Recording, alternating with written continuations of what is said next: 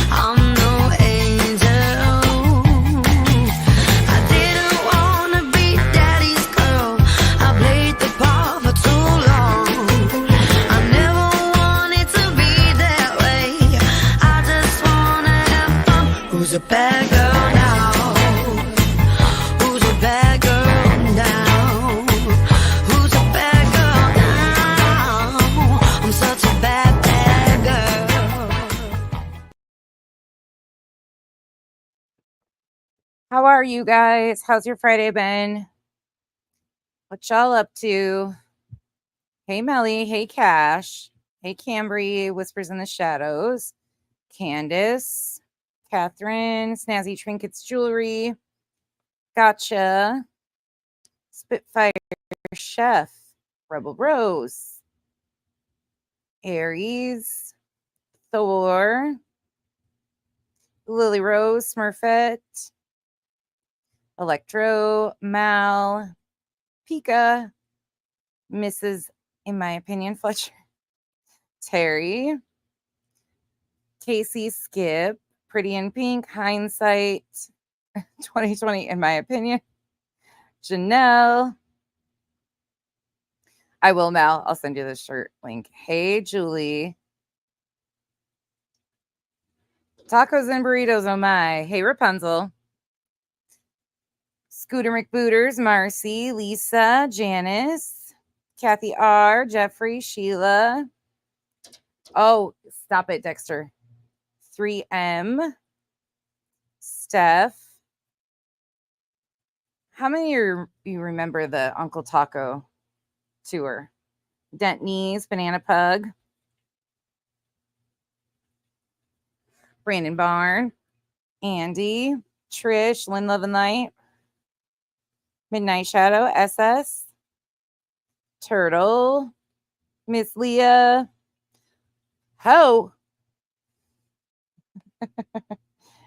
I'm sure she meant hi, but it's okay if she calls me a ho too. Hey, Diana. Hey, Shelly. The people say BJ Marshall. I can't talk today. Hey, Steph. Am. Angie, Tracy. Green Goddess. Enchilada. Ellie, only one. In my opinion, oh my gosh, your guys' names. You're too much. Hey, Kay Miller. Twist. Note to self. All right, y'all. You guys ready to do this one? Okay. So in the exhibits, there are statements from Uncle Taco and Aunt Burrito. And they're pretty interesting. Interesting to say the least. Hey, innocent until proven guilty. Cranky Pasta, Amanda. Everybody coming in. All right. So per usual, I'm going to read them to you, and then we're going to walk through a timeline. Hey, we'll be. We're not going to be. This isn't too exciting. Hey, Avi. It's just, I mean, it's interesting to say the least, especially when you go back and kind of look at like, oh, well, wait a moment. And just so everybody is aware, this is currently just a filing that has been sent to Pennsylvania State Court. It is not a federal filing like all these people want you to believe. There's nothing that's been signed off on. Nobody's been served anything yet. It's all just paperwork that is just sitting there at this moment. Where it will go, we have no idea. Why are we doing this? Because the rewrite of history in these documents is fucking hysterical at some points. Not all of it, but some of them are just like, wait, what? Huh? So we're just going through the filings, the complaints, doing all of that stuff, trying to remind people of what actually went down, because I'm so sick of hearing people say this is all about the victims. Victims need protected. And exactly how does this do any of that? It doesn't. So all these people sitting out here saying, well, this might help. No, it doesn't. It would be a totally different situation. In my views, would totally be different on this whole thing if it was Seth Rogers filing to protect himself. Completely different. All they did was throw a bunch of shit together and throw it into the court. And no matter if you like these people or not, no matter if you think these people overstep, no matter what your personal feelings are, it doesn't really matter, because most of this started and kicked off with other creators beyond the two defendants, way beyond that. But per usual, people are really caught up in the weeds. It's more about who you like and dislike this week than what's in front of us.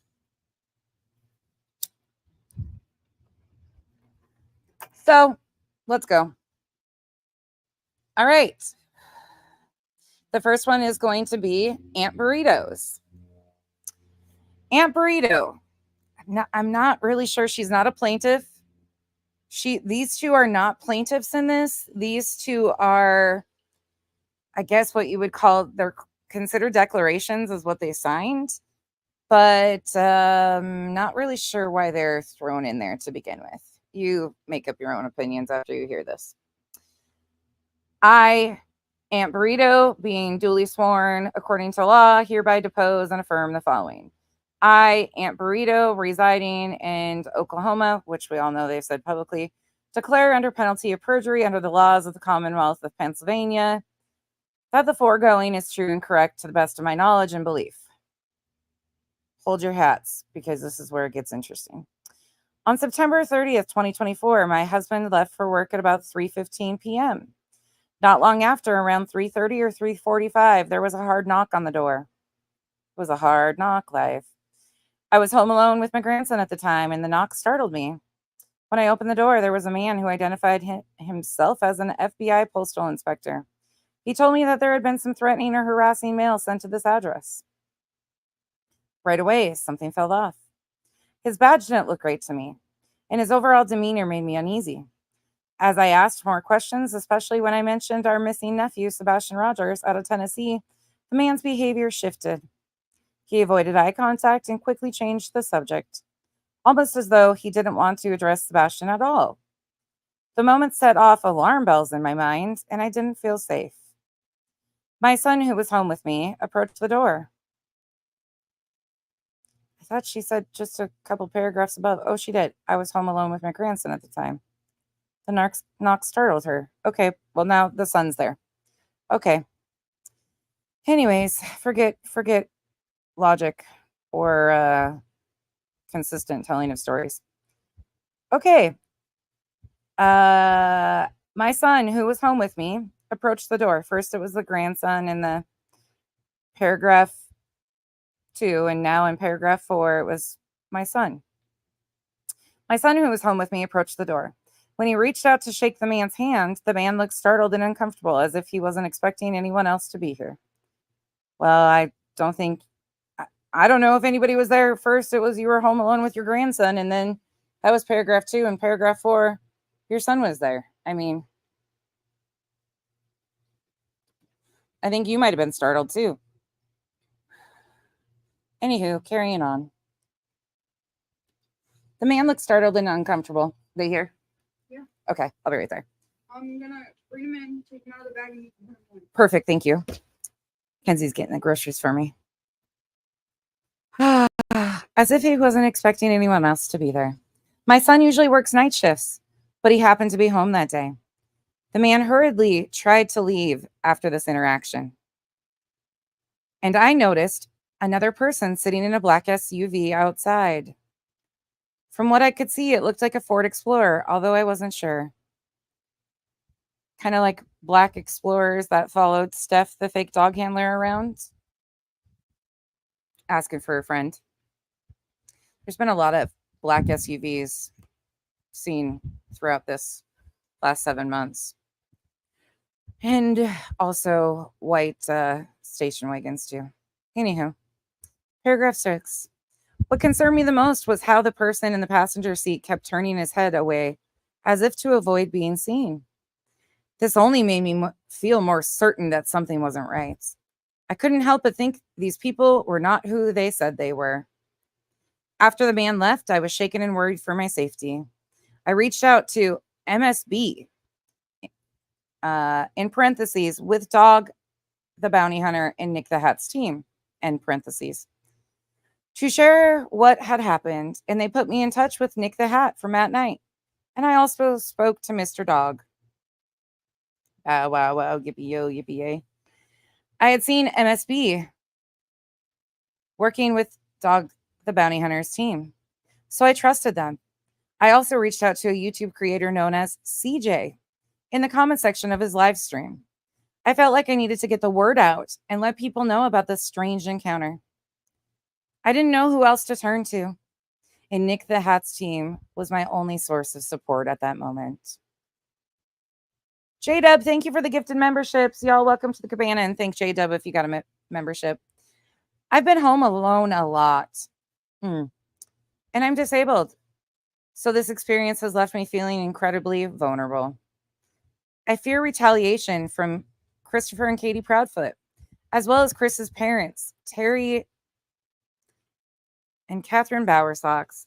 It's not even spelled correctly. Who seem to be financially backing these online creators that have been harassing us. So the two random, never mind, throw logic out. My husband and I have noticed that Queen Bee, a YouTube creator, has received over 1,000 memberships from an anonymous donor over the past 2 weeks. This massive financial backing only intensifies my concern that they are organizing a larger effort to target and harass me. Well, shit. Carrie, thank you for the gifted memberships. Welcome to the cabana, you guys. My husband even asked me if the person in the passenger seat of the SUV resembled one of the YouTube creators who have been causing us problems. I tried to get a better look, but every time I looked outside, the person turned their head, hiding their face. This only heightened my fear that these bad actors have taken their harassment from online into the real world. The very next day, on October 1st, my husband contacted the Oklahoma City branch of the FBI to report what had happened. What had happened was, we knew this couldn't have been a legitimate visit from the FBI. If they were truly concerned about locating Sebastian, they would have asked to come inside and check the house. But they didn't. The entire interaction felt like it was meant to scare me, not to help me find my missing nephew. What has made this entire situation even more concerning is the involvement of a family friend. We're going to refer to her as B. B has inserted herself into the situation in unsettling ways. She barely knows Katie, having only met her once at a family funeral. Thank you. However, she reached out to another YouTube creator named Duchess and claimed that Katie was her cousin. Well, that says Kate that time. This connection, combined with B's strange behavior and involvement with these online creators, makes me feel even more unsafe. Makes total sense. I can't help but wonder how deep this harassment goes.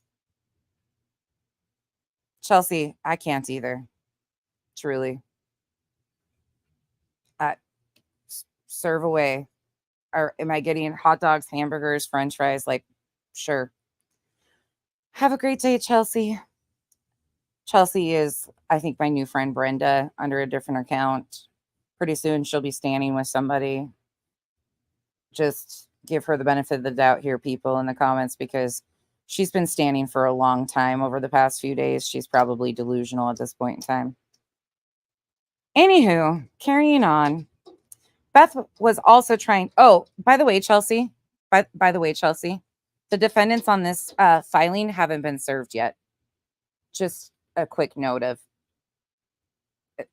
if you're my friend Brenda under a new account, you're a lawyer and should know that the defendants of this filing haven't even been served. But okay, carry on. B was also trying to sell a fifth wheel trailer around the same time Katie was in Myrtle Beach. Dexter. It doesn't say Dexter in the filing, but that might make more sense. Becky screams Dexter. That makes more sense at this point in time.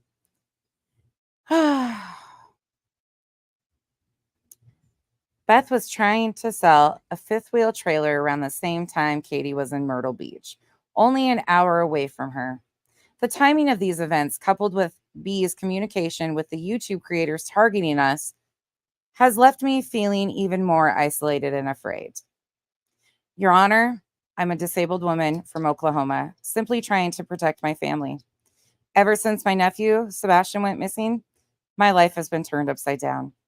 I live in constant fear that these people will come back to my home, or that others associated with the Proudfoot family will try to harm me or my family.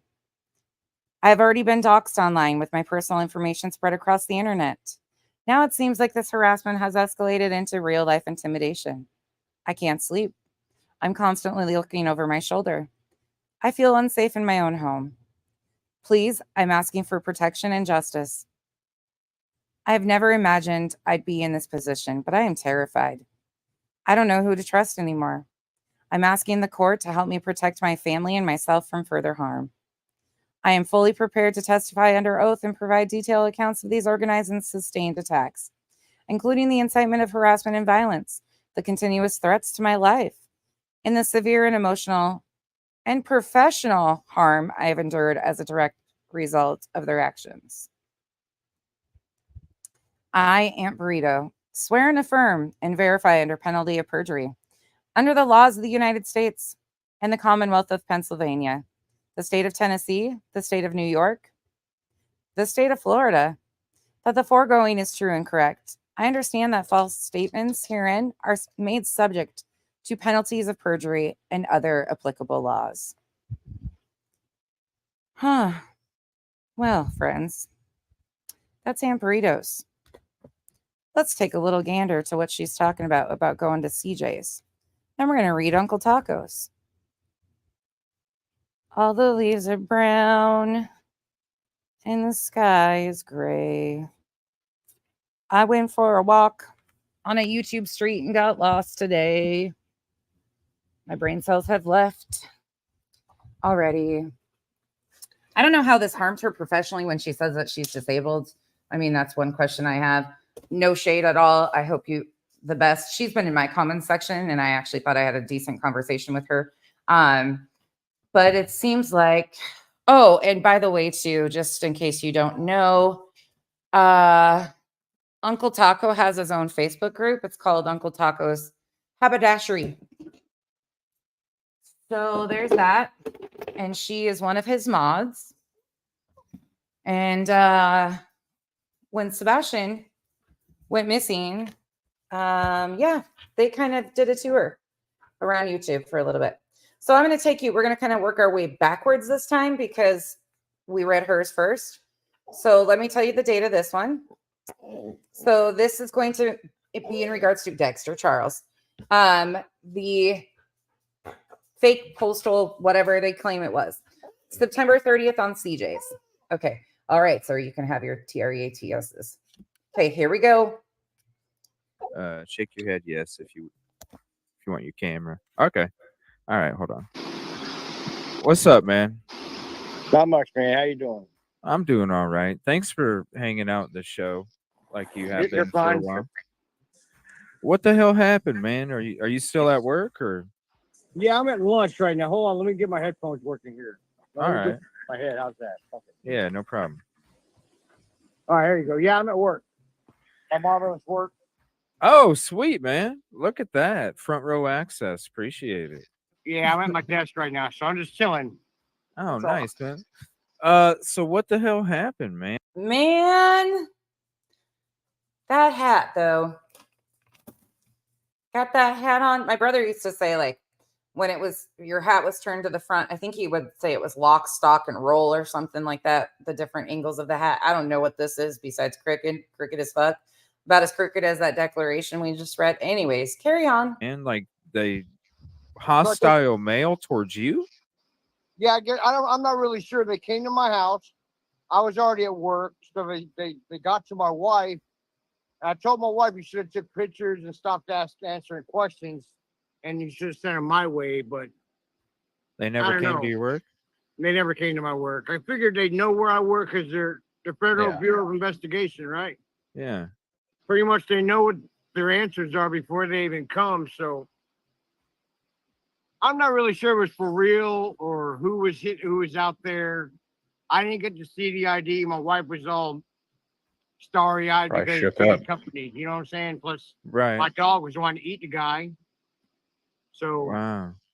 she called So- me up, and I was like, that's funny. They should come visit me. Huh, I'm surprised they didn't. Did they leave her a card or anything? No. It was some type of federal FBI mail harassment investigations or something like that. I'm not really sure what it was. That's weird. I think they would have at least left a business card for you to get. They left nothing. Absolutely nothing. Remember now, Aunt Burrito had to reach out to Dog and Nick and the team because that's the only place she feels safe. Couldn't call the local law enforcement. Couldn't call their branch of the FBI when it happened. Only Dog and Nick can save the day. And whoever MSB is.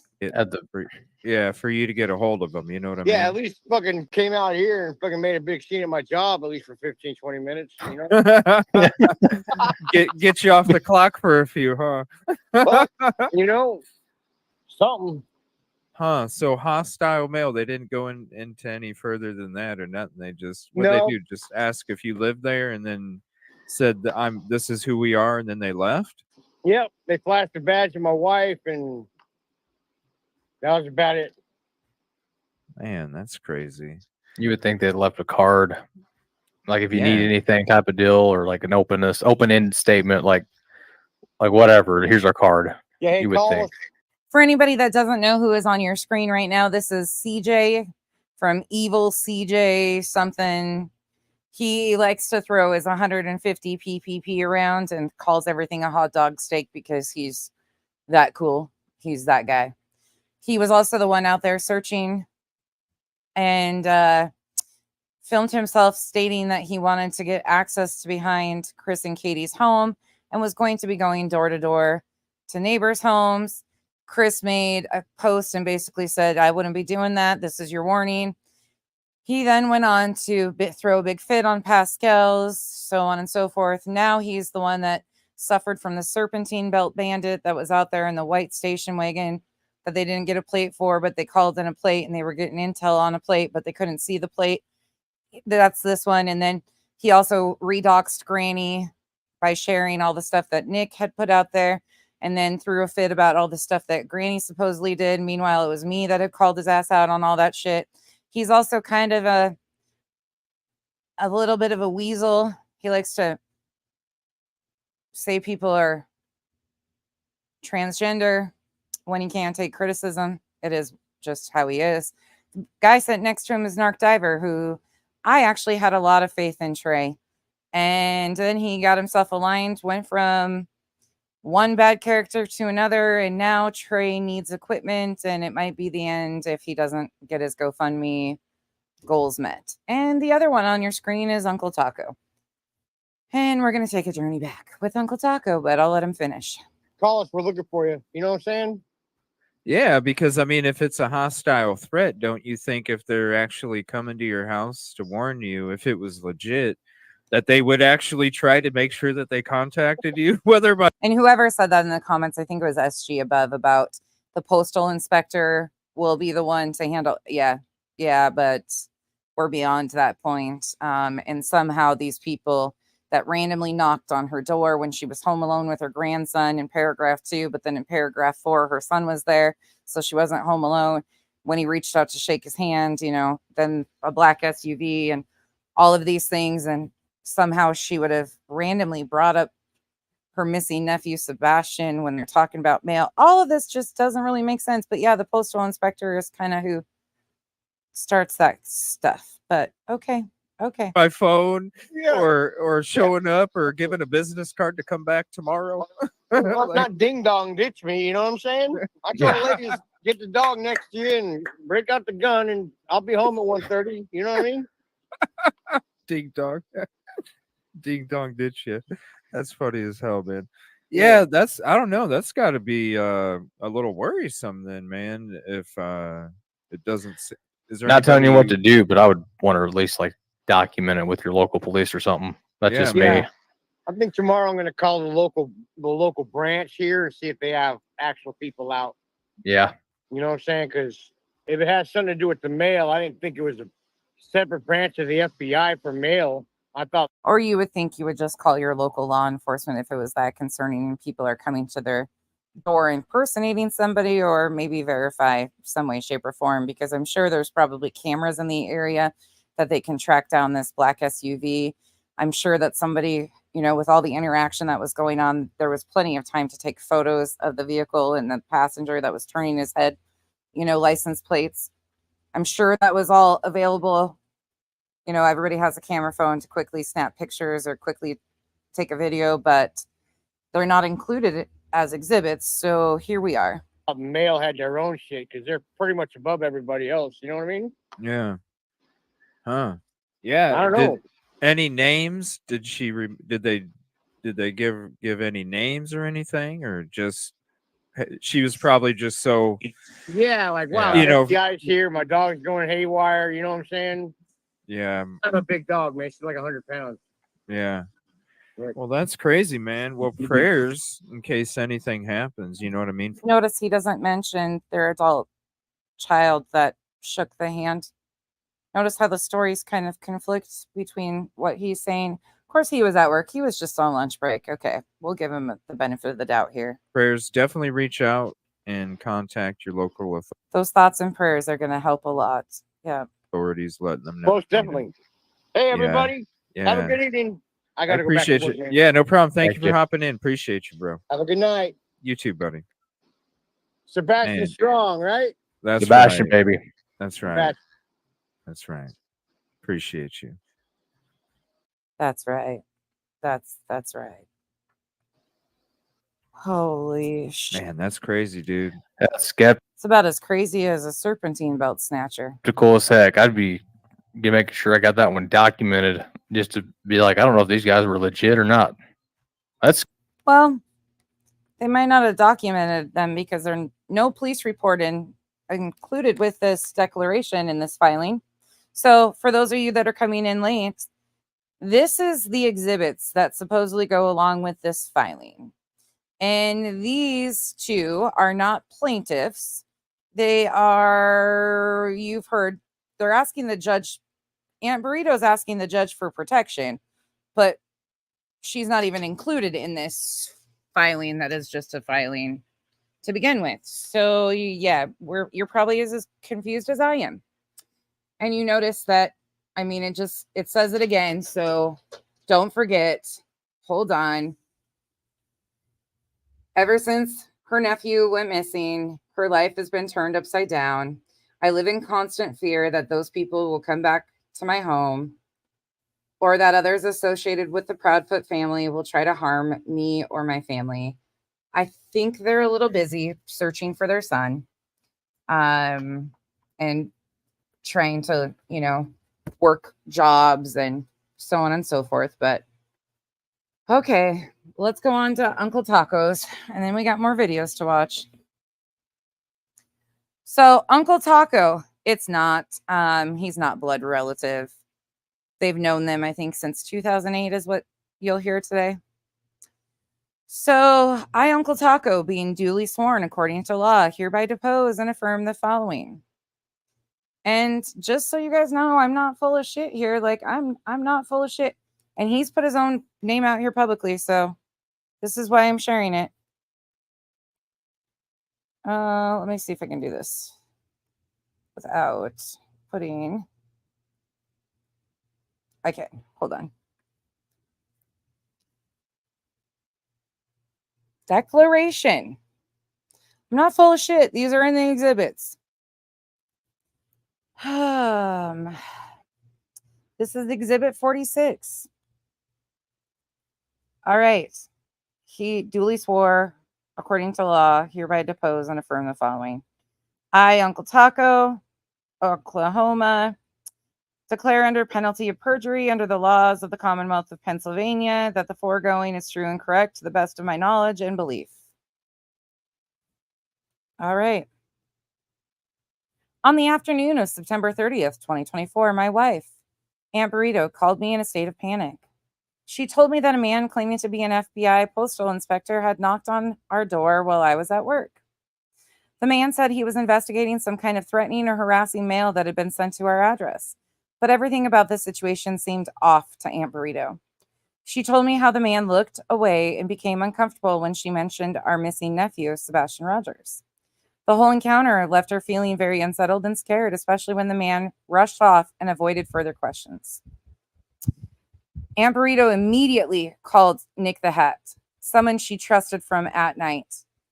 After sharing what happened in the live comments of a YouTube creator named CJ, who was live at the time, she needed someone to help make sense of this strange and unsettling situation, and it was clear to me how frightened she was.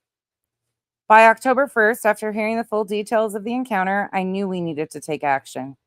I called the Oklahoma City branch of the FBI to report the incident.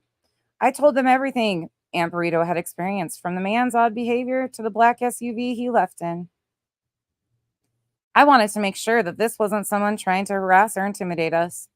Given the strange online activities surrounding our family due to Sebastian's disappearance, I wasn't willing to take any chances. I made it clear to the FBI that this felt more than just a random knock on the door. It felt like a threat. Around the same time, another issue began to raise concern. A mutual former friend, B, had somehow become deeply involved in the chaos surrounding our family and the Proudfoots. B had only met Katie once years ago when Uncle D passed away. I remember that occasion well, as it was the last time I saw Katie myself. But somehow B managed to interject herself into all of this, reaching out to an online creator known as Duchess and claiming to be connected to Katie. Aunt Burrito and I couldn't understand how B had gotten so involved. It was troubling to us that she seemed to be making connections between herself and Katie's family that didn't seem genuine. This was particularly unsettling because it came around the time of Sebastian's disappearance, and it felt like B was inserting herself into the narrative in ways that seemed suspicious.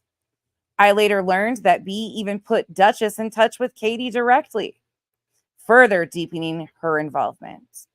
To make matters worse, I learned that in early May, B had been selling a fifth wheel RV. And around that same time, Katie was an hour south of B in Myrtle Beach. This coincidence was strange, especially given that B and Katie hadn't been in contact for years. The timing and proximity raised even more questions about how closely B was tied to the situation and whether she was being influenced by people connected to Chris or Katie. After the incident at our home and the growing involvement of people like B and her and other online creators, I became deeply concerned for my family's safety. Aunt Burrito and I have been dealing with harassments for months now, ever since our nephew went missing. And I can't shake the feeling that something larger is at play. The man at our door, the odd connections with B, and the online activity from people trying to interfere with our lives all point to a coordinated effort to intimidate us. Your Honor, I'm just a man trying to protect my family. I don't know why people are targeting us, but I do know we are in danger. My wife has been harassed online, and now strange men are showing up at our home. We've tried to live our lives quietly, but the situation keeps getting worse, and I fear for what might come next.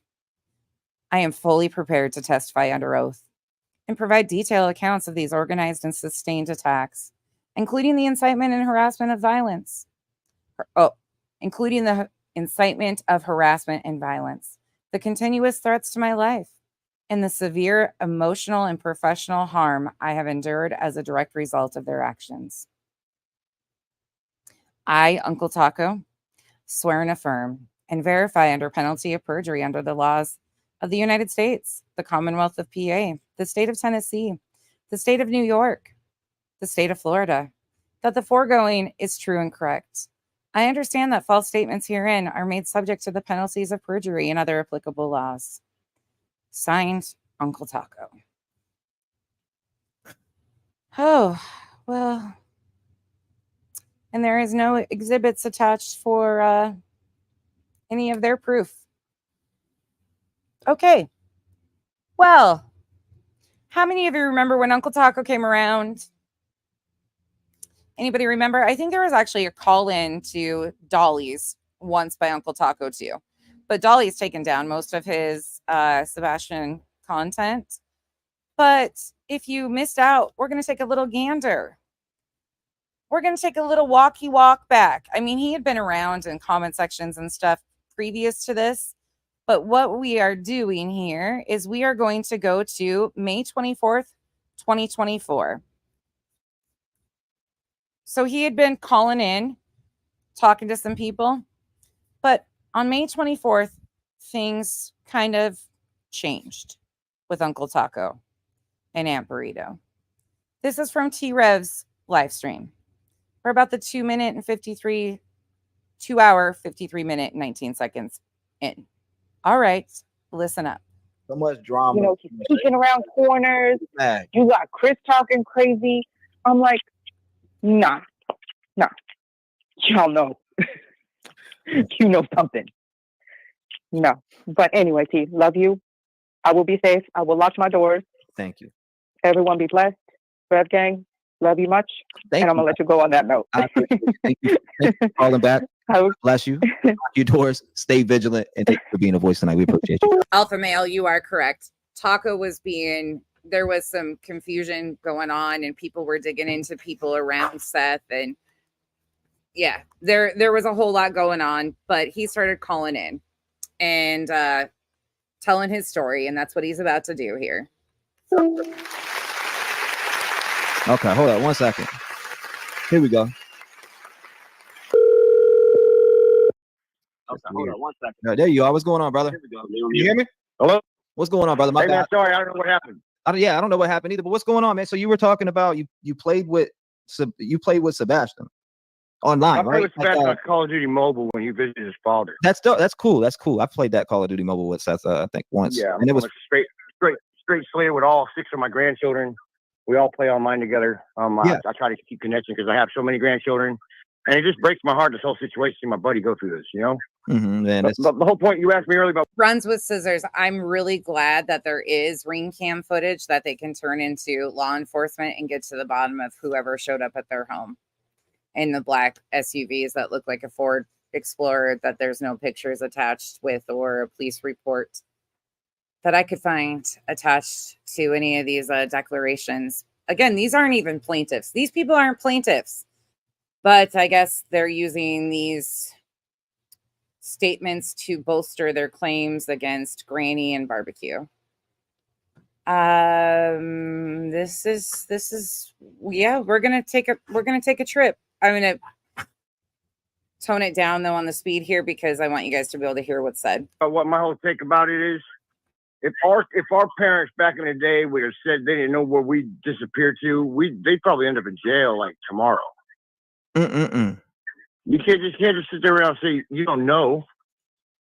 Damn. I mean, I tried to say something about Oliver North, but that was kind of silly. But the whole point of the matter is, if you wake up in the morning and one of my grandchildren were missing out of my house, Y'all, are bumping ahead. I have all of the stuff that was claimed from this interview on, because he did a panel tour about a month later, and we're going to look at all of that stuff and his statements, and I'll kind of walk you down the road.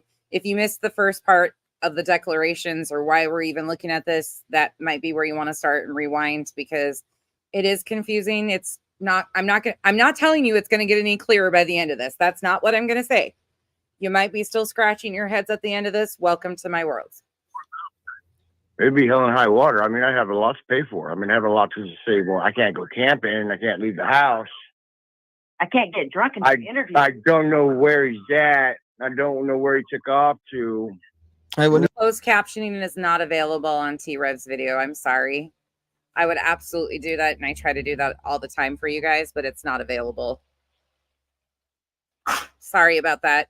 The replay of my video should have it, though, hopefully, for you guys. When you guys played, what did you like? How did y'all communicate, or did you just play and there was no voice chat? It was usually I put voice chat. I was over the phone, so all you had to do is press a button. So usually we talk back and forth, and we talk about who's shooting who and who needs help. And I got you.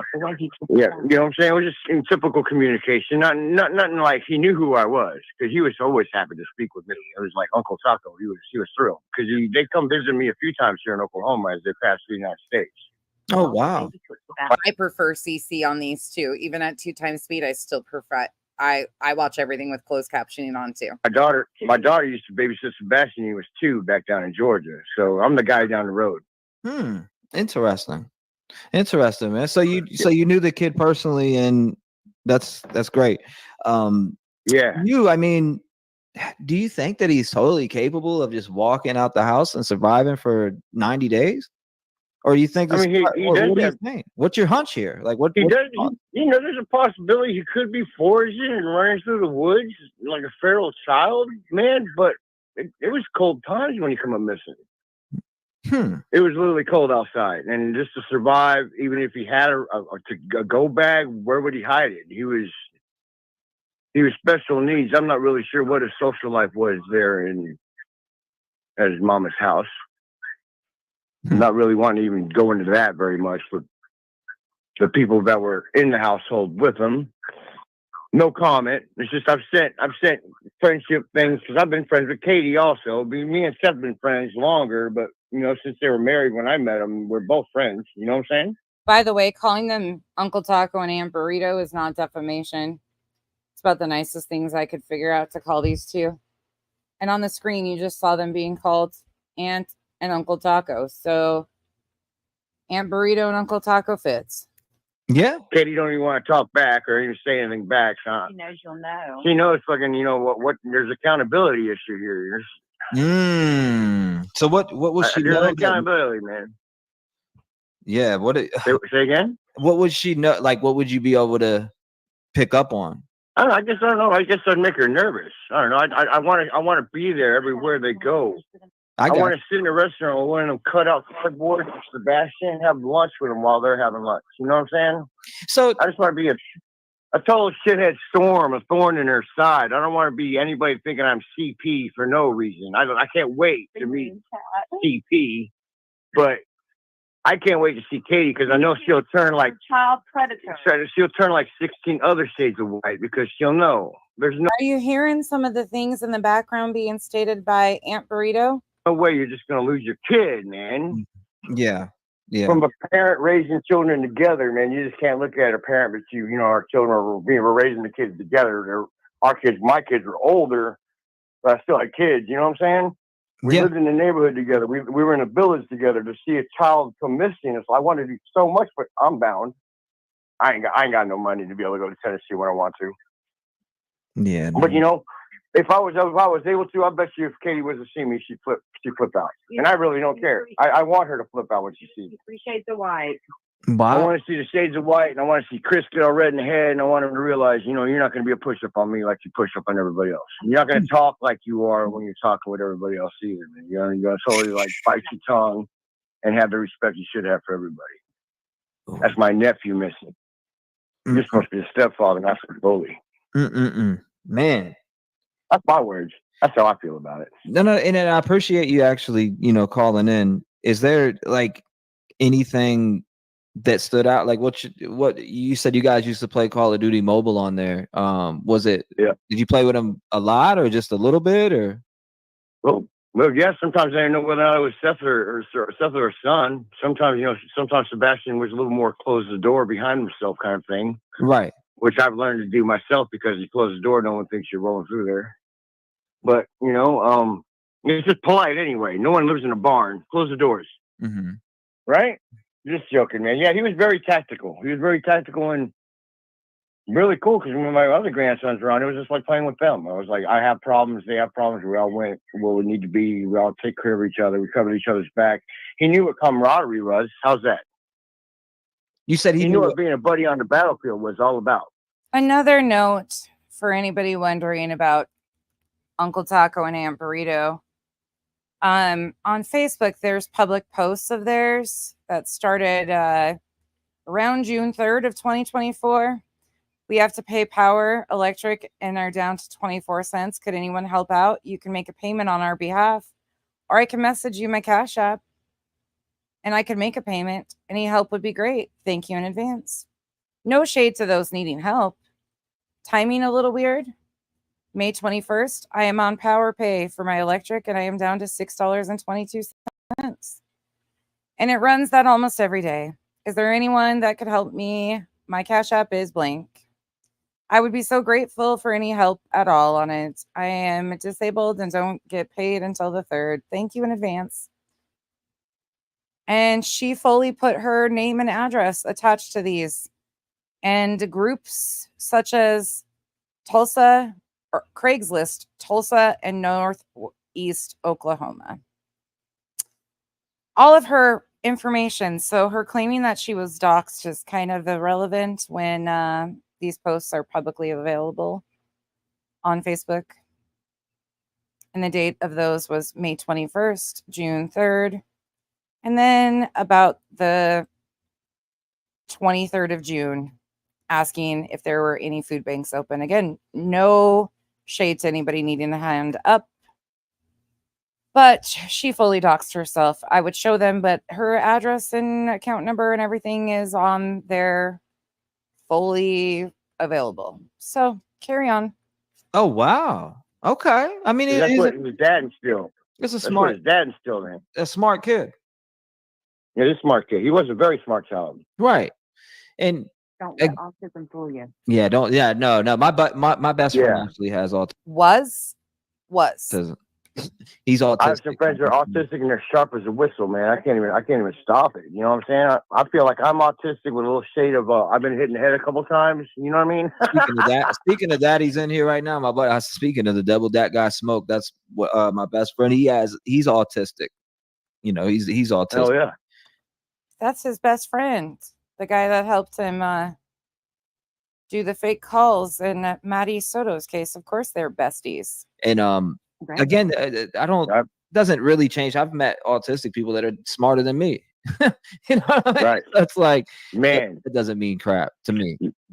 Yeah, it's just the way they look at the way they view the world is different. You know what I'm saying? That's all it is. That's all it is. When I analyze something, I look at 90 different angles of how things will go. Smurfette, I'm going to let him answer that for you upcoming. He goes into that in one of the streams upcoming. Go down. I feel like an autistic person goes through that in like a nanosecond. I go through in like 10 minutes.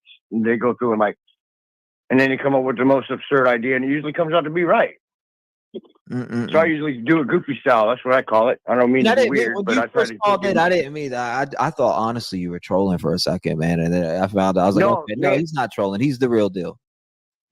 To be honest with you, I didn't think I sounded like Peter Griffin. It's kind of crazy, man. Peter Griffin. That's hilarious. Hi, my name's Peter Griffin, and I'm calling in for my buddy Seth. I can't do that.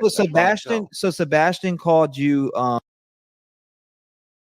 Notice he just said, I'm calling in for my buddy Seth.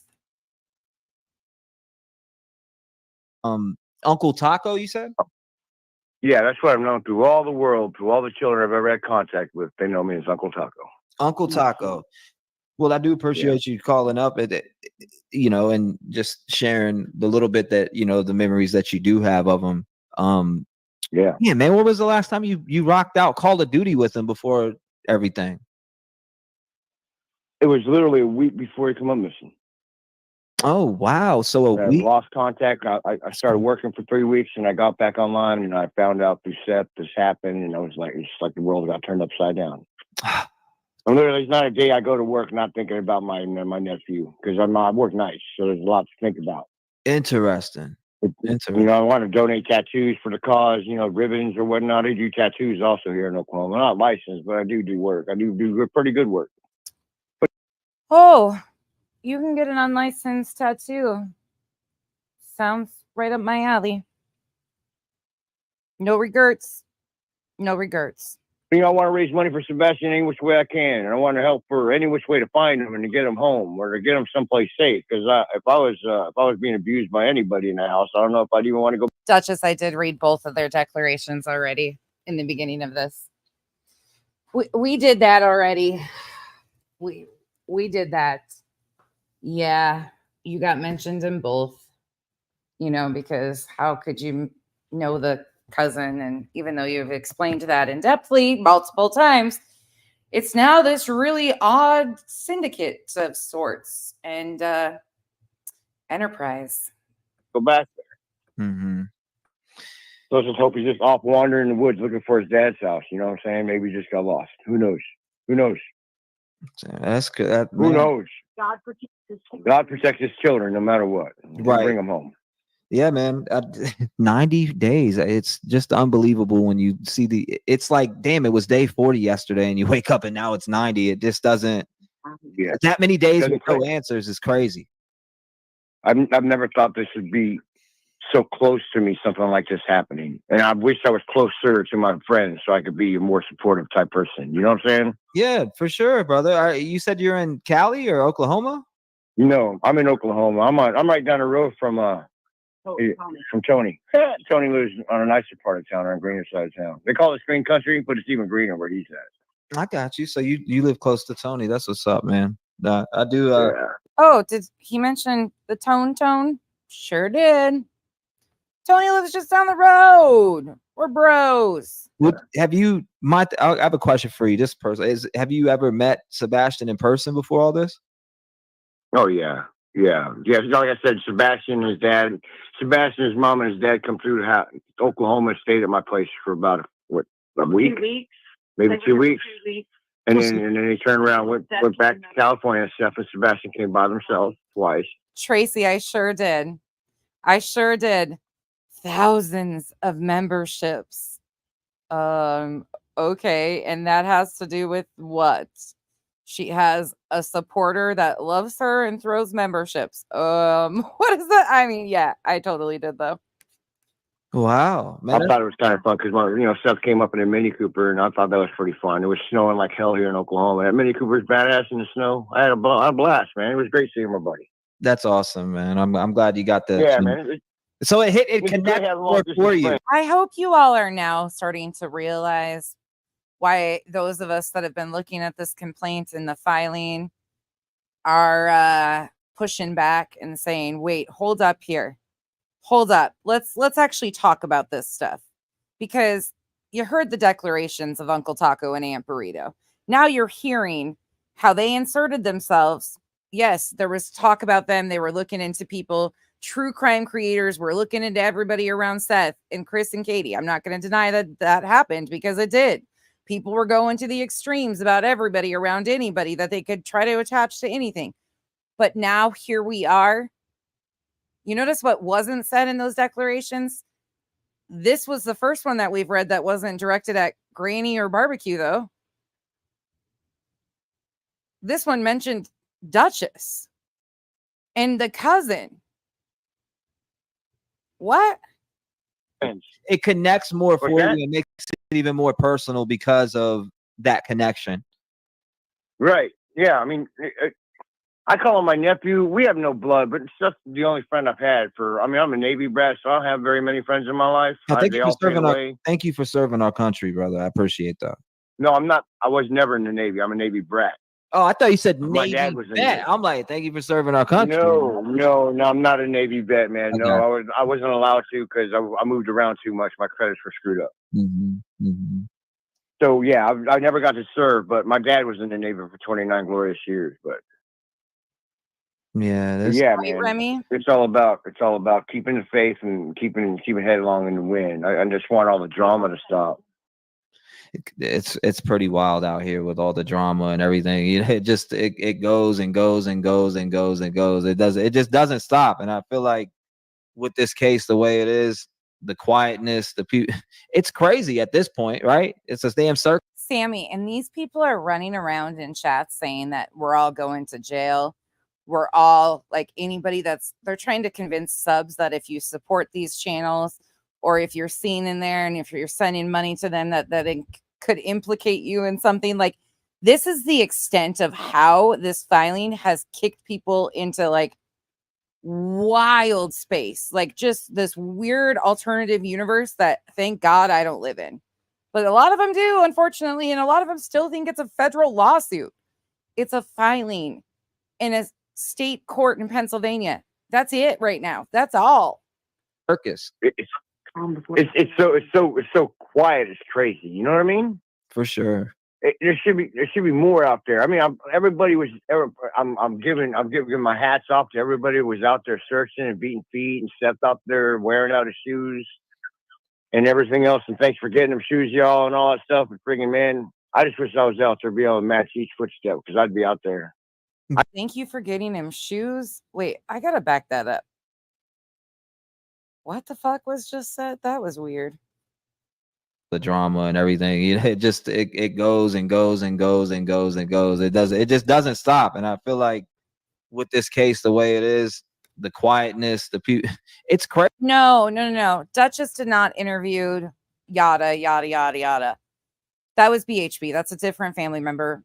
Duchess has a family. One of her family members knows one of Katie's relatives. That's how this got connected. So a family member of Katie's, because she knows Duchess does awareness, reached out to her sister, right, Dutch? Did I get that right? To Duchess's sister, who put her in touch with Duchess and was asked by this relative to bring awareness to Sebastian's missing case. Duchess said yes. She put her in contact with Katie, and that was that. There's none of this intricate. No, you're good, Riverhouse. I think that I got that right. I'm pretty sure. I might be wrong, though, if she reached out to via her sister. Okay. Yep, because they had lived in the same area and stuff. There was none of this weird shit here that they're trying to make it into. None of that. None of that. And trust and believe there's none of that with the relative on Katie's side or Duchess. None of it. Absolutely none of it. A concerned family member reached out to somebody who helps bring awareness to missing persons, and that's it. That's the end of that piece of it. But here we are. Now they're selling an RV and part of a whole bigger conspiracy. Crazy at this point, right? It's a damn circus. It's so quiet. It's crazy. You know what I mean? For sure. There should be more out there. Yes, that's a very important part to include. Duchess doesn't contact families. People reach out to her or through other people that they know to get to her to bring awareness to their loved ones. That's how it always works. She does not contact families. I mean, I'm giving my hats off to everybody who was out there searching. Cranky Pasta, thank you so much. And beating feet and stepped up there wearing out his shoes.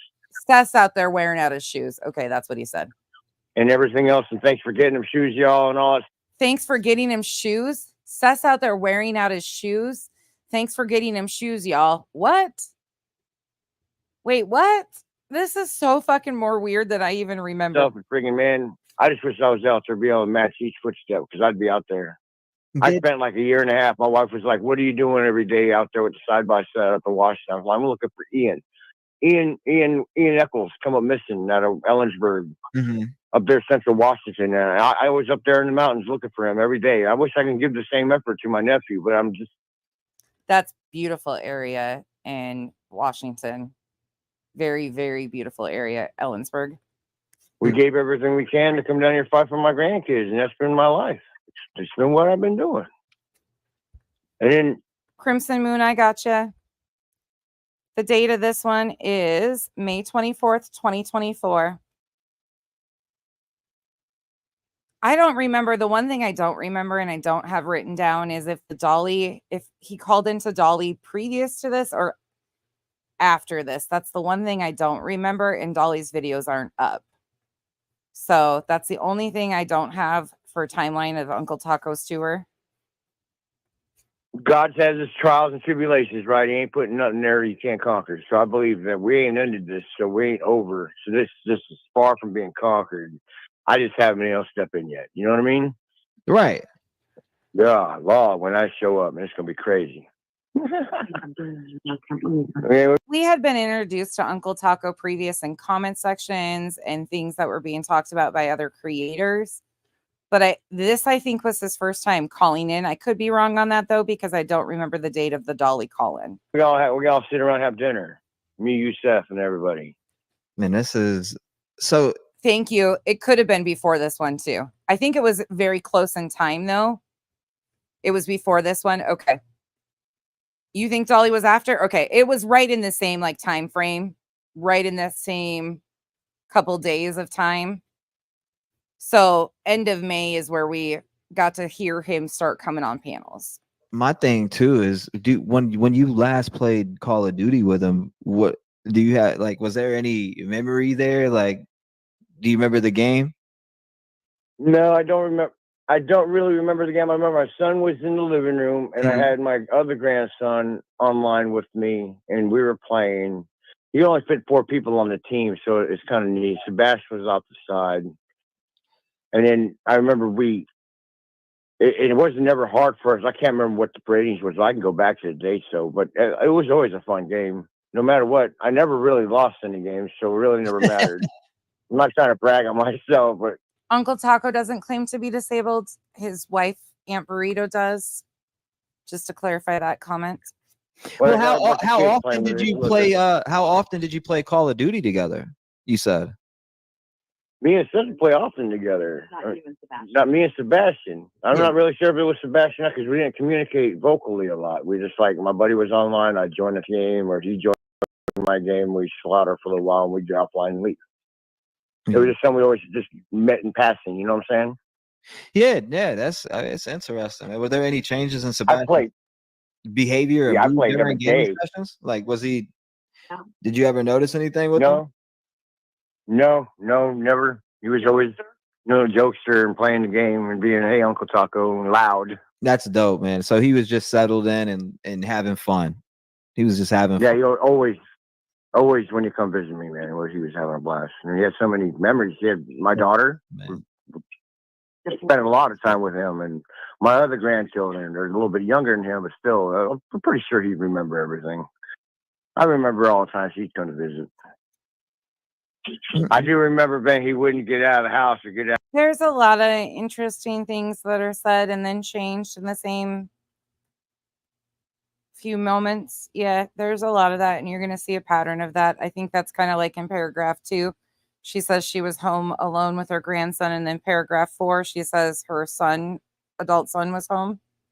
I think that's kind of a common thing with Aunt Taco and Uncle Burrito. Just like that. You see how I did that? Yeah, bed without putting either his galoshes on or. I got a personal question for you. How would you describe Sebastian's personality based on your interactions with him while gaming? Alpha male, I do not, because I did not pay attention to that because it was irrelevant in my opinion. I heard all the noise about it, but I can probably find it for you.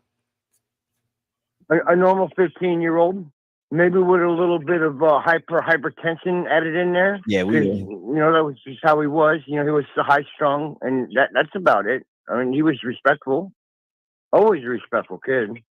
Probably just having a yes, sir, Uncle Taco. Always just a good kid, man. I've never had a bad issue with him. But yeah, we're just having fun on that. The Call of Duty, that game's pretty fun. I play it myself, man. You have some fun on there. It's good.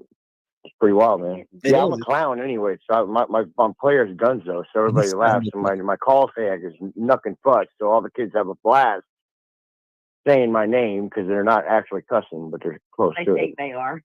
I got a question, Uncle Taco here. Is there anything else you think would be important for us to know about Sebastian at all? Yeah, just everybody just don't give up, man. He's out there. Regardless, he's out there somewhere, and He is. we're gonna find him. We're gonna find him, and he's gonna be walking down the street, and someone's gonna pick him up. Hopefully, the right people pick him up. But no matter what, he's still out there. He's still striving. We should still strive and keep the faith that he's wanting to be discovered. Then it's been a rough one. I'll tell you that much. He's wanting to be discovered. Man, it's been very rough, man. It's been a rough one. My boss is like, I'm like, I started a new job, and my boss is like, you've been like really distant, but you made it through here. What's been going on? I said, well, my nephew's been missing. I've been trying to deal with the job. People are asking like, deal what with was his gamer tag? But I already know the answer to that. It's he played with him on, you know what I mean? He played with him from Seth's phone or whatever. Seth has already, mentioned that, and that's kind of been covered. But maybe some of y'all didn't hear that. It sounded like he lost service again. I don't know. He might have lost service, but shout out to him for calling in. He said, interesting. He must have played with Uncle Taco while he was at Chris's and Katie's. Damn. One second. Let me go ahead and do this. So there was that. We're not done though. Because he kind of disappeared for a little while. He was in chats and stuff. People were kind of like, what is going on here? A lot of people didn't even notice it though. And then on June 28th, the Vault XL reviewed the Trev call-in. That what we just watched in the beginning of this stream. This is June 28th, 2024.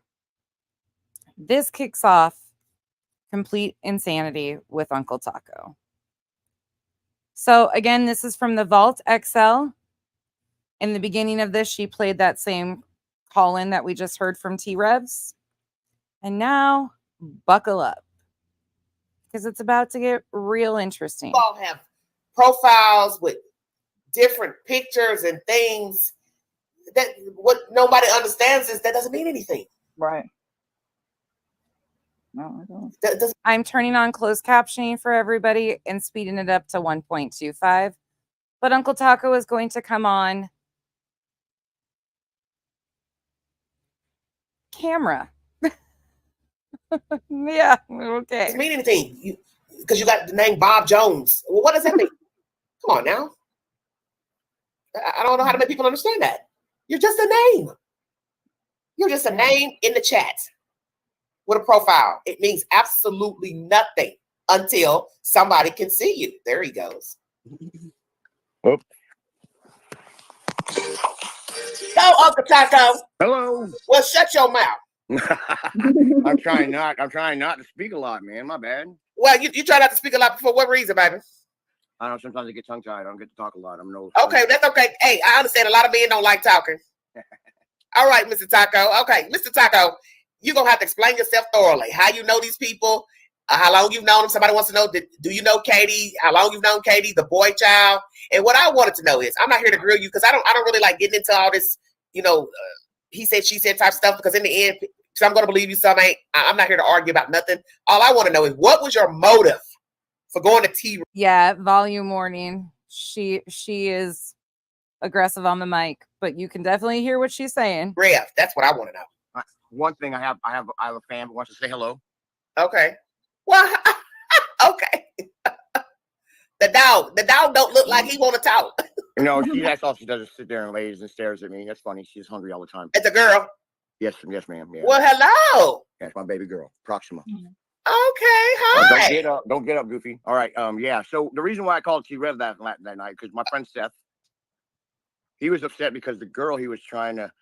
Thank you. That's all I wanted to damn know. All I wanted to damn know is why you called me, because you knew. Because you knew. Jumped in there.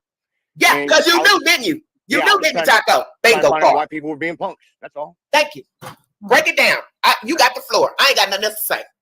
Carrie, yes, he's around. They can be found quite often in Bullhorn Betty's Facebook group. He can also be found in his own Facebook group that he has like 43 some people in it, called Uncle Taco's Haberdashery, that they repost all of Betty's stuff, and anybody from the team they repost in there. Yeah, oh yeah, they're still around to the point that they wrote declarations and had they claim it was an FBI postal inspector that showed up at their door, but they don't know what was going on September 30th. Oh yeah, they're still around. Yep. I just don't understand why, if someone's trying to court somebody and you creep in on it, or the courting wasn't even needed because you were already involved, why play with people's hearts? Because right now he don't need people playing with his heart. He needs companionship and I see. friendship. I got to mind my own chat. You know what I mean? Yeah, I know what you're saying. So, can you tell us what Seth told you about Michaela and his relationship with her, or you cannot speak on that? I'll be honest with you. Seth thought he had something going there. Okay, thank you. That's what was told to me. They went to That's South what Carolina together, right? Okay, but that's what was told to me by someone, that he did like her and that he did think he was dating her. So now I have confirmation by a second person, which is you, that he thought he was dating her. So that's enough for me. So confirmation on me, Seth, Katie, and Sebastian. Georgia, Kingsland, Georgia. Down there in St. Mary's, Georgia. Right Okay. next door to Kingsland, Georgia. We live in a trailer park. Can you speak up? Can you turn your volume up just a little bit? I think my volume's a little bit low. Sorry. My bad. Am I just mumbling too much? Is that better? No. I just want to make sure the volume's up, because I've got mine turned up pretty loud on the computer. That's why I make sure everybody can hear you. Okay. So the deal is I was a maintenance guy in a trailer park, and Seth was a tenant. And me and Seth ended up having numerous things that were related that we like to do. So we started talking like people do. You know what I'm saying? Yeah. Every morning I rolled around the trailer park to check my trailer park. Everybody lined up to smoke. I'm sorry. I'm going to be honest. Smoke pot. Okay. I mean, I drove by. Everybody wanted to smoke blunts. They handed me blunts. We smoked. We had fun. I mean, it was a great. They all just lined up to smoke a blunt when Uncle Taco rolled around the trailer park in the morning. In Kingsland, Georgia, St. Mary's, Georgia. That's where this all started. Trailer park. Okay. I guess you would call it a coffee club. We all had coffee together in the morning. Okay. But you know, the deal is that we all rode around. Everything was. I rode around as a maintenance guy. Everybody did their thing. We all said hello on my off time. Me and Seth were friends. My daughter watched Sebastian while he was 2. Now, how Sweetie cake. Yep. Correct. how was Sebastian when your daughter was watching it? 2. Okay. A wild hair. He was. Being a maintenance man, he would help me under the sink and try to tinker with my head with wrenches and tap me and have fun. But I didn't care. It was my friend's kid. You know what I mean? So how did you? He would try to tinker with my head with wrenches as I was underneath the sink. Well, you know, maybe that's the cause. A little too much tinkering with the wrenches upside the head. So how did you meet him again? Being a maintenance man. Maintenance man down in Georgia. Yeah, I fixed it. My bad. I fixed stuff. Okay, so what was Seth doing for employment at that time? I believe at that time he was working at Express Scripts. As a what? At Express Scripts. What's that? Caremark. It's a pharmacy. Express Scripts is what he is saying. Yeah. PBM. Alpha Male reminds me of Trailer Park Boys. Mail order pharmacy. Pharmacy benefit manager. So look at CVS. That's Caremark. That's that company right there. Okay. They do military prescriptions. Military prescriptions and mail order. Like. Oh, I see what you're saying. Okay. Okay. So you two became friends. Okay. So you all kept in contact all these years since the boy was 2. Yep. What do you know about his relationship with Katie? Can you speak on that, or you can't speak? Man, no, that whole situation, I in front of the sidelines is being a friend. I don't have nothing to hide, you know? Okay. Again, Seth and Katie moved to California, right? Okay. Seymour, come on over.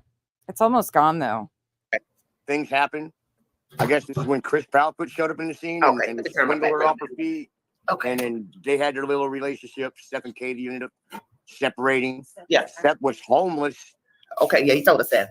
And, you know, he worked his way up. You know, I'm proud of that guy. He worked his way up, got him a place, got his relationship back. Because some comments have been very negative about him, that he's lazy, he didn't want to work. What do you have to say about that commentary? He's a motivator. If the state's didn't. Granny, what's even weirder is in her declaration, paragraph 2, it states that she was home alone with her grandson. I mean, the whole fucking thing's weird if we're being honest, but her declaration, paragraph 2, she says she's home alone with her grandson. In paragraph 4, 2, 3, 4, 1 in between. I just can't get over this.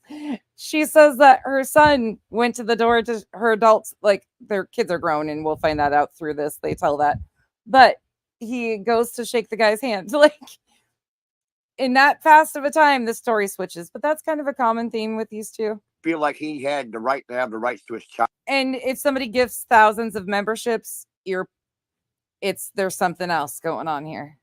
Something else. They wanted giving it to him. Okay. That's not me. I'm letting you talk. Okay. I believe he's a driver, and I believe he has to drive. You know, so a lot of people don't have that. So, did you know of him to keep a job continuously or not while being a father? I've known of him when he did have a job to hold that job, and he was very reliable to that job. Okay. His relationship with his son, was he a good father? Did he take care of his child? Did he seem to care for his child? And when they came to see us, he was the happiest kid in the world. That's not just because he's out in the world, because he loves it. Yeah, him and his dad has a relationship that a lot of families don't have. Okay. So, no, you're fine. Go ahead. Go ahead, my bad. I'm just gonna. So, sorry. You called T-Rev basically to what? See how T-Rev was going to react with you calling in? Yeah, just to push up on him a little bit. Just yeah, that's what I thought. I keep trying to tell people, Queen 53. I've been in the world. I ain't no dodo bird. Hey, I'm 53. April, Aries. Aries, April 3rd. Well, I'm Aquarius. Whoa, that's my wife. February 6th. That's crazy. I tell people, Queen have been in the world. I said, Queen recognized game. I said, if this man is legit, he called to see how T-Rev was going to react to him calling in, because T-Rev danced around everything you said. That's what made me think that you were real, because he never responded to anything, such as you asked about going to dinner. He never responded. He talked about the drama. He's a part of the drama, but he refuses to accept responsibility that he's part of this bullshit that's playing out on YouTube. We were just trying to light it up and try to. And you lit it up, and I'm glad you called in, because he's a part of this shit and he don't want to own it. No, not at all. He wants to start a fire and back out. Wait a second. But why didn't you write declarations against him then? I'm confused. Why didn't he get mentioned in the declarations? Are you telling me that you are admitting that you called in to push back on somebody that was in all the deep fuck shit in the back end of stuff from the jump? Oh, say it ain't so. Exactly. But isn't that what a fire starter do? They want to watch their handiwork. They want to sit back and admire their work. Exactly. Watch the flames. Watch the flames go up, and hee ha ha. Like, look at me, I'm over here. I started the fire. Right? Look at me. I planted people to make people filter. You know what I'm saying? Make people fall off, watching their focus and shit like that. You know? Exactly. Let me ask you this. The last time you talked to Seth was when? Yesterday. How is he doing in your opinion? Terrible. Okay. He's hurting. He's going, he's trying. Right now, he's got downtime because he's not working, right? They're not allowing him to work because of the short term and everything else that's going on with his neck and everything else. Oh, I see. Okay. So his health is declining?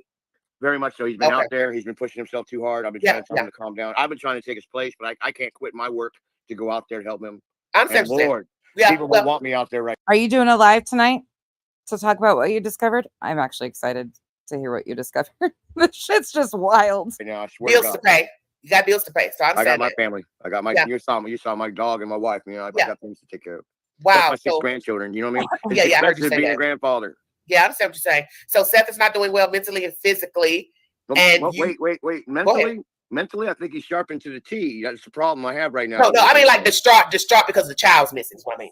But putting him on. Y'all, Granny just said in the comments, so everybody knows, in case you're not reading comments, Granny said as of 7 p.m. tonight, she has still not been served. Just in case you're not paying attention to the chat and seeing, I wanted to make sure everybody heard that. As of 7 p.m. Friday night, she has not been served. Okay? Thank you for answering that, Granny. I'm focused. You get what I'm saying? Okay. You gave me this distraught to put him on point. It takes pressure to make me get focused, to make me. I don't know, Britt. Somebody in the chat is asking, did T-Rev get the lady to scam him out of money or scam money? I don't know about that. I don't know. I'm not there. Thank you for hitting the thumbs up. Don't be disappointed. That's something I just don't do. The mods do it all the time, but I have never been good at asking you guys to please hit the thumbs up or hit the thumbs down for all I care. I mean, do whatever you do. Fair. Yeah. But thank you. There was a statement that was made by T-Rev that he got back with his girl. So I'm wondering if him and her had already dated in the past. And she was just trying to get info. Wait. Slow down. Wait. My wife is thinking that the girl was planting in Seth's life to try to get deep information. Out of who? Seth. That's what I think. Oh, so your wife thinks that T Rev and her knew each other before the child went missing. Right. Well, we've thought about that. That they knew each other. Some people in the chat were telling me maybe she was a mod before, and that when the child went missing, he got involved in the case covering it.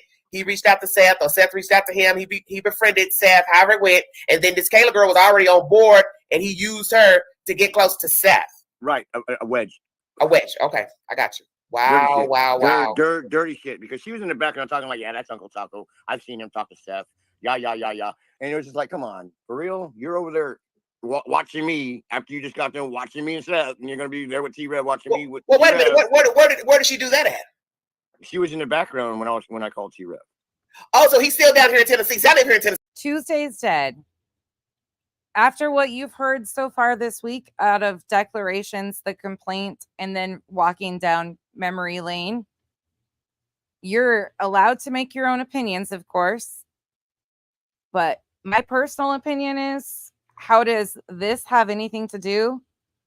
The complaint, remember, in the complaint, Granny and Barbecue are being accused of interfering with the disappearance in the search, hindering the search for Sebastian Rogers. But we have declarations claiming things like what we heard from Uncle Taco and Aunt Burrito that make no sense whatsoever, in my opinion, are completely misleading in the big picture. We have plaintiffs that have said things just as out of sorts about the other plaintiffs. It is so convoluted and muddy. I do believe a lot of this is to bolster this idea. And I think that people get really offended when I say the word targeted. They had to pick certain specific people that had certain jurisdiction, that they would have jurisdiction over, my opinion, to be able to get this to go. I think there's a lot of useful idiots being used in this situation. We'll see where it goes. But as of right now, I mean, you guys are seeing what I'm seeing, and it's just makes me more confused every time we read more of the declarations and the more of the complaint. Thing too. Yeah, no. Yeah, when I called into his show, he was in the room. Wow. So he's still here. Well, yeah, I don't know if he's still there. That was 3 weeks. That was ago. 3 weeks ago. Well, Alpha Male, that's interesting if she did say that, if those things were actually said by her, that they should just give them what they want. She also claimed that she never got sent a cease and desist, but there is a cease and desist in the exhibits that was supposedly sent to her. Now, was it served? I have no clue. But it's also interesting because would she sign herself to a RICO accusations and agree to not defame or threaten people that you aren't even involved in this, that are just other creators used to bolster a claim?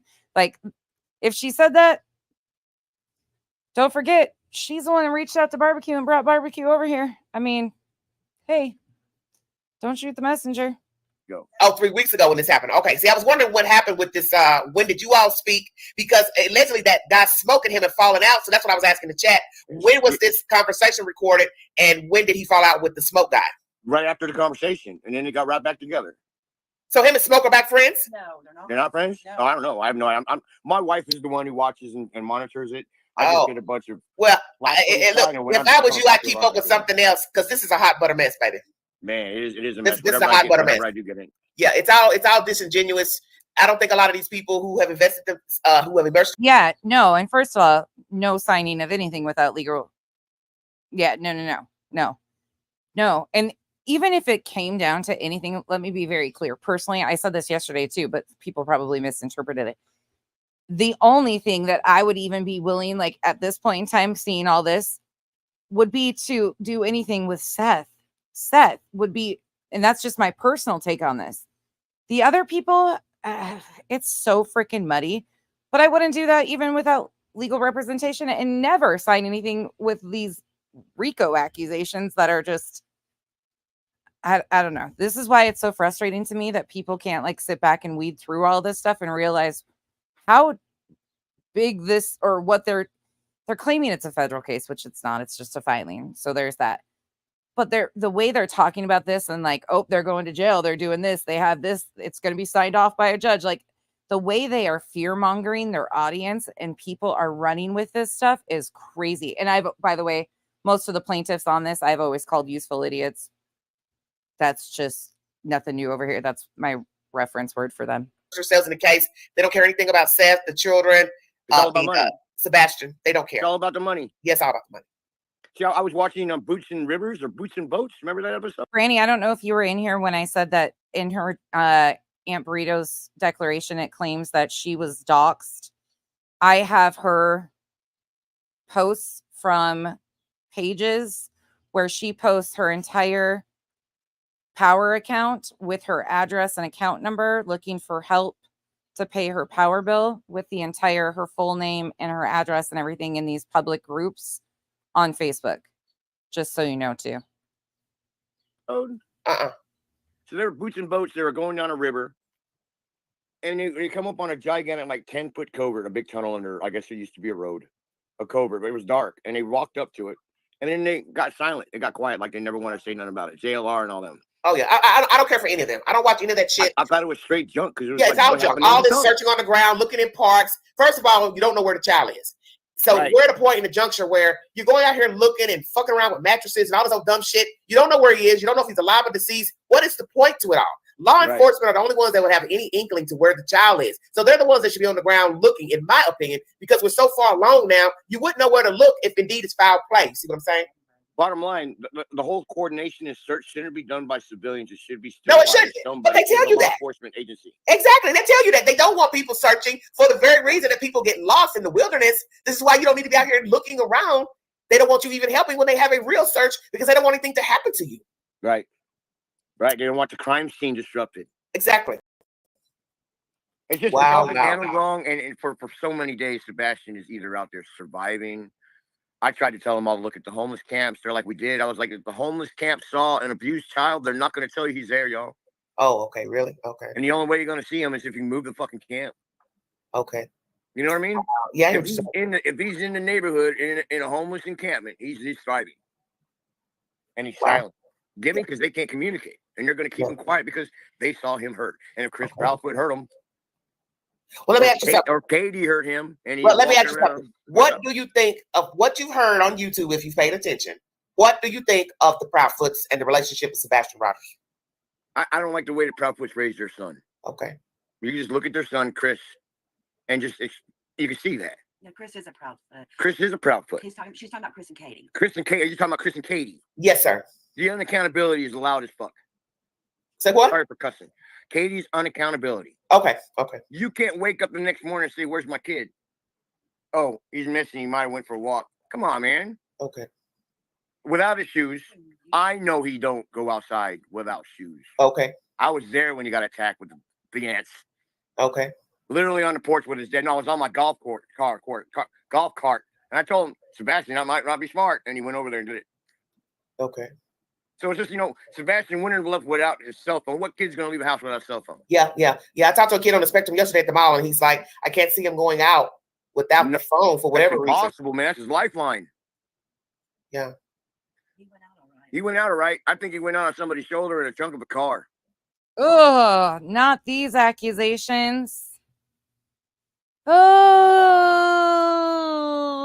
not these accusations. By the way, if you want to see some funny stuff, I hear you guys bringing up Bruce in the comments, Attorney Bruce.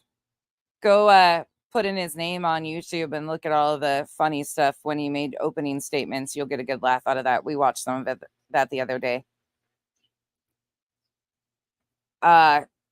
People keep boasting about how he was Trump's appeal attorney, and meanwhile, the entire time he was giving the opening statements for Trump's appeal, Trump was screaming at his TV at Mar-a-Lago because he was so pissed at this guy.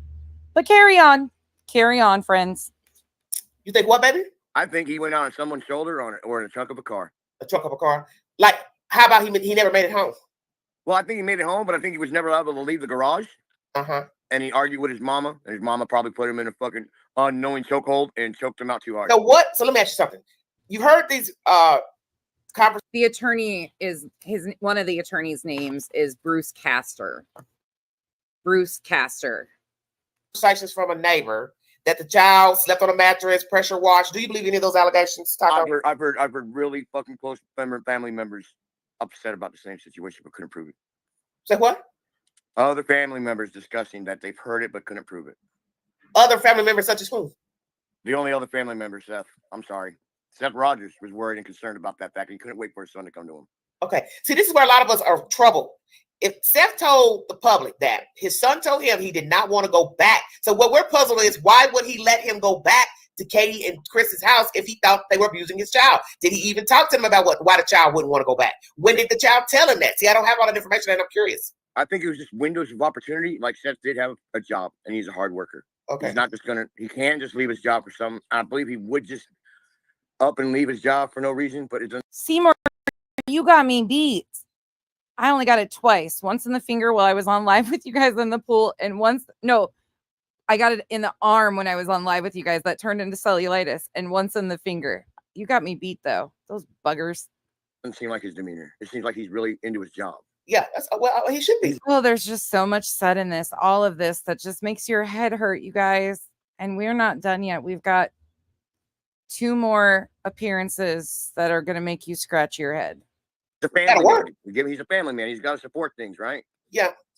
But what I'm saying is, his son allegedly told him he didn't want to go back to their house. What we're trying to figure out, some of us, is what happened in that conversation after the son told him that. Did he approach the Proudfoots with that information? Hey, my son says he doesn't want to go back. Why not? That's what I'm curious. That's what I want Seth to answer. I believe Seth wanted to, but in terms, if you turn around on a man's point of view, a man really doesn't have a... See, Nikki, I got to say this before I forget. Part of me, now, this is just plain hypothetical. There's a piece of me that wonders if they reached out to and had contact with all of these people, the plaintiffs and or the people who wrote declarations. And they said, hey, I need, because we know, according to Brittany, that they contacted her. So I know she's loud. I'm sorry, Music City Mom. She is really loud and he's really soft. So I can't adjust it. Otherwise, you'll have to play with it on your phone. I'm sorry. But I'm curious. So BJ says that they contacted her. So if they contacted all of these people, which I would assume would be at night, Nick, did they tell, like, were all of these people privy to what everybody else was saying? Or did they just get bits and pieces of their stories, write this all up, and these people sign it, having no clue, because she also didn't know. And she hadn't read through the other stuff the other night that other people had filed. So did they pull a quick one over the plaintiffs and the people writing declarations that they thought this was going to be XYZ? And here it's all of this other stuff? Did these people know that they were going to be plaintiffs? Did they think they were going to be character witnesses? Did they think they were going to have declarations, just to support these filings? I'm really curious of what they knew. But then again, comes common sense. What the fuck are you doing agreeing to something without seeing the entire filing before you agree to put your name to it? Granny, I've wondered that too. Thank you, sis. I don't know, y'all. Right. What Regardless. you mean you don't have a right? Yes, he does. A man has to fight for his rights here. If a wife says you're going to have to wait for this time to get him, Seth is going to have to wait. I'm confused. Wait a minute. As in Katie, if Katie says you can have Sebastian this date, Seth ain't going to argue and fight because of the way their demeanor is. You get me? Oh, well, I'm not going to let him go now. And Seth is knowing his son is being abused. Do they intentionally have a mole? Or do they have a mole that is in over their head?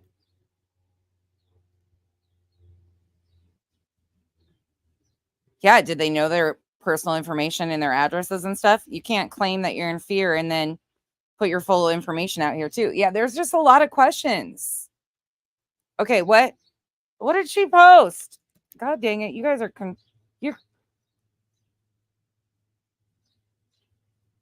Oh, she didn't post something. Okay. I'm like, what are you guys talking about now? Okay, what I'm saying is, my child tells me they don't want to go back. I'm going to ask my child, what happened, how long they've been feeling this way. And before I send my child back over there, I'm going to go call the parents and say, hey, my child told me this. Do you see where I'm going? Yeah, I'm not really sure. I'm not. Wait. What Seth said was he told Sebastian that as soon as school was out, he was coming to his house and that they would deal with whatever he felt was happening at that time. Yeah, I'm kind of happy. See, that's a whole different part of the story that we never heard from Seth. That he was coming to live with him and they would deal with it from there. There was no custody change going to happen. It was an agreement. Like, this story just gets added to, and depending on who's telling it, every freaking time. Every time. Seth comes on here shortly too, by the way, just so you guys are aware. Because Seth has no, like, he's very hardworking and he's very focused, but I believe Seth is very driven, and if he gets mad enough. Yeah, but look where we are now. This is what your wife just. Granny, keep everything close to you. I mean, you're free to do what you want, but you know how to maneuver. I know you got a great support system around you, and I'm sure you have talked to some amazing legal representation by now. I'm sure you're in good hands. It's too late. It's too late, but it's too late. I coulda, woulda, shoulda. The boy is gone. He's gone. So, He's gone a while. So let me ask the wife. Do you know when he had that conversation with Sebastian? We were told it was a Thursday.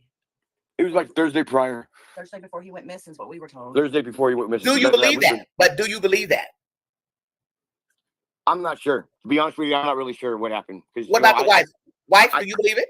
We caught on to Sebastian's disappearance 2 weeks after his missing. I'm asking the wife. Do you believe that he told the father that the Thursday beforehand? I'm not sure. Because when I spoke to Seth about it, Seth's been so distraught that I pick bits and pieces out that I understand what he means. I pick bits and pieces out that I understand. So these are the people that thought that there was all this other shit going on, but they were doing panel tours. And now there's all this fuckery that Duchess and it just makes me mad. And then I wait till later when I talk to Seth to clarify something. So I can always clarify things with Seth. Yeah, but my thing is this. I don't like assuming stuff. And this ain't the type of case where you want to assume who did what and said what. I think it's best to ask the person directly. When the child told you this, when did he tell you? And, I want to know the proximity to when the child went missing. So let's think about that for just a second. A child tells the father, I don't want to go back home on a Thursday. He goes missing at least by Sunday or Monday. You don't find that strange? 100%. 100% strange. Okay. We have a bunch of visits with our grandchildren. We have one particularly that doesn't want to go to any house he has to go to. He wants to stay at Nana's house because this is the Freedom House. You know what I mean? Yeah. So I have that same scenario, but he hasn't come up missing because of this. But I could feel what Seth's animosity could be being the dad, because the dad has to fight to get his kids. Literally. Yeah, I understand that, but let me tell you something. That's my child too, and I'm not sending my child back if I think that my child is in danger. That's all I'm saying. I don't know what his mind. She's making some valid points here. She is. She's making some valid points and pushing back a little bit, and their stories are changing on things. Again, this is all hearsay at the baseline. It's all hearsay. They're getting the information from Seth and interpreting it to be whatever it is, but it's still important to hear the different things. And now the declarations that they're putting into things, and to see that they were doing tours, and to see that they were posting in public groups in their area with their full addresses, but now they're claiming they're being doxxed by people and in fear of all this stuff. Really? A plus A is equaling Z. Nope, never mind. We're back to Diana math. Half of 8 is 3. Did you know that? If it was at that point, I would have probably been in a whole lot of hell. Because, if I come up and my grandsons were here and one of my grandsons come up missing, and I was just to sit there and say, I don't know, would be totally out of line. I'd probably be dead. My daughter would probably skin me alive. Both my children would probably, it wouldn't be easy. It wouldn't be, I'll be able to get on and so you believe the child made it home. There was a disagreement between he and Katie, and she unalived the child? What if he bumped his head and she forced him to go to sleep? You're not supposed to go to sleep with a concussion, right? What if he went to sleep and didn't wake up? What about you supposed to call 911 or take your child to the hospital? How about that? Hey, what's up? But you don't want to fucking admit you're abusing your child. So why possibly, possibly. Because let me ask you something. Can you and your wife reconcile the fact that this was deliberate, that this could be possibly a deliberate homicide? I hate to say it. I call myself one of Seth's best friends, but I've been calling it deliberate since day one. Since the day I've heard it, I've been saying this is dirty as shit. What you said about Mississippi River and the. See, I was always on it because here we're going to go deeper into this whole situation. Okay. Let's look at the day it happened on the my reaccountment of what happened. All right. So Sebastian is not in his room or wherever he's supposed to be at 6 o'clock in the morning. Right. Katie calls. Yeah, there's a lot of interesting things said in this, but you're also going to hear some more. Like, it just keeps getting worse and worse and worse as we go on. Chris, and, they get a hold of stuff and they're moving around. What happened at 9 o'clock at night when they put him to bed? Chris and her have a conversation while he's driving up there and his phone's sitting in his RV. Phones sitting next to each other on chargers. Mm. Come up, pick up the carcass, the dead body of Sebastian. Exposes the body back at the site. He was a crane operator. He had a better view of everybody. You've seen the security footage from Bombshell Betty. Everybody tries to think it's Fort Knox. It's just a construction site. Oh yeah, I understand. So what are you trying to say? Operator. You think the man came up? You think Chris came up and got the child deceased and took him back down there? My thought was that he had time to get up there and get back. Okay. And to be able to dispose of the body in a different dumpster. And that's why it's different, because they looked at the dumpster site, but in a different zone. You get me? Okay. Mm-hmm. So if that people are like saying you can't take trash on a work site. I'm like, if you're a crane operator, you know when the trucks are coming, when people. Well, people have been found. Listen, people have been found on construction sites because we had a body found here not too long ago over at the mall, the old East Town Mall, and somebody put that person in concrete before the mall was built. So yes, it can happen. It can happen. Don't say it couldn't, because you have a bird. Somebody put the body over in there either while it was a construction site or it was damn dirt. Either way. If you're pouring concrete, they don't shut it down. It's 24/7. They're running it. Wow. So that's just my thoughts about it. Well, let me ask you this: do you tell Seth personally what you think happened, or you afraid to tell him because you don't want to hurt his feelings? You understand what I'm saying? It slips. I try to be as backing as I can to him, but it slips out. I'm trying not to interrupt a whole lot and let you guys hear in full context of what's being said. There's just so much that's just and I would, if I was to point out every little thing that I find to be odd, we'd be pausing every 5 seconds. But you guys are picking up on some really interesting things I see. Carry on. And what does he say? And what does he say in return? He stop saying that. Okay, and that's expected. But that's expected because that is his child. As I've told people in the chat, you can't tell the man not to have hope. That is his child. If he wants to believe that his child is alive, that's his choice. I don't have to agree because, one, I'm not in Seth's shoes. That's not my child missing. So naturally, if you have a child missing, you're going to have all types of thoughts about what happened before, after, the behavior from the other parents. But I'm sure somewhere deep down in Seth's mind, he knows that something is not right with the Proudfoots. Would you agree? He doesn't want to accept it. I think deep down in his heart, he knows the inevitable. Yeah. Okay. As a father, he don't want. I'm glad you're saying that. Thank you. Thank you. Because I just want him. I want him to come with closure. I want him to stop being in turmoil. Okay. His aura is so crazy right now, and he has nobody for support but his family.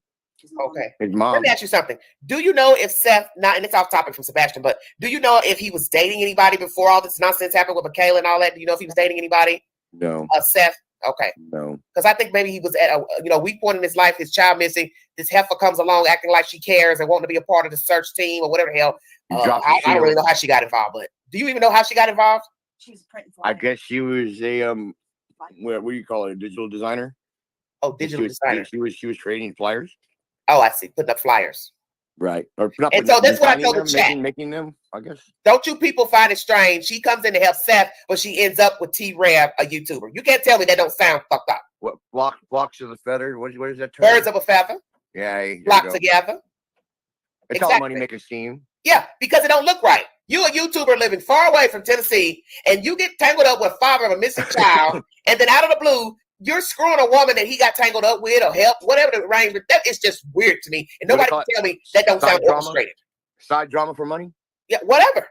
I want to do a YouTube show, man. I'm like my car. So far, there is nothing, SG. So far, the defendants haven't even been served. Now, I don't know about Barbecue Lady. I don't pay attention there.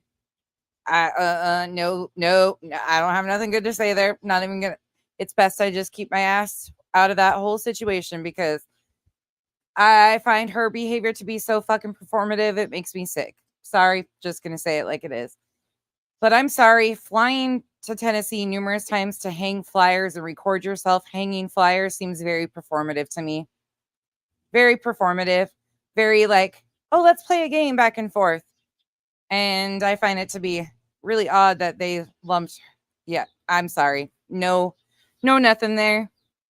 Nothing nice to say. Hey, Jason. Hey, Helen. Hey, T. Air Force Vet. Hey, y'all. Hey, Tebow. Jenna. Jennifer. Seeing y'all come in. And Coco, you said it best. You're seeing what they're claiming in here about Chris and Katie. You're hearing it. You heard the declarations that they're so concerned about one side, but everybody continues to fail to remember the other side. Oh shit, don't let me forget. I got a great ender for you guys today. You know, I love those little golden nuggets. One of you, I'm not going to name who, sent me a timestamp and chef's kiss for the ending today. Chef's kiss. I'm broke. I need a car. Oh my God. Don't say it on this live because people will think you're making up stuff. Bad. No, I'm just saying. I understand what you're saying. Every day, well, but hey, your YouTube channel, listen, your YouTube channel is your name right there, Uncle Taco. So you can just start uploading content, talking about whatever, because everybody does it. Everybody does it. So you know you're going to catch hell for saying that, don't you know, Uncle Taco? I know I'm going to catch hell. You're going to catch hell for that. I'm just telling you. You're going to catch pure hell. Well, let me speak to your wife. Celsius and probably going to be 5 of 10. Any other questions? When you put so much bullshit and there's so much that actually has been said and talked about. And do you know that I've probably corrected like a 32nd of the misinformation that's been spread out here? I haven't even touched the Facebook groups. This could be a never-ending cycle of fuckery. So I guess I should say thank you to the plaintiffs and the people who filed it for giving me content to walk back and show you guys what idiots you are. Hey, you don't like it? See the little X button? Click out. You have a narrative. Yeah, you want to know my narrative? To correct the misinformation. Absolutely, that's my narrative.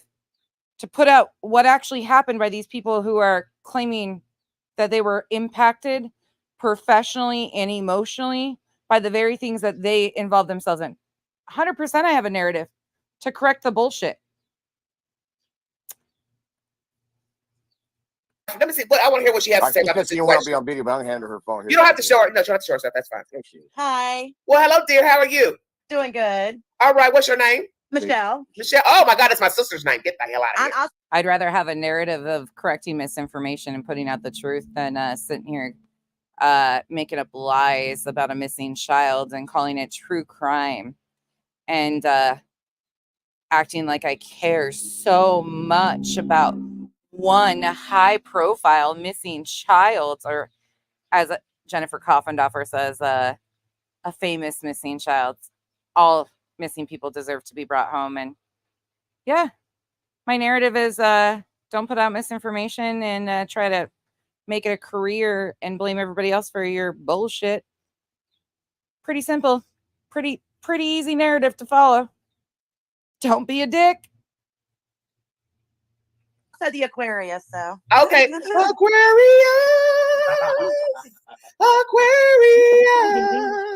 All right. Weigh in, Michelle. I'll let you have the floor. Oh, Helen's here. You don't even get a time to respond. You're in timeout.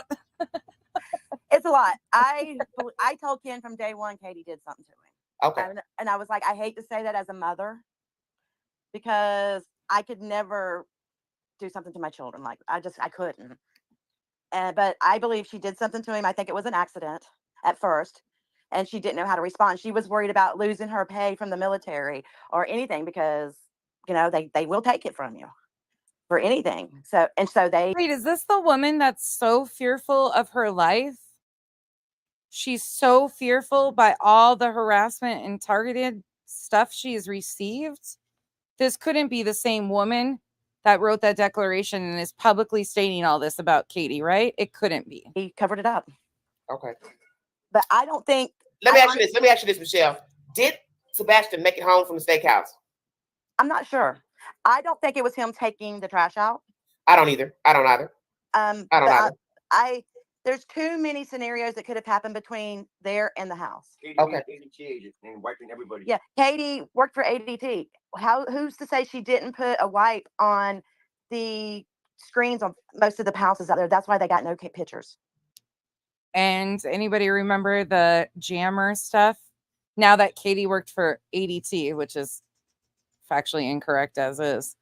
Here's Aunt Burrito saying or implying that maybe she put a wipe on all of, everybody in the neighborhood. Huh. It's amazing how things just get snowballed into bigger and bigger and bigger as they go. Okay, somebody's mentioned that in the chat. Again, the date of this is June 28th. That as well. Somebody's ring camera had to fix something. There's no way, if he walked out of that house, there's no way in hell no cameras picked him up. My ring camera picks up cats. We have a ring camera, and it picks up cats down the street fighting. Okay. And you can see it. And it's dark here in Tulsa at night. Okay. So I believe that she did something to him. I don't think it was intentional at first. Okay. But then after hearing, that Chris couldn't come to the house because Sebastian was there. I've heard that. Okay. Okay, slow down. You heard that? Who have you heard that from? It was on one of the channels. Facebook group. Okay, but you didn't hear it from Seth. No, I haven't asked Seth about that one. Okay, let me ask you this. Do you believe Seth was in the dark by whatever was going on in the house with the Proudfoots? Not if Sebastian was telling him that he didn't want to go home. Okay, but Seth said he didn't really know how they felt about his child until he watched the panels, that they were on panels. You understand what I'm saying? Yeah. So do you believe that? If Sebastian seemed happy when he was coming to Seth, not distraught, then I can understand why Seth would feel that way. Okay. And then I think when Sebastian came to him and said, "Hey, Dad, I don't want to go back." Okay. Me as a mother, he wouldn't have went back. Well, that's what I'm trying to explain to Taco and these people in the chat. Don't tell me I can send my child back. If I think something's going on with my child, I have every right not to send my child back. You can't say the parent is supposed to send the child back. You have every right to call those people. But at first, that wasn't even included in there. And say, hey, what's going on? My child fears for his safety. He don't want to go back. She don't want to go back. Come on now. Yeah, and I believe that Seth did not have an awareness of the CPS reports. Okay, thank you. Okay. I don't believe he knew about them because when we spoke with him about it, he was in tears. And we just listened to read an article that Heather Cohen and Seth did an interview, and Heather, the PI that was working on behalf of Seth at that time, said that was closed and unfounded. So there's that. But now people, as of recently of today, have even been saying that, he wasn't allowed to go to the house the entire month of February. It's just wild what people will run with. Okay. So what do you think is in the CPS reports, Michelle? I think it's more deeper than I think there may have been some SA somewhere going on. Why? Why do you say that? Just the way the responses, the way Chris is so adamant that. Interesting how they don't have pictures attached with these FBI people, huh? Nobody needs to know what's in these reports. Okay. Okay. He's very adamant that nobody needs to know. Seth hasn't told us what's in them. Okay. Yeah. So you said you think that it was an accident. You don't think this woman may have unalived the child deliberately? I didn't think that at first, and now the more and more I hear, I kind of lean. Accidental delivery. It was one of those things that. Taco. It was one of those things that maybe in the back of her mind it was intentional. Well, what about it was an accident, but not calling the proper things to fix your child makes you criminal at that point. Yeah, he said maybe it was an accident, but not. Bad after you smashed him on his head, being an MMA fighter, and not realizing you should. Oh my God, I can't believe Taco's crazy. You know what I'm saying? Now he's gonna talk. And, I'm high now, so I'm gonna talk. So fucking yeah. So if that happened, and he went to bed, didn't wake up, and then she realized it at fucking 4 o'clock. So then she covered it up. Yes, and she's just as guilty as doing a crime because she covered it up. Yeah, you are guilty when you cover a crime. The law says you're. Ouch. This is some bold accusations. You're guilty. Yes, indeed. And then the crime scene gets cleaned. They didn't find nothing. Like he levitated out of the house. Yeah, there was nothing. He floated, like he was transported. Like me and Steph joke all the time. Like if the aliens abducted him, they should be sending him back anytime now. And I'm mad as hell because they didn't bring us with them. And, you know, it brings us to smile a little bit, but that caused a lot of hell on the internet. Talking, my wife talking that. My God. Man. Yeah, I got kind of reamed. for What that. caused? Say that again. What caused the stir? Ken and Seth had just talked about the aliens got Sebastian. and Oh I made yeah, it- that's not good. You know nobody's gonna want to hear that. yeah, and I put it on Facebook, and I got reamed from. Well, you don't believe that, do you, Michelle? No, Wait, no, did it was- she say that the aliens had abducted Sebastian? That Seth and Uncle Taco were talking about aliens abducting Sebastian, and she took it to Facebook and posted it on Facebook? Oh, yeah. Yep. Okay. It was a joke Okay. to kind of make Seth kind of like get a giggle out of something because we've not seen him smile. But ever since Sebastian went missing, their lives have been in danger because of other people doing things to them. Oh, okay. Or laugh or anything in so long. Yeah. Well, you know, because people are gonna say, "Well, why would you joke about something like that?" They did. They Aliens. did. I know they did. I'm sure they did. I'm sure they did. I'm sure they did. Well, and I made a comment about the rapture in it Peekaboo. Sure was. That would be Brittany J.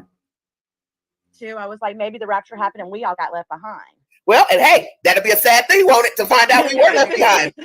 That's true. Trying to live it up. Ooh, but Yeah, I did make yeah. that comment because in the Bible it says he's going to take. Yeah, but I don't want to live it up, Taco. I don't want to live it up knowing my fate is that I'm going to hell. No. You live in Tennessee. Yes. You live in Hendersonville. No, I live in Knoxville. I'm 3 hours plus from them. What's up with that dude abducting people and doing exorcisms? He lives in Hendersonville, right? Yes. The child lived in Hendersonville. No, the guy that had the church in Tennessee, that was in the same town, was it not? I don't know. I don't know who you're speaking of. So if you Google exorcisms, recent exorcisms, it'll come up with a preacher in that town that believes that people with autism are demons. Okay, I hadn't heard of it. Yeah. And then Chris made a comment about it. You want to find your son, go to church. Oh, don't start. That's why I'm not. Okay, I hear where you're going. I see where you're going with that. Okay. Oh, another crazy tinfoil hat conspiracy. Because it is a church that's doing that, and it's a guy that does it. They're in Hendersonville. While y'all talking, he's going to look it up real quick. It's on Google. Okay. We research. We've done a lot of research from here. We put flyers out here. We've taken some that we. Well, great. Thank you. Appreciate that. Because we don't know where he could be. Exactly. And that's what I tell people. It was okay to look in the general area, law enforcement, when we first went missing. That's expected. But when you start talking about 2-3 months in, regular people looking around, you don't even know anything.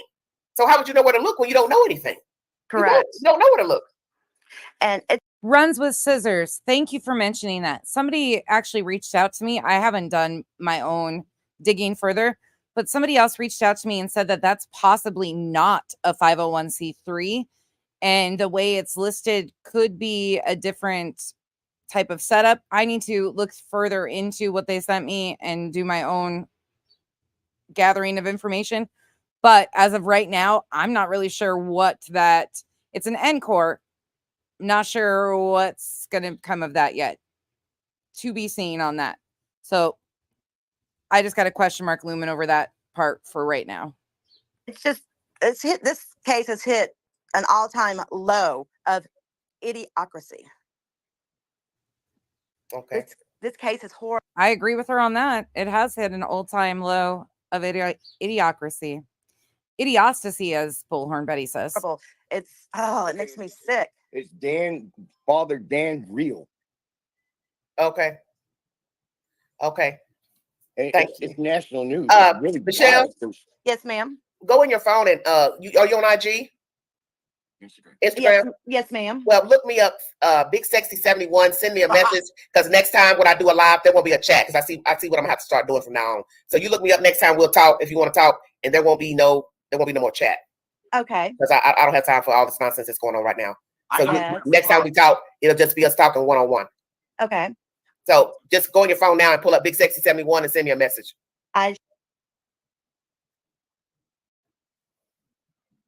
Don't worry, they come. Yeah, because I don't have time for this nonsense. They'll be right back after these messages. And they use. Hey, sweet tea. To think that they used these two, we're going to let it play until they come back, as writing declarations. They used these two to write declarations in this filing. And people wonder why we have issues with this. Hello, Earth, anybody? Tell me again how this is about the victims and justice for victims. It's not. It's not at all.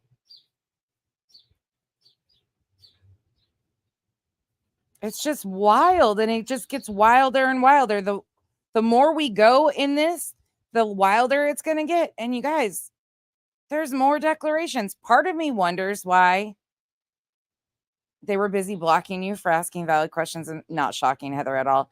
Hey, Cotton Candy 65. Hey, Debbie. Hey, Misty Blue, MR68, Lauren. Good night. Good evening, all you guys. Apple Bottom Jeans. Yes. They wrote declarations. Yeah, we read over them in the beginning. That's why I'm doing this little walkthrough here, Apple Bottom Jeans, is because they wrote declarations for this filing. But anybody in the chat that's pulled this case up on your own, has anybody seen these exhibits attached? I can't see the exhibits attached. All I see is the complaint, the 1 through 83 pages. I'm wondering if they didn't file these exhibits intentionally, because all of these statements are under penalty of perjury. They're not filed. They don't have the court stamp on them. Maybe they're filed, but they're not in there. I don't know.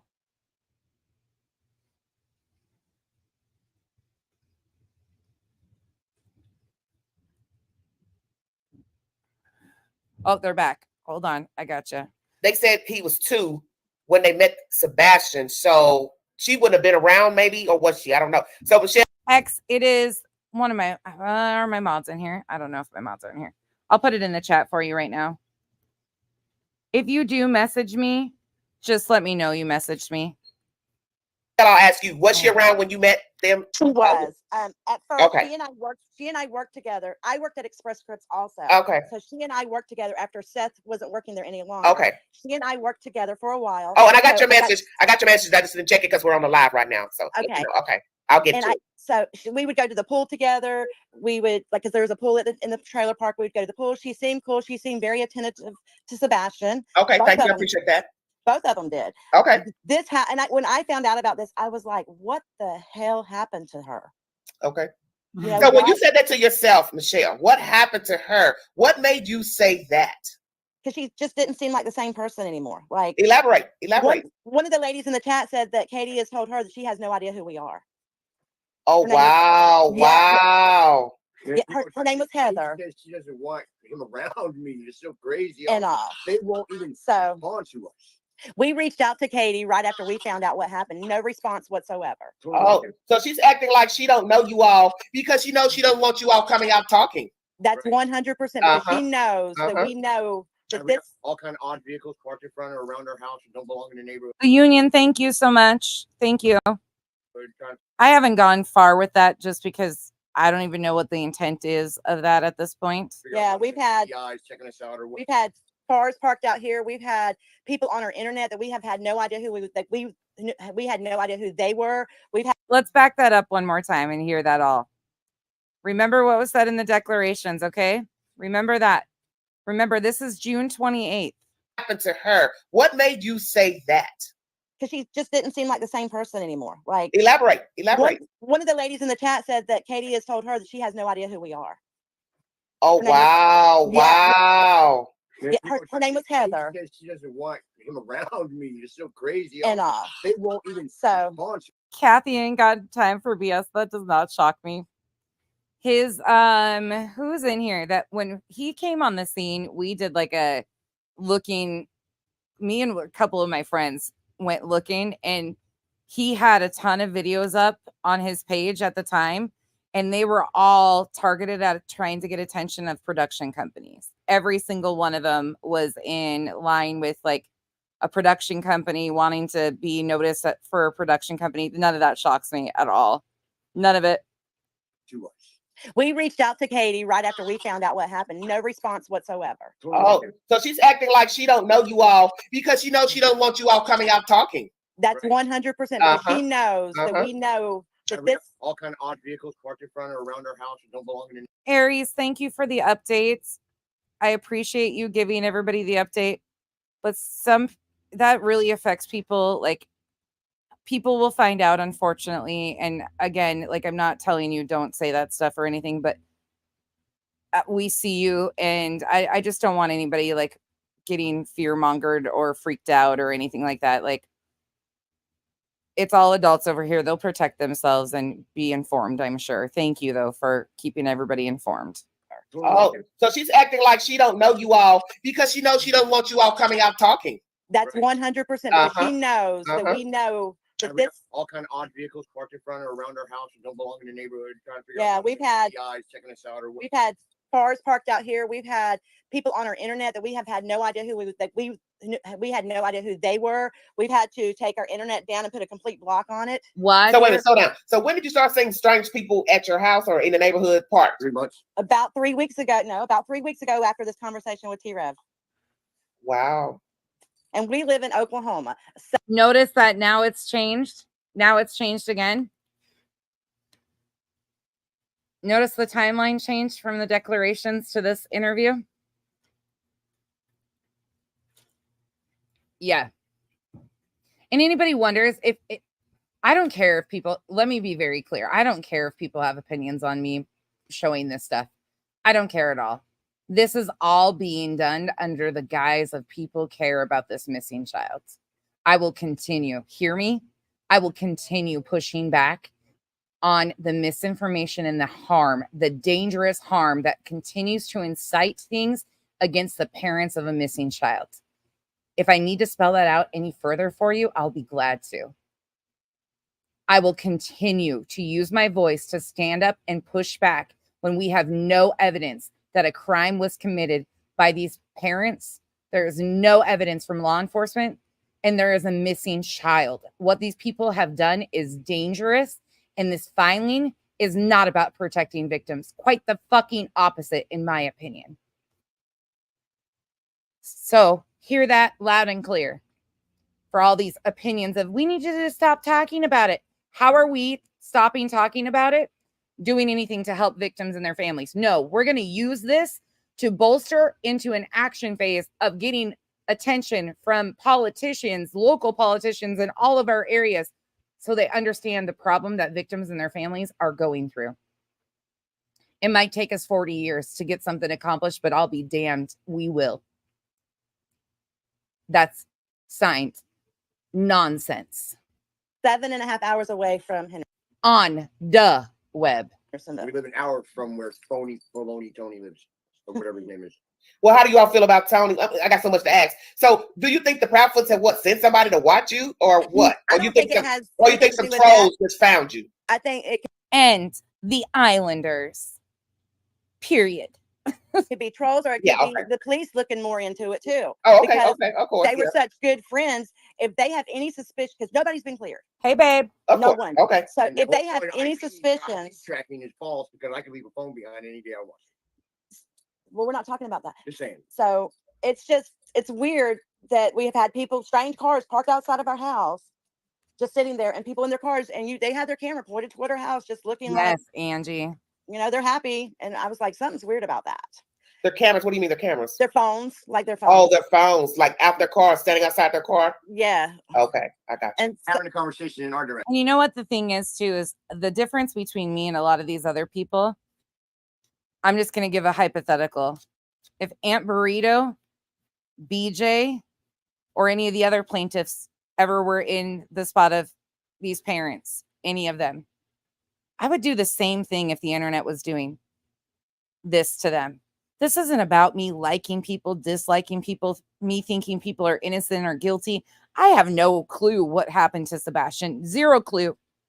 I follow the facts based on law enforcement. That is why we correct the misinformation that these so-called true crime creators are putting out here.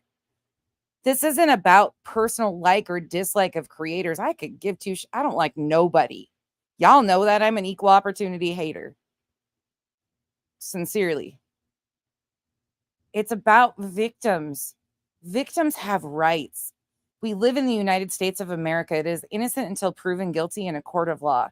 We saw through the Leilani Simon trial which thank God justice was served, that these people were out there doing the absolute most while law enforcement was busting their asses and had everything on lock. They didn't help anything. They didn't bring anything to light. They caused chaos, wasted resources. And now they're patting themselves on the back like they did something. I'll be damned if that continues to happen to these victims and their families at the worst time of their lives. And if all I can do is use my loud ass mouth and my assholish ways to push back and say enough is enough, I will continue to do it. So, and we've told her we have nothing to hide from anyone. Seth has nothing to hide from anyone that we know. She's not. She was wanting the blanket to cover her up. So that's what we feel. He was at work. Now, if he did something, which I 100% highly doubt he did, he did a damn good job at it. Okay. He did a damn good job because he's covering it up by being out there looking. He's doing everything he should be doing as a father. Traveling an hour and a half. Come on, it's too much. Yeah, it's too much to think that he literally would have just had something to do with it. And then people were accusing my husband of being that guy that they arrested in Illinois. None of it has helped at all in finding Sebastian. That is factual. None of this, and including what I've done. That's why, like, people are like, she talks about Sebastian. Yeah, of course I talk about Sebastian by proxy because the people I review, that is their content. But I try to talk about Sebastian with dignity and remind everybody to keep your eyes open because we don't know what happened. I try to give dignity to the very victim. That's the difference between me and these other people. And I know it really chaps some asses that I don't call myself true crime. You can call me whatever you want. You can put me in whatever bubble makes you feel happy about it. It doesn't matter to me. But law enforcement, in my opinion, and arms of law enforcement are going to be what brings Sebastian home. None of us with YouTube channels that don't leave our homes very often are going to be the ones to find Sebastian. That's just the reality. That's it. And it's sad. I wish I could say that I had great hope that some of these searches or all these things. No, I don't. I don't. Law enforcement will be the ones to solve this case, in my opinion. But I did live in Illinois. Yeah, I've heard that mentioned. Oh Lord. Yeah. I lived in Illinois. I lived in And Rockville. somebody with common sense finally said this dude was 19. How would he have 6 grandchildren? Because people are stupid, they don't pay attention to stuff. Yes. There's a lot of details that are coming out, just little details. When you go back and you listen to the very first interviews, if you listen and just have nothing else on and listen, there's so many details. Okay. Body language. You know, Well, let me ask you all this. Hand on hand telling him, if you say the wrong thing, Chris, I'll kill you. The queen, another queen bee, not the taking bee. Oh, no, yeah, she ain't. But imagine the mastermind coordinating it all. I'm the only. Listen, I tell them, I'm the only queen up here. I don't know what they talking about. Just coordinating all of it, clean up. And the only thing she didn't think about was the gap of where is it? No trail. His shoes were left behind. Mm-hmm. His penny loafers were at the house. Mm-hmm. I don't get it. Everything was just where a kid that was autistic would have is not with him. It's just, he was either asleep and carried out of the house, rolled up in a rug, stuffed in a suitcase. Foul play from word one is what I say. So we can scream that all we want. We have no way to prove it. That's where the problem lies. Standing in the freaking yard and yelling. But I think she's afraid if she sees Ken that she's going to break. I break her. All I got to do is stand there. I think she's afraid. He's like, I'm coming to Tennessee and I'm going to sit in every restaurant that they're in and I'm going to have a picture of Sebastian. You know the posted to my cardboard face. cutouts, the poster cutouts for the life size? I want a life size half of freaking Sebastian. So if they go out to eat, I can go to that restaurant and sit at a booth with Sebastian and have lunch with Sebastian in front of them. Anybody have problems with what's happening here or what's being said here? I love all you mods dropping each other's channels. Pika. Sorry, Pika. Yeah, Missouri, right? And it's not a shock that they're all up in Betty's groups of people. Just beating Sebastian, and me and Uncle Taco and Sebastian is going for a walk, and we walk on. That'd be a terrible YouTube channel. Let me ask you something. How do you all feel about Tony Mathis and his role with Seth? I don't know. Some of the videos I've seen, Tony I think he has a needs lot to of explaining to do. I think Okay, well, okay. Taco, Michelle, let me let Taco go first, and then Michelle, you go after him. Unfortunately, that bad video of him and body parts is not doing him very well. Well, somebody said that was orchestrated. Somebody said somebody clipped that and made that up. I don't Oh, did Uncle Taco just say that that was a bad look for Tony? Oh, goodness. think that man would be doing that on I a don't live think he will. stream. I don't think he's trying to. By the way, it was not clipped and edited. It wasn't an overlay. It was a green screen glitch. I'm not going to argue with anybody about what you think it is because I'm not a peen inspector, nor do I care to be. I don't know what it was. Don't want to know. There's my story. I'm sticking to it. Do Seth any harm. I think he's really trying to be a good spokesman or spokesperson for Tony. People believe anything that they see on a video. I don't believe he'd be doing that. Hey, Yeah, Mrs. Not M. me personally, but I'm on video right now, but I'm secure in my bedroom. Sorry about seeing Yeah. my closet. My bad. okay. So you don't think he's trying to do him any harm, Michelle? How do you feel about Tony? I don't think that he's trying to do any harm, but I don't think he fully understands the drama that him being involved in this has Okay. caused Seth. Well, I think his Oh, wait. The drama that Tony's been involved in has caused Seth issues. Say it ain't so. Aunt Burrito, say it ain't so. Mrs. M, that's what I was just saying earlier. Trump was so mad at Castor, it wasn't even funny. past is what starts it. Once people find out you've got any type of past, they're going to come for you. I don't care who you are. So long as you're in that storyline, whether you're the parent, a friend, a sister, a brother, people are going to start saying negative things. As you heard all that negative stuff about Katie's mom and this and that, that's expected. And these trolls and these YouTube people, they run with anything negative they hear about your past. So this is why I said, it's just a dirty game up here. It's just a dirty game. So then it leaves the conversation about the child or the person missing. Now it's about the mother, the sister, the cousin. It's not even about the kid no more because everybody's focusing on what the grandmama did and her criminal record. And what the that's how it girlfriend starts. did. Yeah, exactly. They ain't focused on Sebastian. All the Yeah. energy just needs to be focused on. If everybody could just take a minute of the day. Oh, well, the focus is gone, honey. The focus it on is Sebastian. Look, Elvis left the building, came back, and left again. Man, I've been all the sites I'm able to be on Facebook. I'll say it's all about Sebastian. It's no matter what everything else is about. Yeah. What do you see as an end result? I believe it's being a long, drug out process until we find out really what's happened.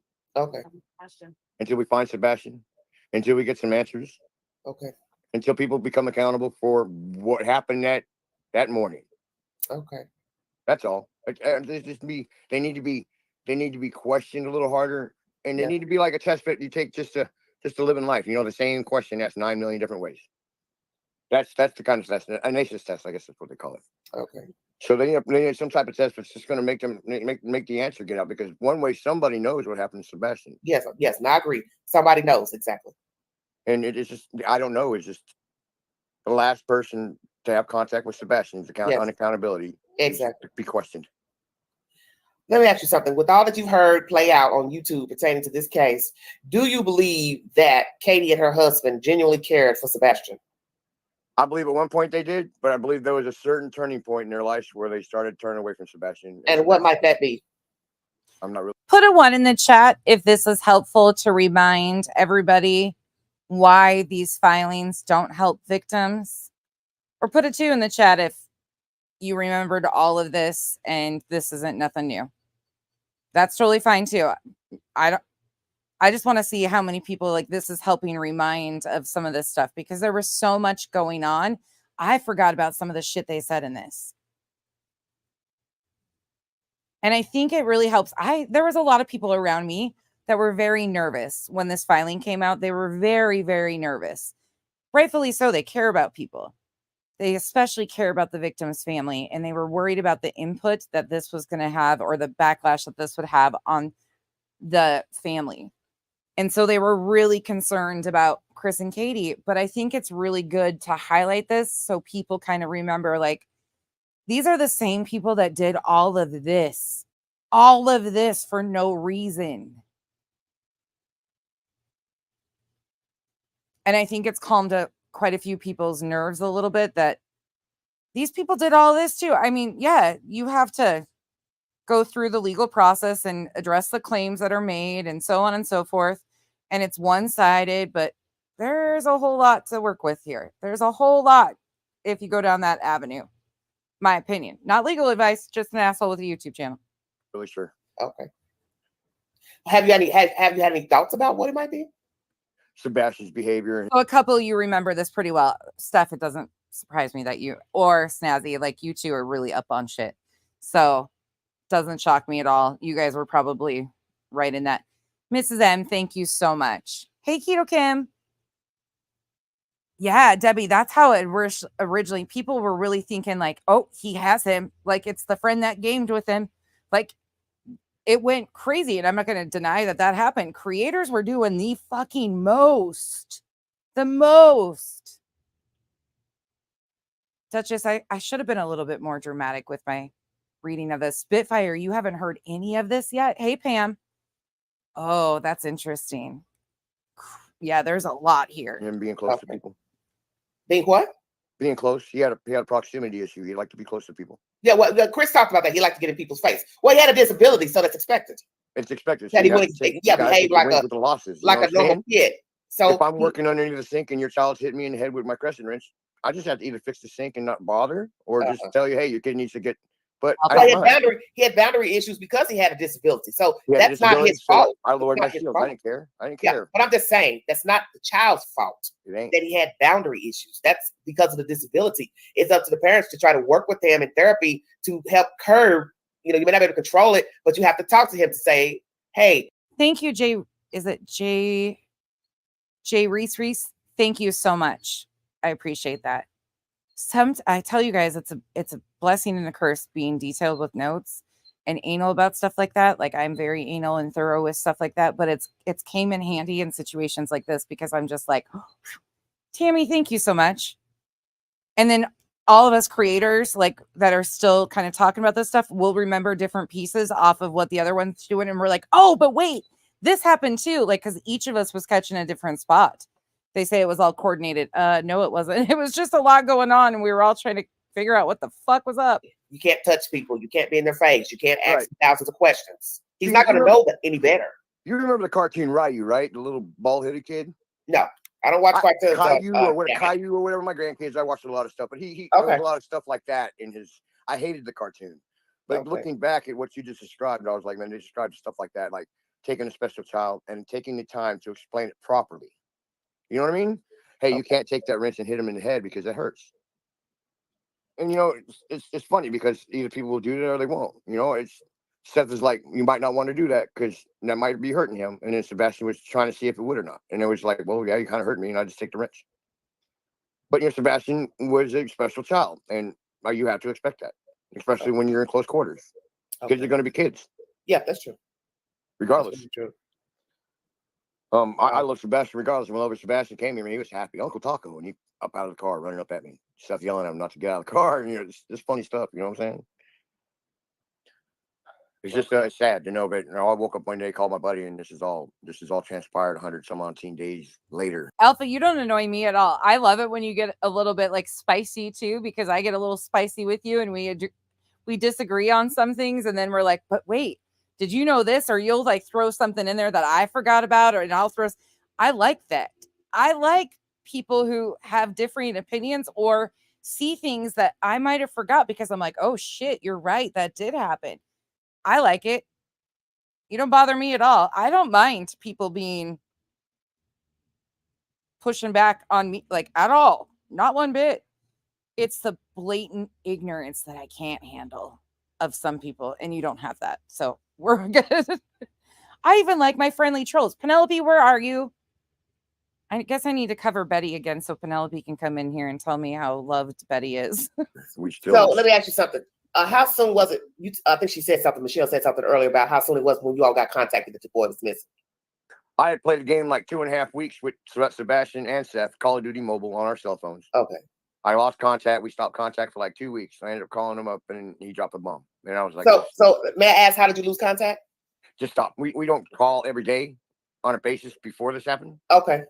We called and we kept contact. Like, I don't know, my call logs. It's all in my call logs. Just like maybe once a month we'd hit each other up. Alpha, someday me and you should just decide a topic and just debate it out, because I think we'd have so much fun doing that. Truly, like, you some of your comments get me sometimes, and I'm like, well, damn, okay, I'll take a loss on that one. Miranda, that it's unfortunate, really. Like, that's the thing is, like, I'm rough around the edges, and I'm hard for a lot of people to tolerate. I do understand that. But there's no palatable way to show people what is going on. And I don't want people, my thing has always been, I don't want people to become blindly loyal to me as a person. I want people to be here to understand that victims and their families are being treated terribly. I don't want people to blindly believe what I say. So there's no palatable way of doing this, but it gets under people's skin and they're like, why do you feel this way about this? Well, because this is what's happening. And I can't imagine being in these family shoes. Like, there is no way talking about this that I'm going to make it palatable for anybody. It's just not. It's a horrible conversation of the reality that's happening to families. So I really appreciate you giving me the opportunity to even hear me out. Truly, that's all I ask for, is for people to sit and listen and understand that we all, including myself, can do better for victims and their families, because if any of us were in these shoes, I would hope somebody would do the same thing for all of us. Push back and say, wait, let evidence take us there. Let law enforcement take us there. That's why we have these people. But you say after that, you all talk every day. Every day. I mean, Okay, pretty much every once day. you found out the boy was missing. Okay, because you had said, Right. I want people to hear that so they don't think you're lying. Okay. No, I speak to him as much as possible. Some days we don't talk, but whenever we do catch up, we do talk. Okay. It might not be about anything, but it's something. I'm trying to distract him. I'm not trying to pull the focus about Sebastian, but everything you say to a man that's missing his child is Sebastian. You know what I'm saying? It's hard trying to focus on things in my life and things in his life. It's just hard to focus. I want to be the father and the grandfather I need to be, but I also need to be a friend that you don't have. Okay. Wow. He sounds a lot like Seth. Are they really related? Me and Seth are. If you put me and Seth in the room, we'd be like the Bastion brothers. We'd be pretty close to like the Bastion brothers. I don't know who the Bastion brothers are off the top of my head. KCG, thank you for the gifted memberships. Welcome to the Cabana. And if you got a gifted membership, thank KCG, please. We have a lot of thoughts together. Unfortunately, I guess people attract, right? Yeah. It's unfortunate, but you put a lot of assholes in the room, you get a big old vortex of crap, I guess. Somebody asked, did Sebastian ever play with you alone? Yeah, no, never. I don't know if he was alone, but I don't think he was by himself. His dad was always in proximity. Okay. It is a fine line of First Amendment. Well, but truly, it's not really about freedom of speech, right? It's the bold accusation and the incitement and the interference, in my opinion, too.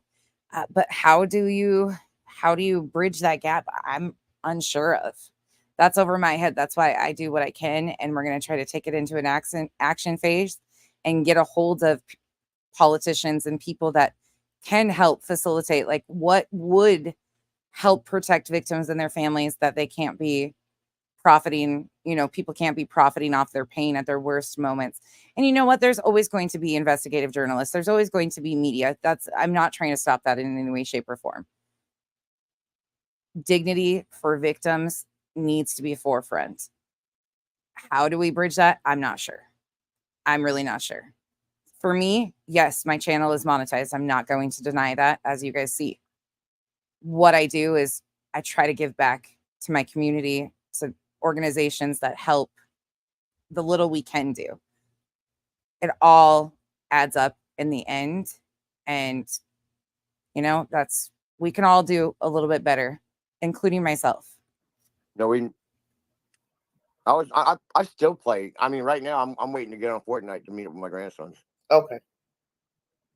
But I play on it daily. I don't really care. You want to look at that? And then he's backwash 420. Not trying to plug anything. Yeah. My old nicknames is Ass Pickle. I can't really say Uncle Ass Pickle because that's not really appropriate. Yes. Yeah. You're right. So Uncle Taco is the safest thing, but people can talk. And Can you elaborate to the chat how you came to get that name, sir? So here you go. I come down from Connecticut with hair longer than what I have now. Sorry, I'm terrible with the camera.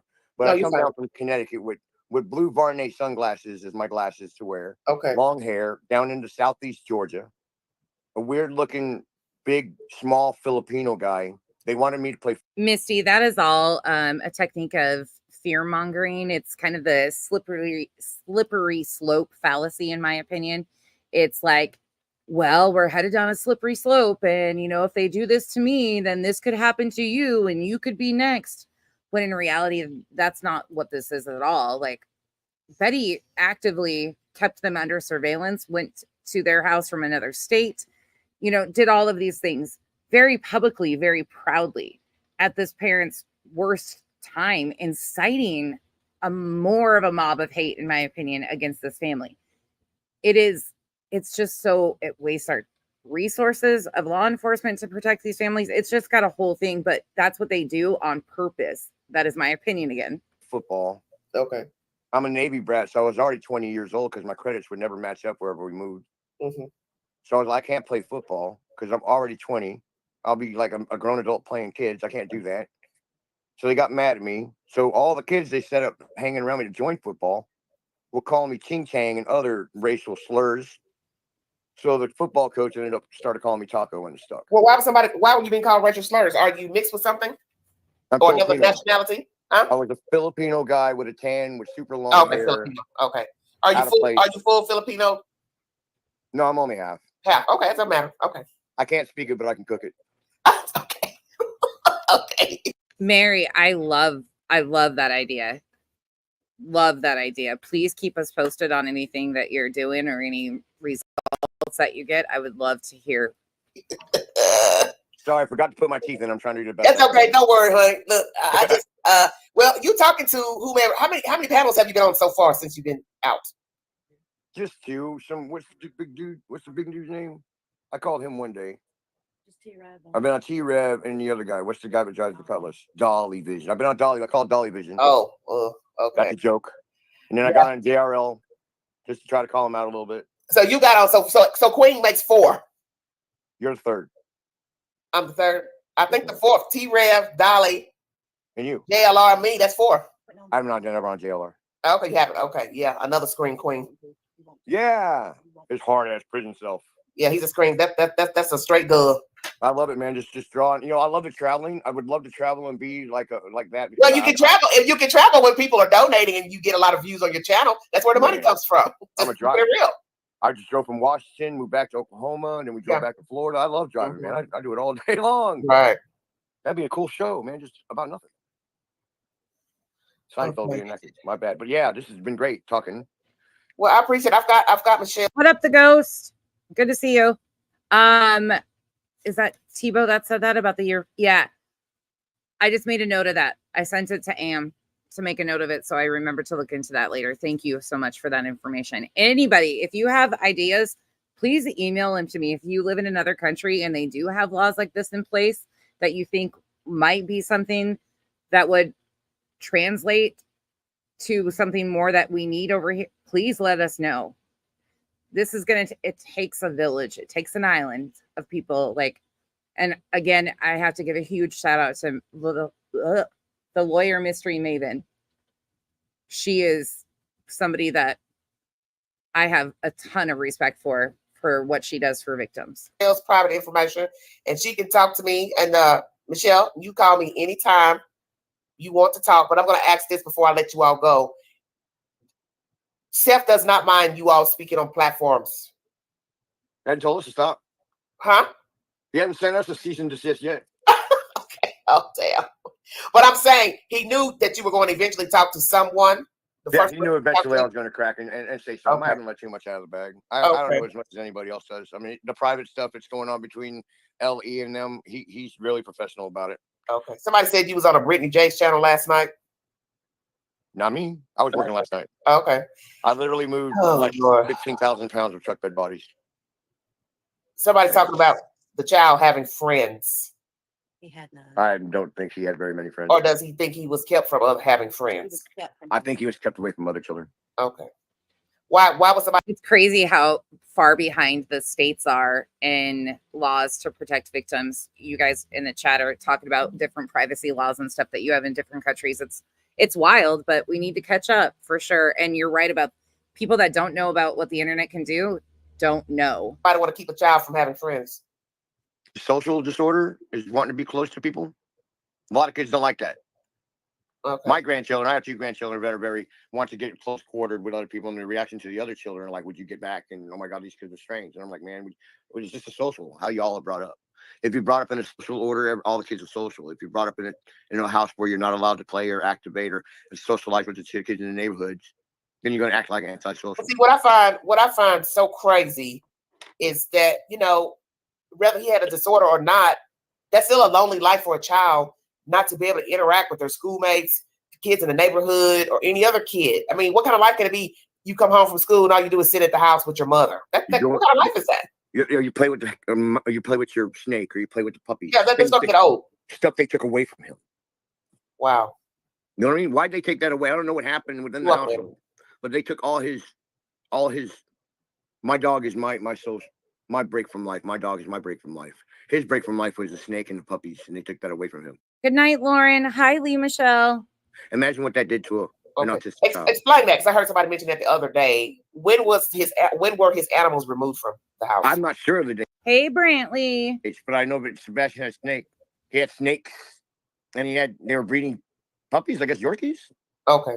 So I guess they had a bunch of Yorkies, and he had a bunch of snakes, and for some reason, some lady's still holding on to Sebastian's snake, waiting for his return. I don't understand why they would take a person that has special needs as crutch. You know what I mean? Yeah, I know what you're saying.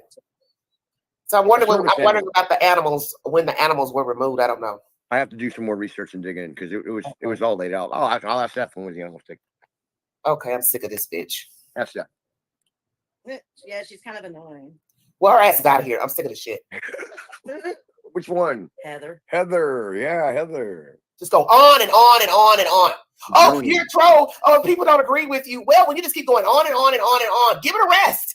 We don't need. Damn, you don't only let the people talk to decide if they're telling the truth or not. I would skip through all of this, but I think it's really important for people to understand what all was said. Thankfully, there's not a whole lot more of this one, but we do have a couple more, and then we will be finished with this one. Sorry, these are longer streams. I hate that. Hate that for everybody, but I'm trying to piece them together in like sections so people remember each and every, like, here's the declaration. Here's what these people actually did and said.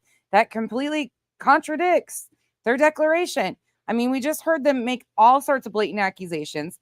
We've heard them tell people that they were being followed, people in their neighborhood. 3 weeks. One said 3 months, one said 3 weeks before this live stream, which was June 28th. They can't even be honest in their declarations. And that's why this is so ridiculous. Not. Damn, let them talk. It might be Katie. Who knows? Yeah, it might be Chris. Fuck. I don't like the story about the trip to Alaska. I literally got the state of Washington's DOT department looking through videos. Because you got to enter the ferry there. Either they drove to Alpha male, can you imagine being the judge? Seriously, though, like just reading that on face value, not having any knowledge of just reading that, you'd be like, what are these people into? Like, there is some covert shit going on here. Like, some born identity. Somebody's been watching too many movies. Like, just on base, not knowing shit about this, it sounds completely, especially these declarations. And then you see the videos that go along with these people behind the declarations, and you're like, wait a moment here. Canada, or they entered in Washington. Yeah. And Washington's highway systems are all under video. So everything from entering in Spokane is on video. I would love to go out to the Pacific Northwest. Oh my God. Central Washington. Yeah, I'd love this work. I'd love to work by. Okay, we're going to do a quick. Do you want to do an intermission and bump from this stream for a moment into somebody else that made accusations? Do you want to bump into another plaintiff making accusations against Chris and Katie right quick as a little intermission and a break from this and come back to it? Or do you want to have that at the end? Put a 1 in the chat if you want me to bump to another plaintiff making accusations against Chris and Katie. Put a 2 if you want to just ride this out and keep that for the little cherry on the top. Matter of fact, I'd love to start from the top, which would be, I'd like to go from British Columbia all the way down, come from Canada, work my way on down, Washington, Oregon, come on into California. I would love that. Same thing with New York. I'd love. All right, I got you guys. So we're going to go to voices behind the wall. Voices behind the wall. You might say, wait, Becky, is that Cher? Well, yes, it is. And this is from one of my amazing subs in the chat. If she wants to identify herself, she absolutely can. That found this for me. And I tell you what. Oh, okay. We got a couple spots to figure this out. Huge shout out to this amazing sub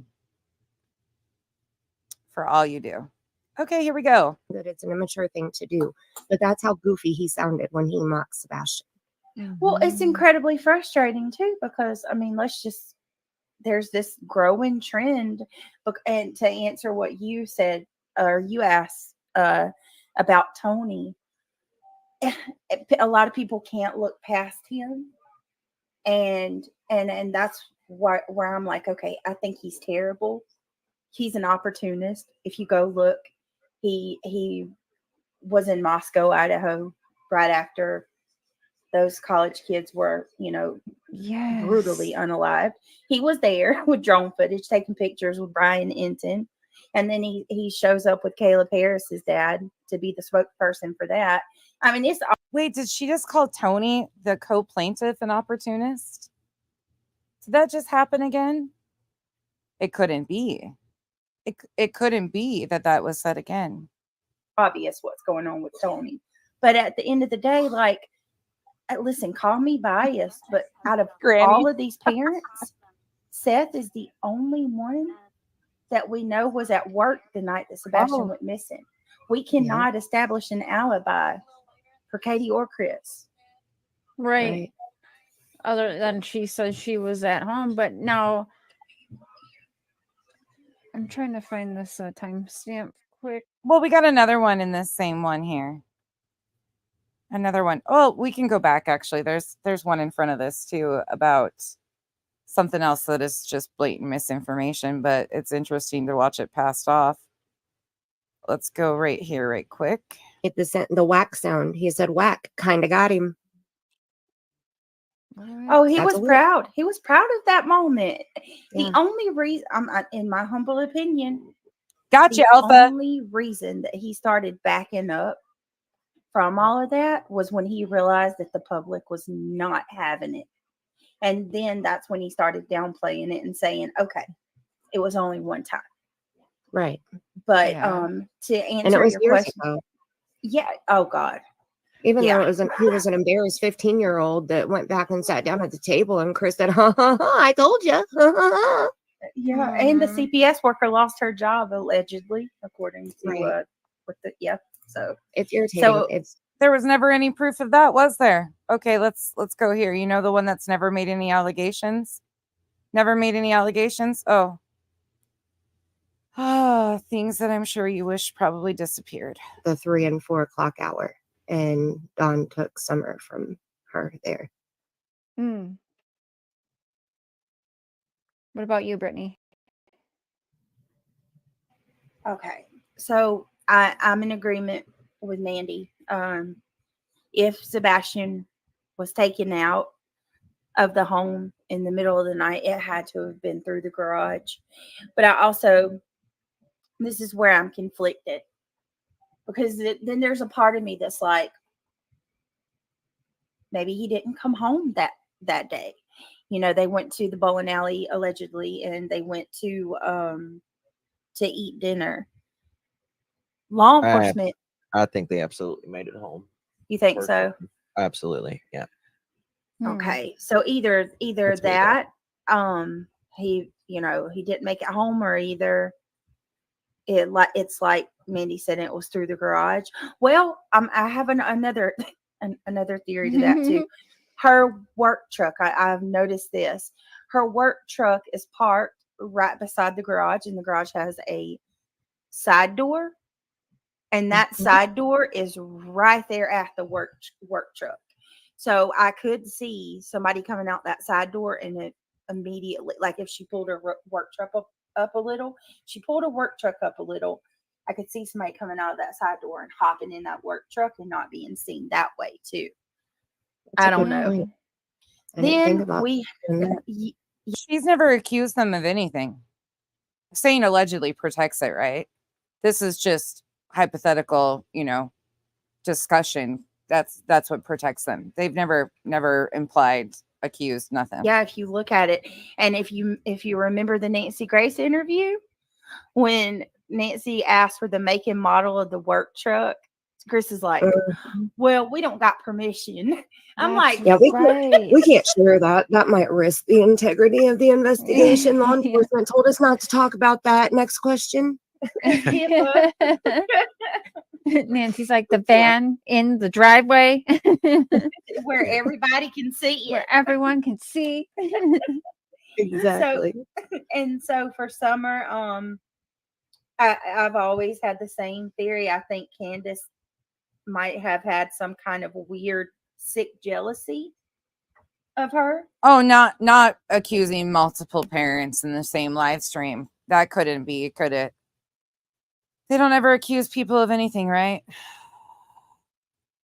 Again, I don't work on feelings over here. I work on facts. And right now, no matter what we feel, there's not facts to prove any of this stuff. So there's that. Okay, back to this. Thanks for the quick interruption. But to start all the way from Maine and work my way all the way down to Virginia. You have the Appalachian Trail, something to see. Yeah, I've heard. Mm-hmm. So yeah, that whole Washington skid. Make sure you go to the central Washington side where you see all 5 volcanoes in one spot. Oh wow! It's like you're sitting in the cauldron. It's really wild. And you got Yakima, and you got Spokane. The North Washington is really nice. Idaho going down through the intercontinental divide. Yeah, really beautiful country. It's God's country. Oh, that was a movie. That was a movie back in the 80s. Yeah. I remember that as a kid. Great movie. Yeah. Bill Cosby sang it. Yeah, I'm trying to remember. Did I see it in Chicago growing up? I can't remember, but I think I did see it as a kid.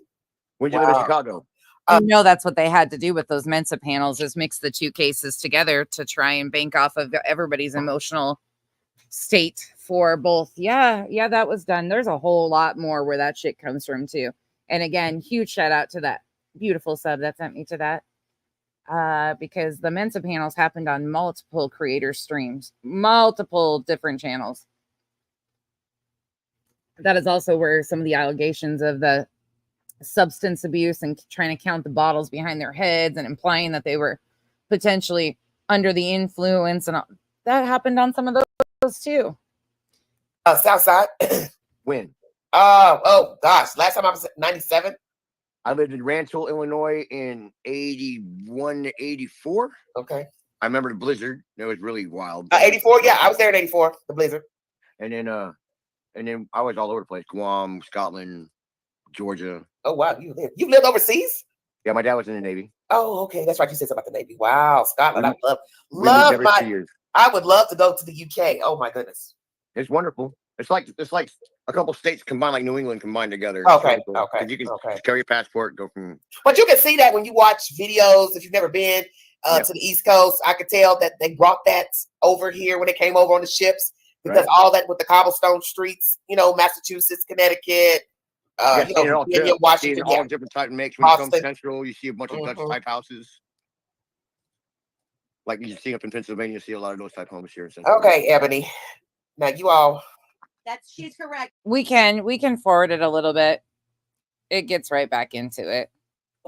It's easy to judge. You understand what I'm saying? 100. But that's why I asked that question about when did the boy tell him he wanted to not go back? Because I feel like, well, if the child knew Seth knew for a long time, I have a problem with that, because that just don't sit well with me that I would send my child back. But then I still feel bad that on a Thursday, okay, he was still at school, so he would have been in Katie and Chris's care. He's now gone. Yes. He's And gone. that's all my husband feels is until we know more, they should hold Katie accountable. Like, she was the last person with him. When we were younger, if our parents would have lost us, they'd have been sitting in jail until they found out. Hey, Seth's in chat, so say up.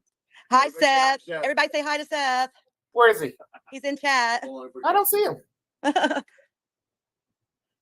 She said she don't see you. I don't see him. Seth or Roger, Sebastian's father, you probably blocked me. He thought me over.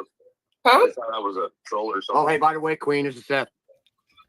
I don't. Oh, on the. So there's no evidence of a crime. There's no foul play at this point in time. But they want her just locked up and held accountable for what? Because when her parents, they would have just held her on no nothing, no evidence, no nothing. Okay, I guess that's, I don't know where they're living, but that's not how things work around here. The phone. On my phone, yes, ma'am. Yeah, he's Okay, on he's our on his phone. I claim. Seth, No, I'm in chat. tell Seth. Tell her to unblock him. He said they may have him blocked. Is Seth? Well, why would somebody have Seth blocked? They may think he was a troll or something. He said. 'Cause That's it says crazy. He's Sebastian's always father. Seth. Have you always used your name? Sebastian's father. Seth R. Rogers, that's Sebastian's father. I know who he is, but I'm saying he has no reason being blocked. Is what I'm saying. No, say something. Text something, Seth.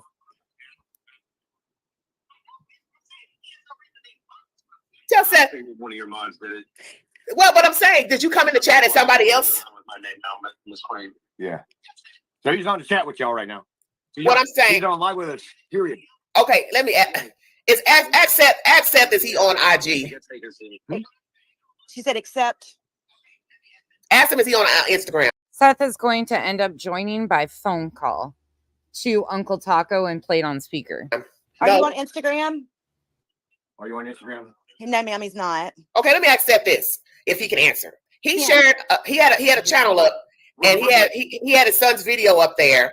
I shared it on my network, and the next thing I know, the channel was taken down. Sorry once again for the volume on this. Her volume is excessive and theirs is low. So I can't adjust it on this end. Otherwise, it's hard to hear Uncle Taco and Aunt Burrito, and she overpowers. So I know you guys have. I'm sorry. Sorry. Right, your Kiwi mate? This is like, Brantley, I'm sorry you're angry and upset. I really am. I understand though, because all of it was done. A missing child. Like it's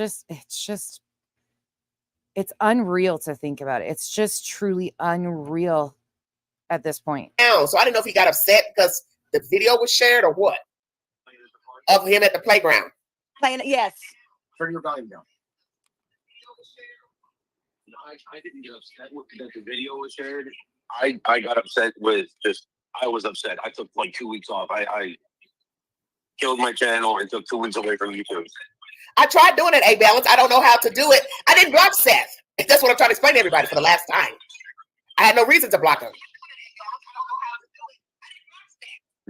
He's watching her right now. A-Balance, how are you blocked and you're in the chat? You're not making no sense. He didn't say. He said maybe one of the mods did on accident. I don't. Well, Seth. Seth, a certain person reached out to you and was trying to contact you on a way to contact me directly. Oh. If you know who that person is, because I'm not saying their name on the live stream. Oh well. They sent you. They sent you my number. The only way to contact me is normally the email on the Facebook page. Yeah, but I'm saying there's a certain person that we both know, and they sent you my phone number. Give it to Ken when he's behind the chat. That would have been Sweetie Pilo. There's a certain person that we both know, and they sent you my phone number. You see him? Yeah, Seth is not blocked. Seth is just talking to them on their phone. I'm trying to.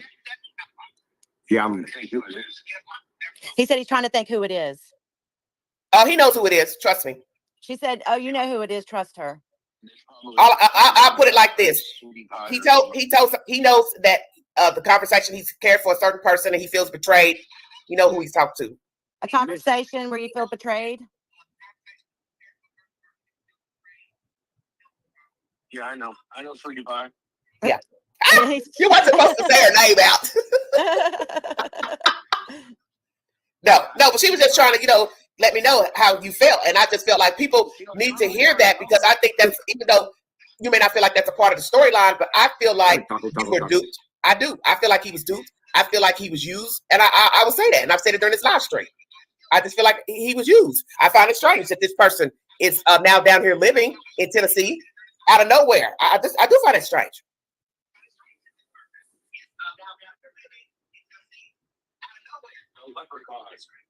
The leprechaun. Yeah, that's what I call him. Brantley, that's hard. That's really hard. That's why I have really firm boundaries and try not to take on other stuff personally.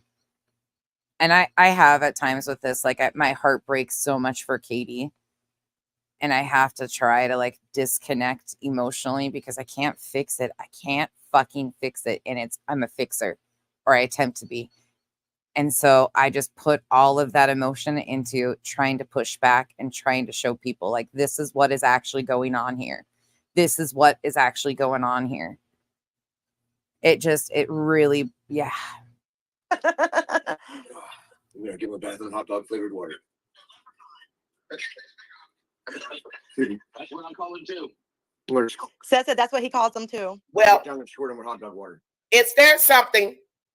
Because I was reaching out trying to talk to you because I wanted to bring a different perspective to the network, not all this other crazy nonsense that's been happening. But I wanted to talk to you about your feelings of where you are at that time. It's been probably about a month ago that I was trying to contact you. Your feelings right now of where you are in this case and how you feel about everything that's played out on YouTube. Because, you know, I do have strong feelings about you being up here because I feel like this is really the worst place for you to be pertaining to your son. I understand you're grown, you know, you do things the way you want, but I feel like mainstream news is better because they would take the case more serious than these other nimwits up here. That's just my personal feeling. And I wanted you to know that out of my mouth.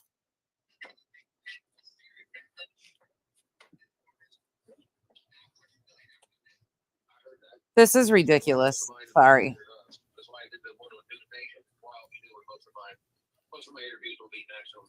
He said most of his interviews will be national news. Yeah, I just think that's more appropriate because they would take it more serious than some YouTubers. Because I just felt like after that incident with the leprechaun, you can't trust people up here. No, I'm serious. You can't trust the people up here. So I just don't think this is the place for. I don't think this is the place to be talking about Sebastian because the people aren't genuine. That's my personal opinion. They're not genuine. Victoria, I wish more people would do it more often too. Disconnecting is so important. You have to. And we figured that night with Trev, we knew that night he was fake as could be. Really? Why? Why you say that? Just the way he just didn't respond a lot. He said, Miss Queen, you're genuine. Well, thank you. I appreciate that. But I'm here. I was wanting to come over that way to visit, but then I said, no, I don't think I need to go. Trev is who they're calling the leprechaun. Because I'm not here to be doing all that fake searching and all that type of. I'm not with none of that type of nonsense. But I wanted to just get a feel of the town. You know, I haven't been in the Nashville area in a long time. My grandfather used to live in Nashville, but you know, he's passed away. But a lot of people don't know that I was conceived in Nashville. I've never told anybody that. But yeah, I was conceived in Nashville. My parents are no longer living. But I haven't been in that area in a long time. I wanted to just walk it. I wanted to see the area myself. Agreed, Mrs. M. Agreed. They went on both sides of it. And now some of them are like hiding their hands, and some of them have played all sides at once, right in front of people's faces, and people don't even realize. Like, it's fucking insane to me. Insane. And none of it's these little tidbits of information, salacious information that they would release out there to get people going and stuff. Oh my God, drove me nuts.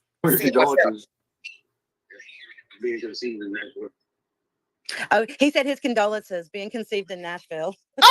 W, welcome to the shit show. I think all of us feel that way. Stop.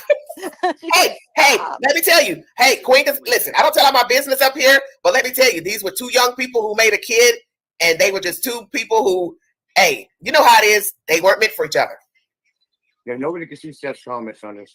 Yeah, she said nobody can see Seth's comments. I don't see him either. That's what I'm trying to understand. Why? Because he has no business being. He has no reason being blocked. This is strange.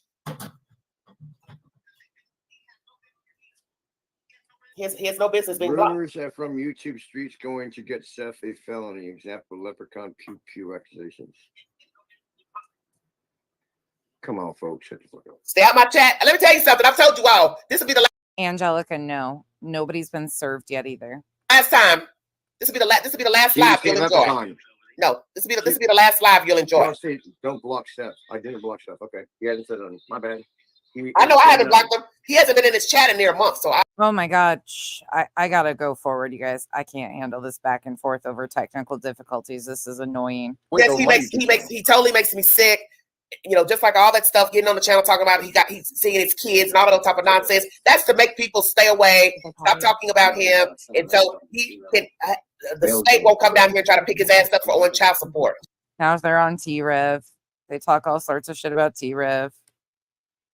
Hey, Roro. So getting ready to call Seth on that live stream. He could have called him that night. Well, that's what I'm saying. But he was. Oh my God. He's answering on the questions. Let me tell Seth. Well, I'll tell all of you all. I met a really nice. Huh? He's a slimy leprechaun. I met. I don't care. Him, you know, having autism, and you know. Are you on YouTube right? YouTube, they have no idea what I'm going through. Oh, hold on. Here we go. YouTube. That's what I want to talk to you about. Here you go.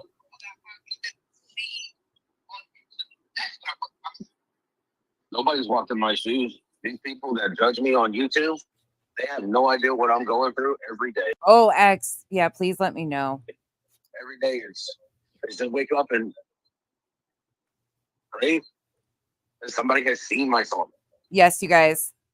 The Sarah Boone verdict is in. For anybody that's been watching that, please go watch that if you want to watch that. That's what they're saying is the Sarah Boone verdict is in. So those of you that have been waiting on that, this will be here for you to replay and get a headache. Yeah.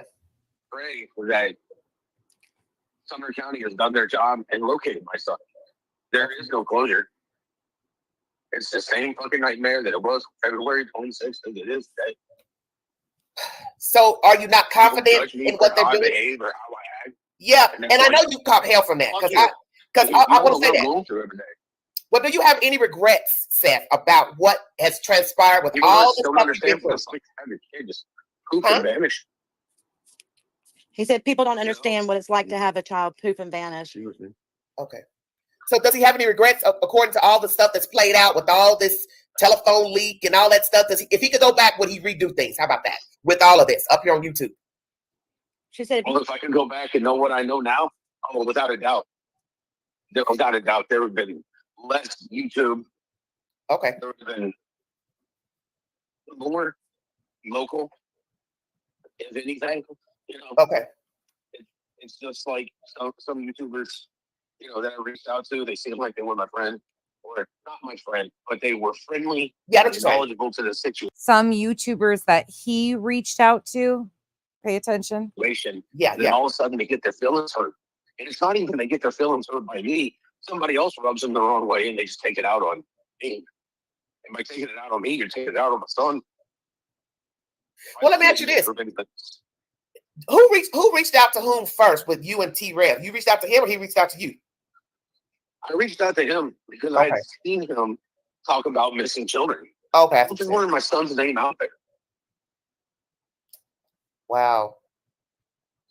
And look how that turned out. No disrespect, but that turned out bad. Yeah. Look how that turned out. One thing. The leprechaun slides into Nashville, and the next thing I know, I'm back to, you know, people you're supposed to be looking for your kid. You're not supposed to be looking for, you know, somebody else. And it's funny, I wasn't looking for anybody but my son. We don't say what? We don't know when God puts people in our path. We don't know the reason why he puts people in our path. Yeah, I understand what you're saying. But you know, the devil uses people too, Seth. And that's one thing I think maybe you didn't realize in reaching out to people and allowing people to come into your circle. As you said, I wanted help. But see, all help isn't good help.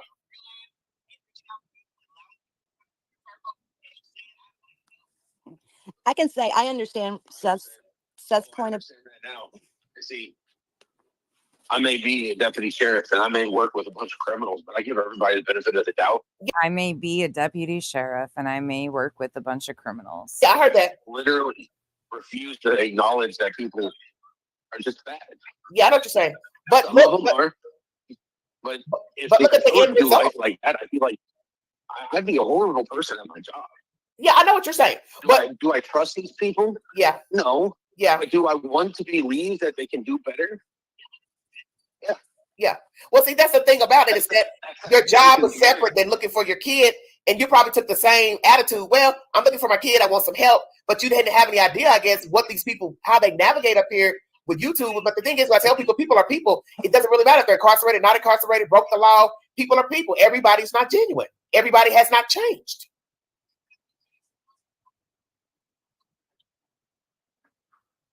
Wow. Wow. Yes, Sweet Tea, right. The human heart is deceitful. It is. And a lot of these people that have been involved in these true crime cases, they don't care anything about the people in the case. They don't care anything about the children. They don't care. So before this happened, I would go to work and I'd come home. And that's all I did. I went to work. I came home. The weekends that I had my son, or even the weeks that I had my son, that's where I lived. Okay. Otherwise, it was just work, come home, make sure my house is okay. Things are in the fridge because Sebastian may be coming tomorrow and I need to make sure I have food in my house. Okay. Because I may have to work tomorrow and he may have to be here. And I want him to have everything that he needs and some of the things that he wants.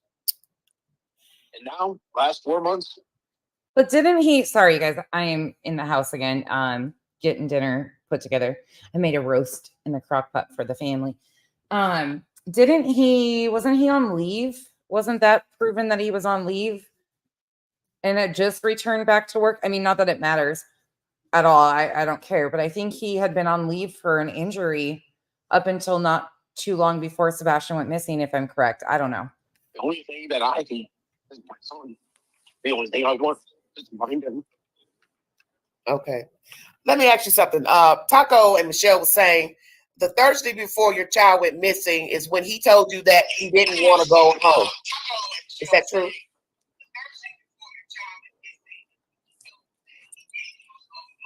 No, it was. I spoke to him Thursday when he got out of school. Oh, I see. Okay. Well, when did he tell you that, Seth? It was the weekend prior that I had him that he threw a little fit and didn't want to go back, but he wouldn't tell me why. Oh, he wouldn't tell you why. If he wouldn't tell me why, what can I do? If he's not going to tell me, okay, what you believe say? me, if he had told me, yeah, I was worried about that. I would have called state police. I would have called Clarksville PD and Montgomery County. So that's why I want to ask you. Did you not think to call Katie to say, why does my son not want to go home?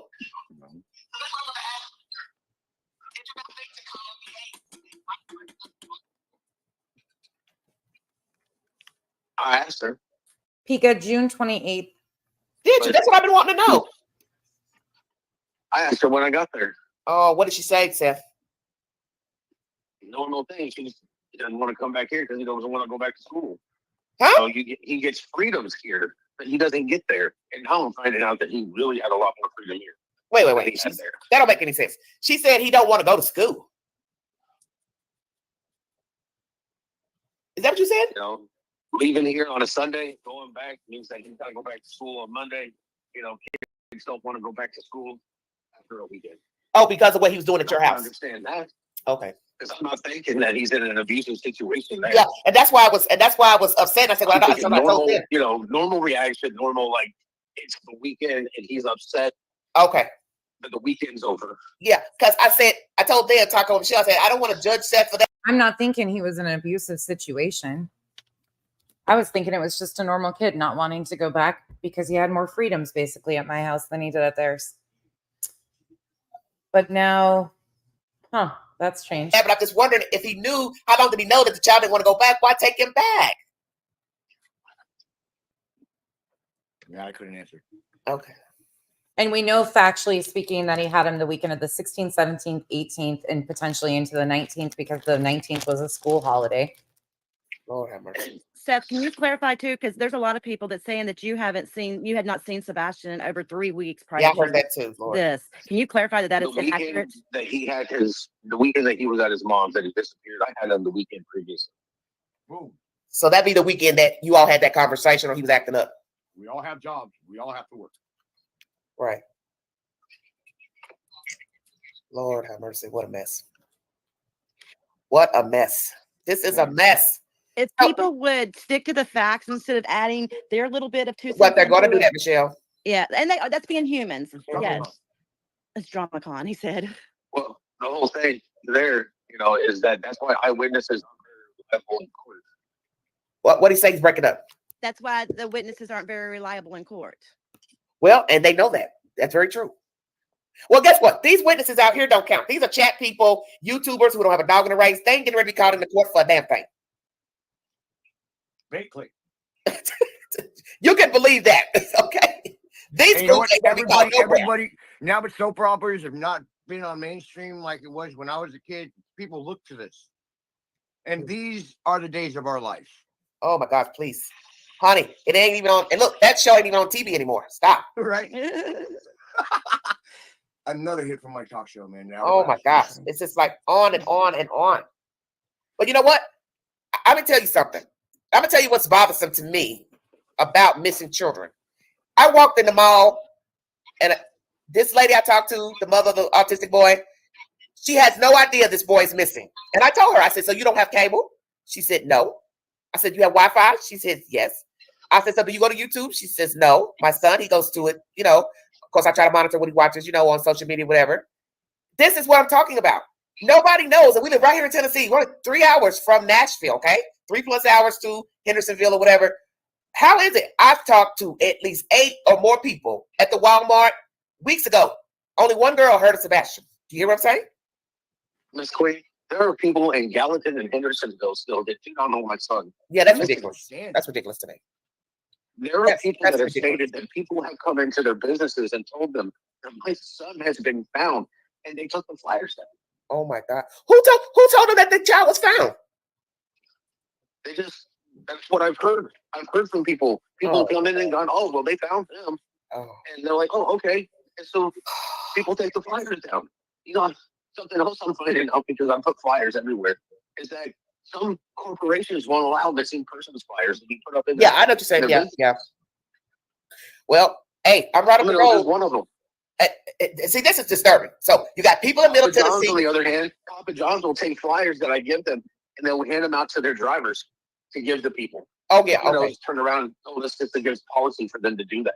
Okay. Oh, I see. You know, it's like, how hard is it to sit there and have a little bit of humanity and hand out a flyer with a pie?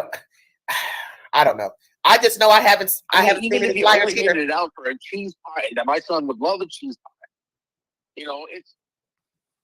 Well, I haven't seen any flyers here. I would love to see a billboard here on the interstate because I think people need to see that the child is missing. So there needs to be a billboard from Virginia to Knoxville to Chattanooga, Nashville to Alabama, touch all points. You know what I'm saying? I'm working with somebody right now. I'm trying to get billboards at every major highway entrance. Oh yeah, in and out of state. Yeah, because nobody knows he's missing up here. But here's one for you, Ms. Queen. I'm getting ready to go in for surgery on Tuesday, and I wear my shirts.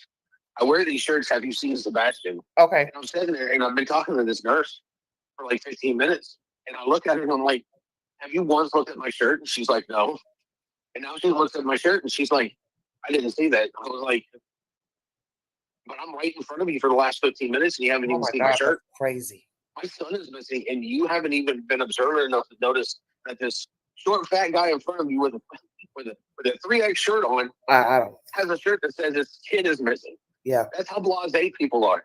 Well, listen, I'm telling you, for the past month, I've just walked around the stores just so I could talk to people, get their opinion, and it just baffled me. The young people, because I asked some older people my age or younger. I went from aisle to aisle talking to different people, and it just baffled me that nobody had heard of this kid, and I was just like, "What in the hell is going on?" Georgia either. We don't. Tracy, you're in Georgia. Yeah, I don't. Yeah, Tracy. This all just hurts my head. Every bit of it hurts my head. Tracy lives in Georgia. Nobody here either. Wow. That's crazy. And Tennessee, I mean, come on, we're 3 hours away. When it comes to the wrap on my truck, that I'm actually contracted to have that wrap on my truck. If I could take it off and put Sebastian's on there, I would. But that's $2,400 I have to pay to that company to take that wrap off. Oh, take what off? I have magnets all over my truck. What are you speaking of? This is wrap, so someone said something weird. about the wrap on his truck, but he cannot take it off because it's $2,500 if he takes it off. But he does have magnets of Sebastian all over the truck. Oh, so what is he speaking of? A work truck? His personal truck. My truck. I work for Carventize. Okay. I'm contracted by Carventize, so I have a flyer that's a wrap on my truck. I see. It brings in me a little extra income every month. Helps pay for the truck. Oh, we got 20 minutes. You send out flyers? I would love to put flyers up out here. Well, I would pass them out here. I'm gonna speed it up and see if we can handle it. Yeah. We pass them here in Oklahoma. If we go into certain places, they ask all the time, "Hey, have y'all found your nephew yet?" Hey, People hear about it. because we talk about it everywhere we go. We mention him. I know in the metal shops here, Sebastian's the name. Well, one thing I will say, I do believe our local news, WATE specifically, they have ran the story. So that is one thing. But that's only for the people who watch the news, which is only a certain demographic, you know what I'm saying, that watches the news. Because most people now don't have cable, they have Wi-Fi. Yeah, they have streaming. Yeah, They so don't have nobody's local news watching anymore. cable to watch Is the another news. reason why I went on YouTube. I I do see local what you're media. saying. I do Okay, I got national you. media. I do YouTube. That's true. I forgot. It's really challenging. This is probably why a lot of people didn't see this, because it is so challenging. It's about like watching fucking TikTok. The TikTok panels, anybody else have a problem with that shit? I can't do it. They like doing dishes, they're screaming this, there's people in the background talking, like the TVs are blasted, and there's, oh God, there's just zero panel etiquette over the, it's like the wild, wild west. It drives me nuts. I forgot about that. I've been on the radio stations, but the radio stations don't run. They don't run it like, Yeah, I know what you're saying. Yeah, concurrent. Yeah, that's a good point about YouTube. Yeah. And y'all, I just sit out here with my laptop. Like my volume sucks and my dogs bark. Kyle joins us sometimes. Like it's a mess over here too. The planes are loud, but it's still much more palatable than this. A lot of people do watch YouTube for different things, and that's the one thing the lady said, who I talked with about yesterday. She doesn't even watch the news. She's, because it's negative. She doesn't keep up with what's going on. But I told her, I said, but you got to watch the news. You still got a 15-year-old kid. You need to know what's going on. Mm-hmm. You got to know what's going on out here. Aaron, it I does. don't care anymore. Oh man, this is just, I just don't know what to say anymore. It just baffles me that nobody's heard of this kid. It's just like Summer Wells, same thing when I talked about her for years. People still hadn't known her. And I'm like, come on, you guys. Let's stop this nonsense. You live right here in Knoxville, Anderson County, Blount County, all these small counties. Nobody's heard of this little girl missing. Are you serious? It's like, wow. Quentin Simon too. I'm in Georgia. Nobody knew about him. About who? Quentin Simon. Oh, Quentin Simon, yeah. Oh, that little cutie pie. Oh, that's a beautiful boy. I know. That's just a beautiful baby. That makes me so That's mad. just gut wrenching, man. I know. Oh. If I could get a hold of that heifer, I'd shake her. I'd shake the hell out of her. Thankfully, Quentin got some sort of justice today. Well, now she's in Thank you, Mr. Jada. She's in jail complaining about the concrete ceilings. Well, I'm sorry, the rec room don't got sunlight. I'm sorry. Boy. And I'm paying those taxes, so that pisses me off even more. It's a beautiful kid. It's just depressing. All this is depressing to me. All of this is nonsense to me, and it's depressing. I just pray law enforcement will have something. With 4 months now. But I do apologize for that. I was pretty. What's that? When was the last time you talked to Katie and Chris? It's been the last time I had any conversation with those two was before the vigil. Before the last vigil, when I asked Katie if there was songs she wanted. If what, honey? If what? Except she didn't hear the last part. I texted Katie and asked her if there was a song she wanted to play at the vigil. Oh, at the vigil, yeah. And I got a response back that she didn't know, and I needed to make sure I texted her on the three-way with Chris. I was like, good Lord, for what? What difference does it make? It's like, I'm just want to know if there's a song you want to play. Yeah, it's just a song. Oh, wait. Is he acknowledging that he was able to communicate with Katie? They just did it with all three of them present, which I think, again, we've heard him say it was established before Sebastian even went missing. Yeah, that's what we just heard. Oh, it's nothing serious. So what? She didn't trust talking to you alone? Memorial, all right. The vigils are for us together where we're more than two, and pray. So what did you take from that? That she doesn't feel comfortable texting you alone? What's up, Tony? Oh God. Good morning, buddy. How are you today? Shitty fucking day. 4 months, 2 days. How many phones are? So Tony is calling Seth as Seth is live with Uncle Taco on the vault. Now this is an interception of all sorts of fuckery. You're bald right now? Yeah, I know. I don't even really feel right. I'm telling you the morning. Lord mercy. Oh, he hung up. That's okay. Seth bounces. Okay, we're going to bounce from that stream. Tony called. He bounces off.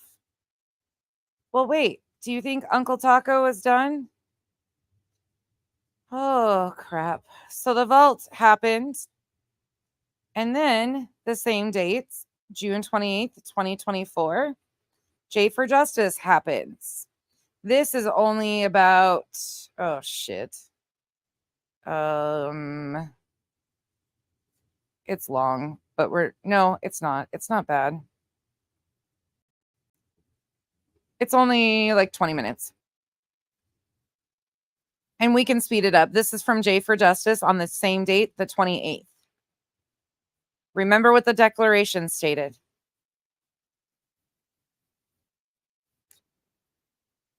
Real names in the chat. You're saying where you're from, but I'm really concerned that he wouldn't let you guys know for that long.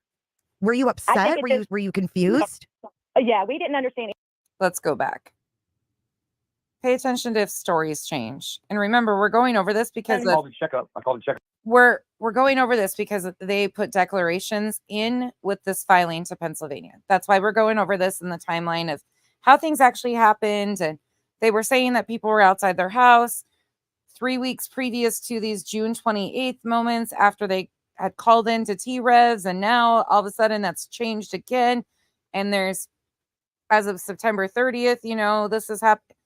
You get the gist. Up on my buddy.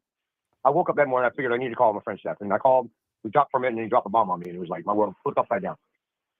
Sebastian was something special to us. Like we just, every time he came around, it was Uncle Taco, Uncle Taco, Uncle Taco. It was just, yeah, he had the biggest smile. He was so happy.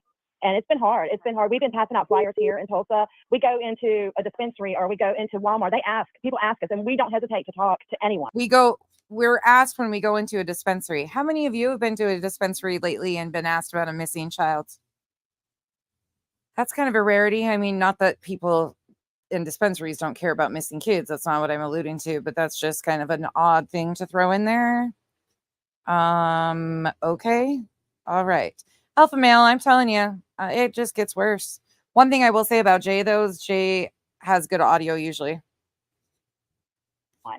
Like anyone. Yeah, You know, we tell them. No, Our I nephew's mean, missing. I saw you guys today, and I was like, we have got to watch this video because, I mean, you have nothing to hide, right? Like, I'm like, your real name's in the chat. You're saying where you're from, but I'm really concerned that he wouldn't let you guys know for that long. Were you upset? Were you confused? Yeah, we didn't understand either, but I think he was just so focused on trying to get, you know, where's my son? Where's my son? Because when my husband finally thought, Seth broke, like immediately he broke. And maybe he was afraid that if he called right away that he would break. And Seth was literally on his way to come get me. Yeah, Seth was coming to get my husband. Yeah, I mean, you would just think like he would maybe call in the troops, you know, to search. Or maybe, I don't know why he hesitated. He had a lot on his plate. And, you know, it doesn't really matter if it took him 2 weeks to let me know. Yeah. Eventually I would found out, you know Well, what I'm no, saying? I just had just listened to that and I was like, wow, that's a long time. That had to be shocking. I mean, it is very shocking. And I'm kind of like, I really don't want to be mad when I do show up because I'm very, I don't know, I kind of raise the roof when I show up. You know what I'm saying? I'm not trying to boast myself, but a lot of people get intimidated by my presence. I don't understand it. We've literally been attacked. I had, this morning when I woke up, I had over 37 messages on YouTube, people just cussing me out, telling us we're fakes, we're lying, that Katie had told them that she doesn't know. So she had 37 messages of people cussing her out. Again, June 28th. They had been on T-Revs. They had been on the Vaults. You notice whose channel they haven't been on? Granny's. But they wrote declarations in a filing solely against Granny and Barbecue. I hope people are realizing how displaced this shit is. I mean, some, they'll never realize that because it is what it is. But to the realistic ones with common sense, they get it.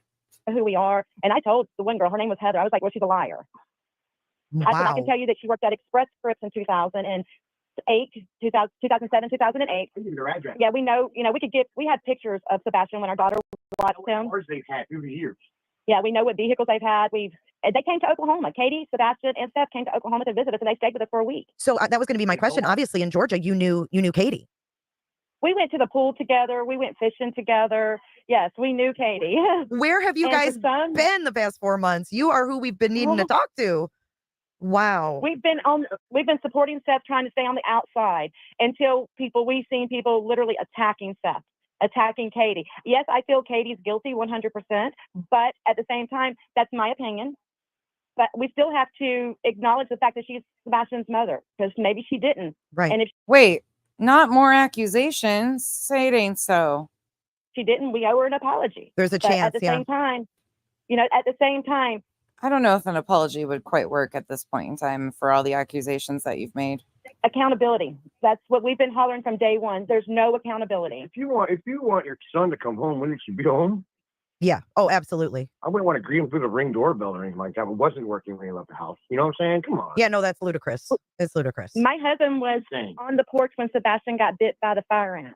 I was on my golf cart. talking You're to Seth. kidding.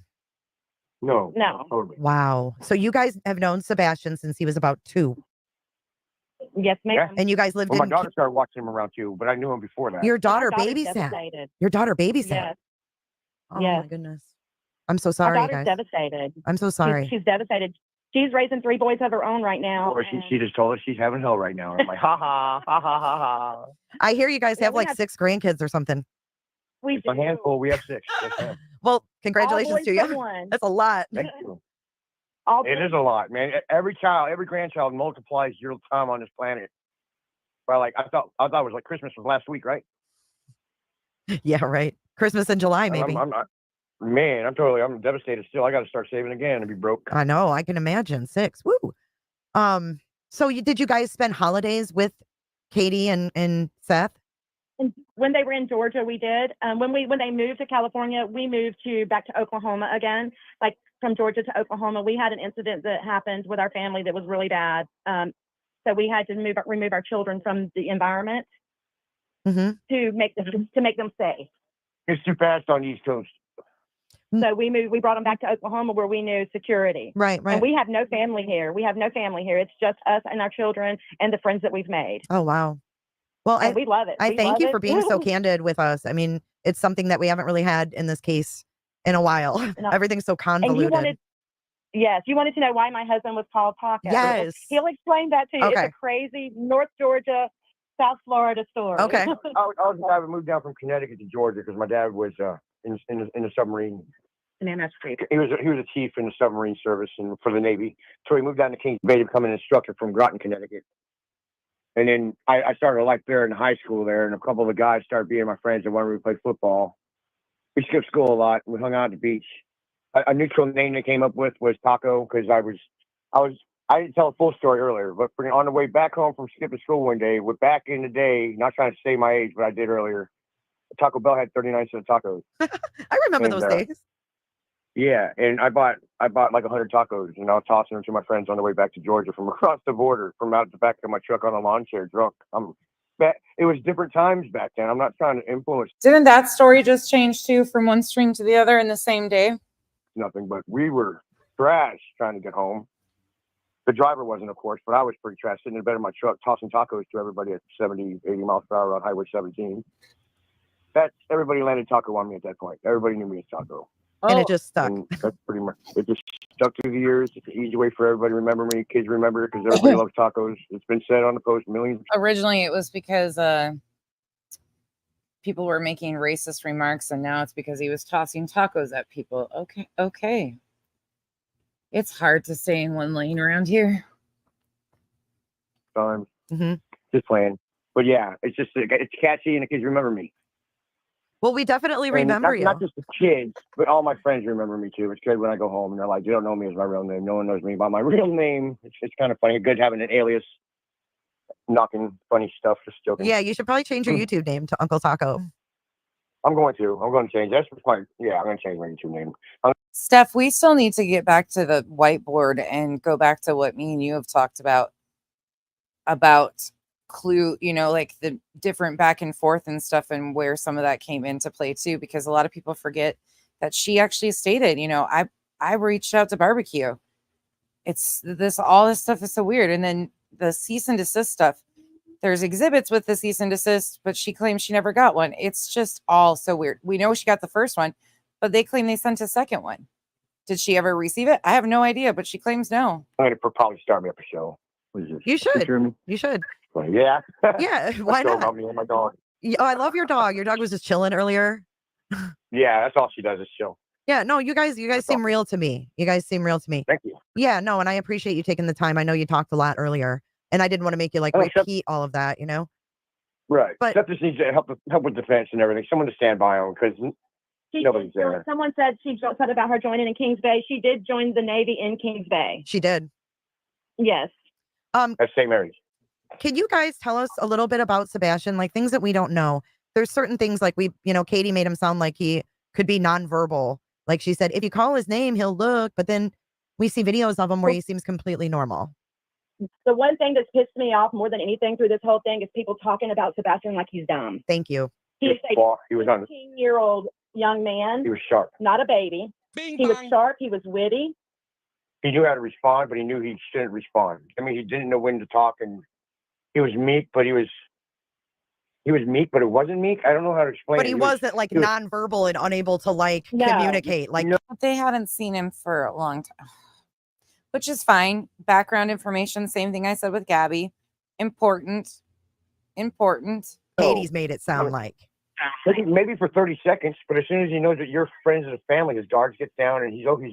So he's shy if he doesn't know yet. Yeah. So yeah, watch the video of him playing in the playground. You see his demeanor. Mm-hmm. Normal kid is what I saw. Totally active. Yeah, I saw a normal kid. Yeah, a regular kid, a little active kid. You know what I'm saying? A little more energy driven. Yeah.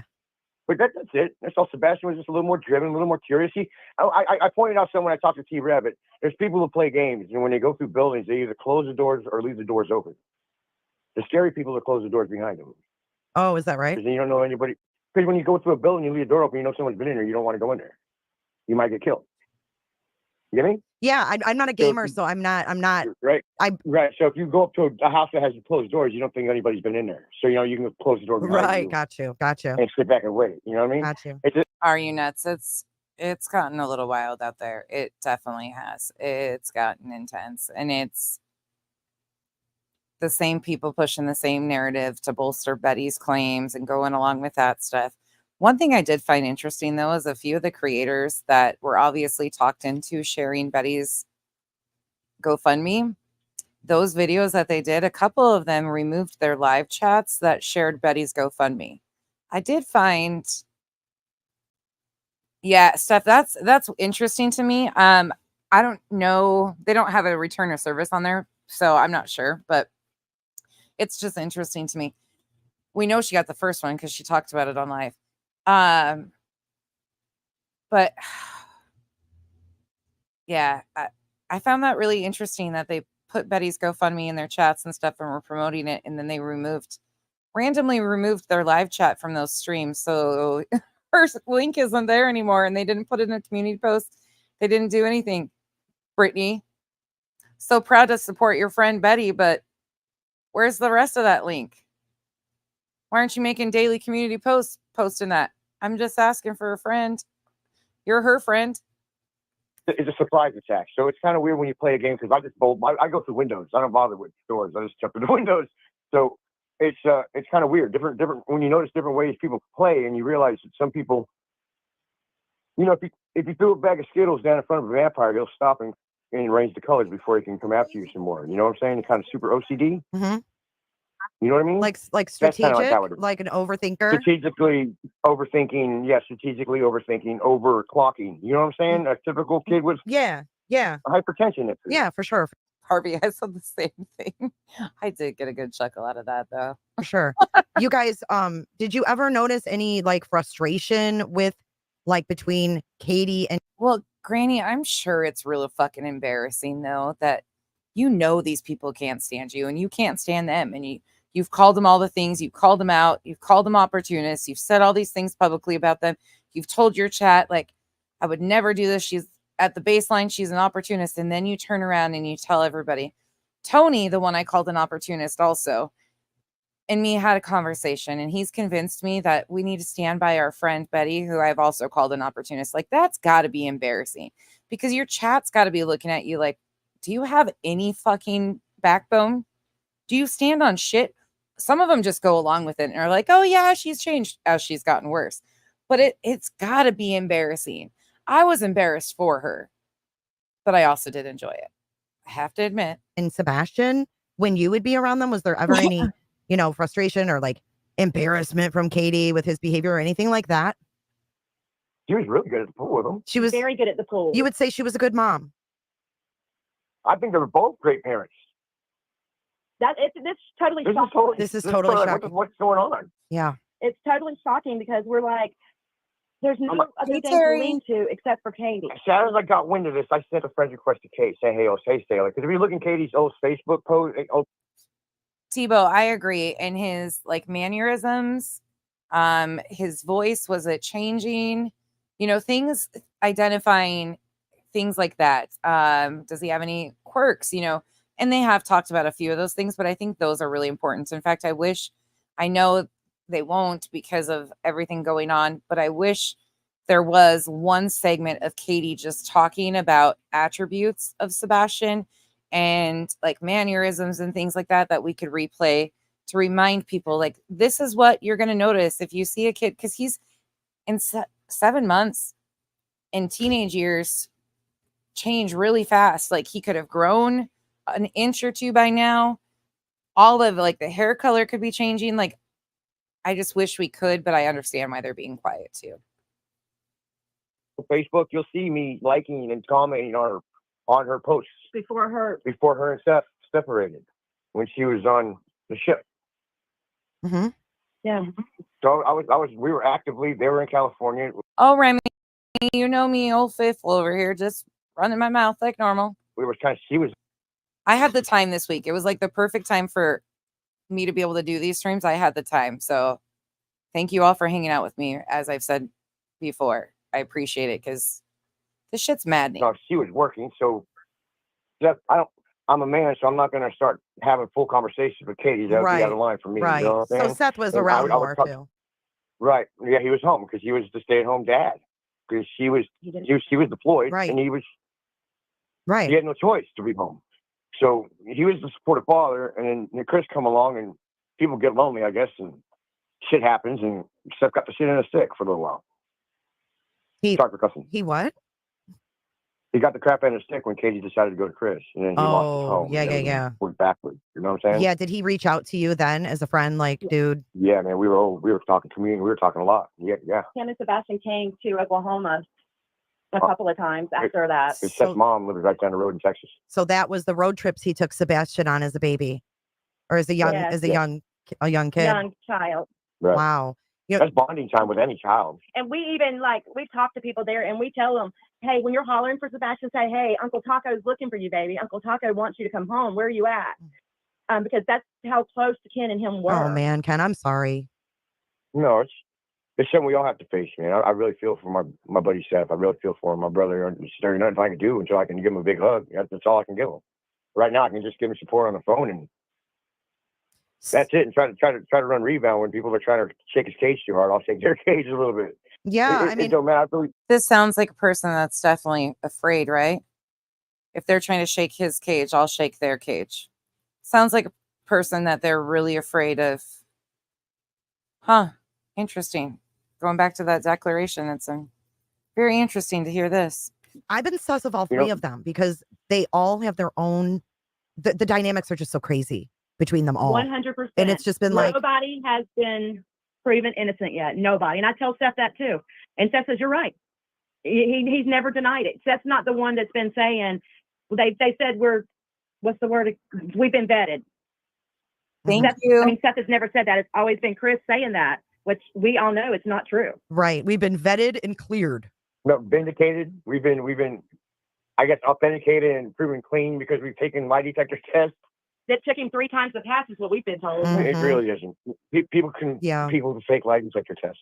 Yeah, no one knows. My husband said he wants to come to Tennessee. He wants to come to Tennessee and he wants to sit in every restaurant that he hears at Katie's at with a big poster sign of Sebastian saying, Katie, where am I at? Just a big, sitting with me. You know what I'm saying? Just having lunch when they can see me, when they're enjoying themselves. I know people have to get breaks and stuff, but if you come to Hendersonville, just eat at a restaurant instead of looking for your son. You know what I mean? Yeah, I mean, it's all. That's such bullshit too.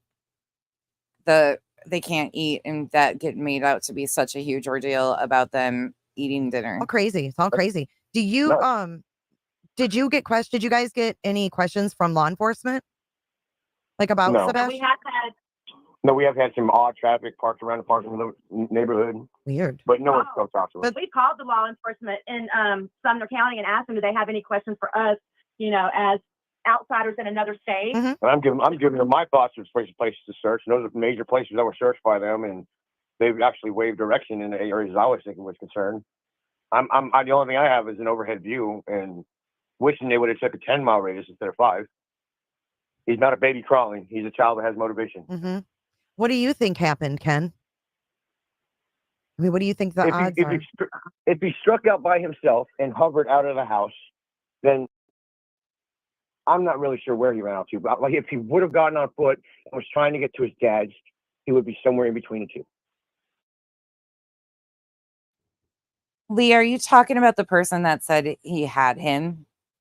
That one, and then the woman that said she banked off of information that 1111 True Crime had put out there and said he was in some center for autism.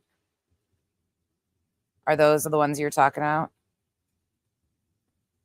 The conspiracy theories, Angie, are so fucking insane. Like, I've never seen anything like it. I've never seen. But Genevieve makes a good point. You start on one side, flip to the other, you kind of catch all. Yeah.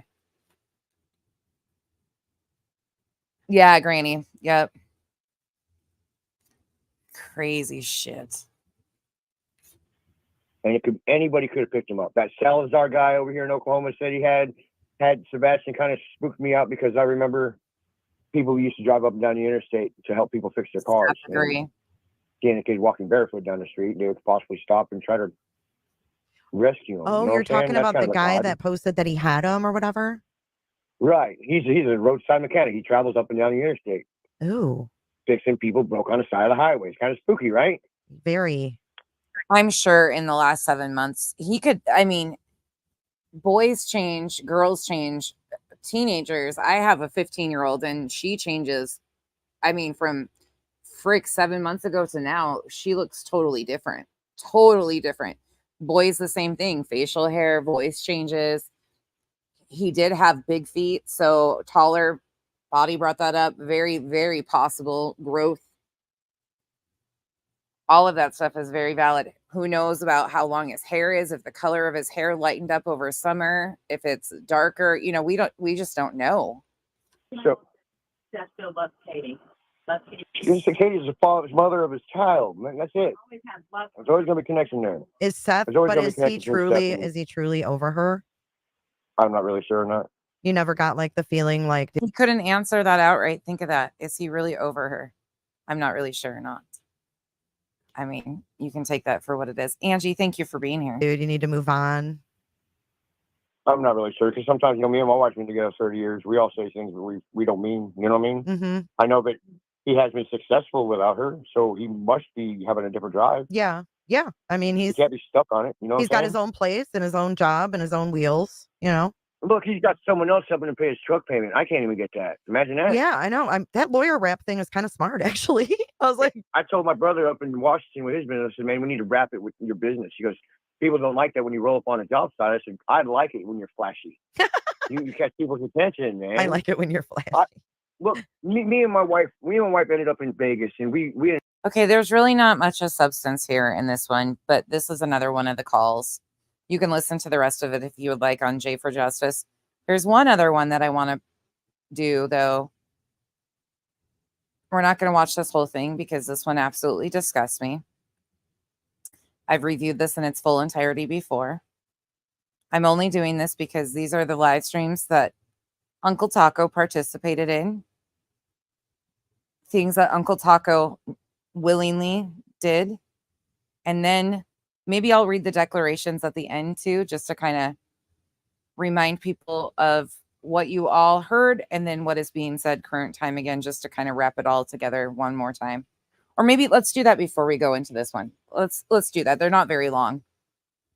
Let me read those really quick. Let me take this off the screen. Terry, that is very valid too. I can't talk. There's just so much to all of this. Okay. I'm going to read these exhibits once again. Give me 1 second to find them. We're getting through them. We've done the news articles that were in the exhibit. We've done a bunch of the people's declarations and their statements in this. I haven't finished the complaint yet, but I think the exhibits are more telling than most anything else in this because it kind of shows what the intent is here. But we do have a few more. I'll throw the random ones into its own live stream. That won't take us very long to do. I probably will try to read through the rest of the complaint with you guys one time. But otherwise, I think we're in a good spot with most of this. And I think the main parts have been captured. We do need to do Tony's, or not Tony's, Seth's. And I've got some clips I want to play with that too. And then I don't know if I'll do Chasing Crimes. I'm not sure. I might read it, but I'm not sure. I have clips from TikTok of them all targeting each other, like barbecue targeting her, like that whole group, like going back and forth. But that's just a deep cesspool of hell for me. I don't fuck with any of them. I don't know if we even want to touch that really. Oh shit. Hold on. Kenzie reminded me. I got race boiling. Hold on. Good thing for Kenzie. Give me 1 second. We won't do this much longer. Anybody know where we're going now? I'm sure a few of you do. What's the next stream I'm about to pull up? Alpha, you might want to run.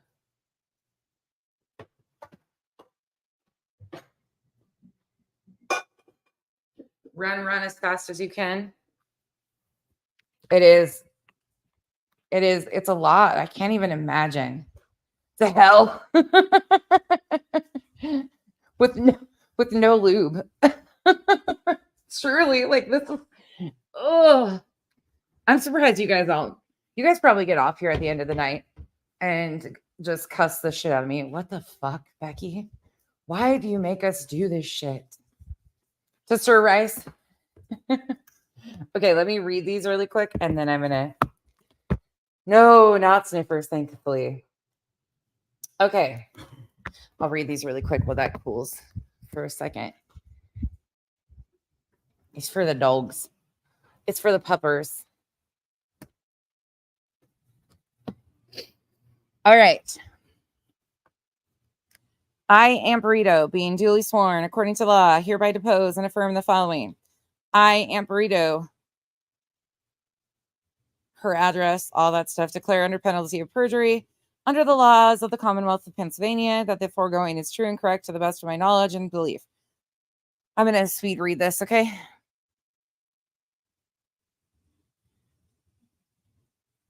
On September 30th, 2024, my husband left for work at about 3:15 p.m. Not long after, around 3:30 or 3:45, there was a hard knock on the door. I was home alone with my grandson at the time, and the knock startled me. When I opened the door, there was a man who identified himself as an FBI postal inspector. He told me that there had been some threatening or harassing mail sent to this address. Right away, something felt off. His badge didn't look right to me, and his overall demeanor made me uneasy. As I asked more questions, especially when I mentioned our missing nephew, Sebastian Rogers, out of Tennessee, the man's behavior shifted. He avoided eye contact and quickly changed the subject, almost as though he didn't want to address Sebastian at all. That moment set off alarm bells in my mind, and I didn't feel safe. My son, who was home with me, approached the door. When he reached out to shake the man's hand, the man looked startled and uncomfortable, as if he wasn't expecting anyone else to be there. My son usually works night shifts, but he happened to be home that day. The man hurriedly tried to leave after this interaction, and I noticed another person sitting in a black SUV outside. From what I could see, it looked like a Ford Explorer, though I wasn't sure. What concerned me the most was how this person in the passenger seat kept turning his head as if to avoid being seen. This only made me feel more certain that something wasn't right. I couldn't help but think these people were not who they said they were. After the man left, I was shaken and worried for my safety. I reached out to MSB with Dog the Bounty Hunter and Nick the Hat's team to share what had happened. And they put me in touch with Nick the Hat from At Night, and I also spoke with Mr. Dog.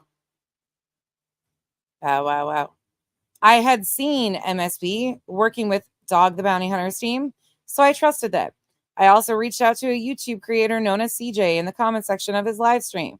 I felt like I needed to get the attention or get the word out and let people know about this strange encounter. I didn't know who else to turn to, and Nick the Hat's team was my only source of support at that moment. I've been home alone a lot, and I'm disabled. So this experience has left me feeling incredibly vulnerable. I fear retaliation from Chris and Katie, as well as Chris's parents, the Bowersox, who seem to be financially backing these online creators that have been harassing us. My husband and I have noticed that Queen Bee, a YouTube creator, has received over 1,000 memberships from an anonymous donor over the past 2 weeks. This massive financial backing only intensifies my concern that they are organizing a larger effort to target and harass me. My husband even asked if the person in the passenger seat of the SUV resembled one of the YouTube creators who have been causing us problems. I tried to get a better look, but every time I looked outside, the person turned their head, hiding their face. This only heightened my fear that these bad actors have taken their harassment from online into the real world. The very next day, on October 1st, my husband contacted the Oklahoma City branch of the FBI to report what had happened. We knew this couldn't have been a legitimate visit from the FBI. If they were truly concerned about locating Sebastian, they would have asked to come inside and check the house, but they didn't. The entire interaction felt like it was meant to scare me, not help find my missing nephew. I thought it was about postal stuff.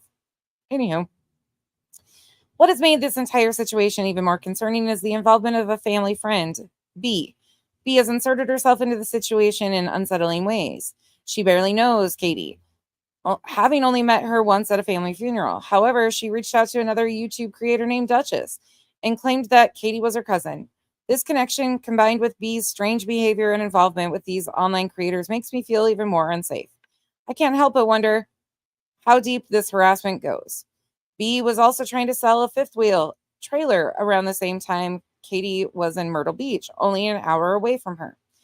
The timing of these events, coupled with B's communication with the YouTube creators targeting us, has left me feeling even more isolated and afraid. Your Honor, I'm a disabled woman from Oklahoma, simply trying to protect my family. Ever since my nephew, Sebastian, went missing, my life has turned upside down. I live in constant fear that these people will come back to my home or that others associated with the Proudfoot family will try to harm me or my family. I have already been doxxed online with my personal information spread across the internet. Now it seems like this harassment has escalated into real-life intimidation. I can't sleep. I'm constantly looking over my shoulder, and I feel unsafe in my own home. Please, I'm asking for protection and justice. I never imagined I'd be in this position, but I'm terrified. So terrified she posted her own address publicly on sites asking for help with their power bill. And that's on Facebook. Those posts were up there in May and June with her full power account number and address. Okay. I don't know who to trust anymore. I'm asking the court to help me protect my family and myself from further harm. I am fully prepared to testify under oath and provide detailed accounts of these organized and sustained attacks, including the incitement of harassment and violence, the continuous threats to my life, and the severe emotional and professional harm I have endured as a direct result of their actions. Then it goes on to do the whole I swear and affirm under penalty of perjury. You know the drill. All right, Uncle Tacos.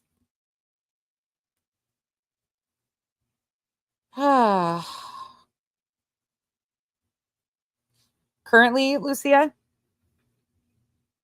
are you talking right now? Real time? Or were you talking? Are you been behind in the video?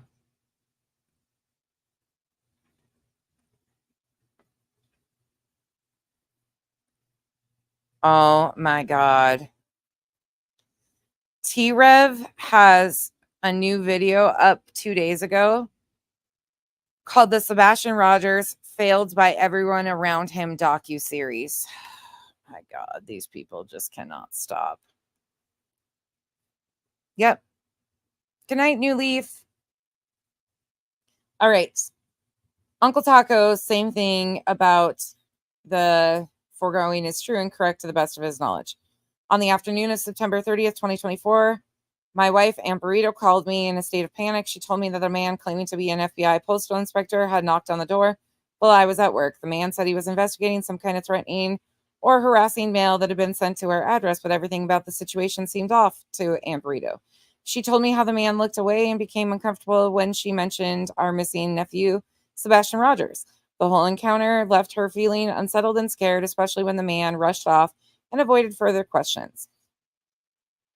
Aunt Burrito called Nick the Hat, someone she trusted from at night, after sharing what happened in the live comments of a YouTube creator named CJ, who was live at the time.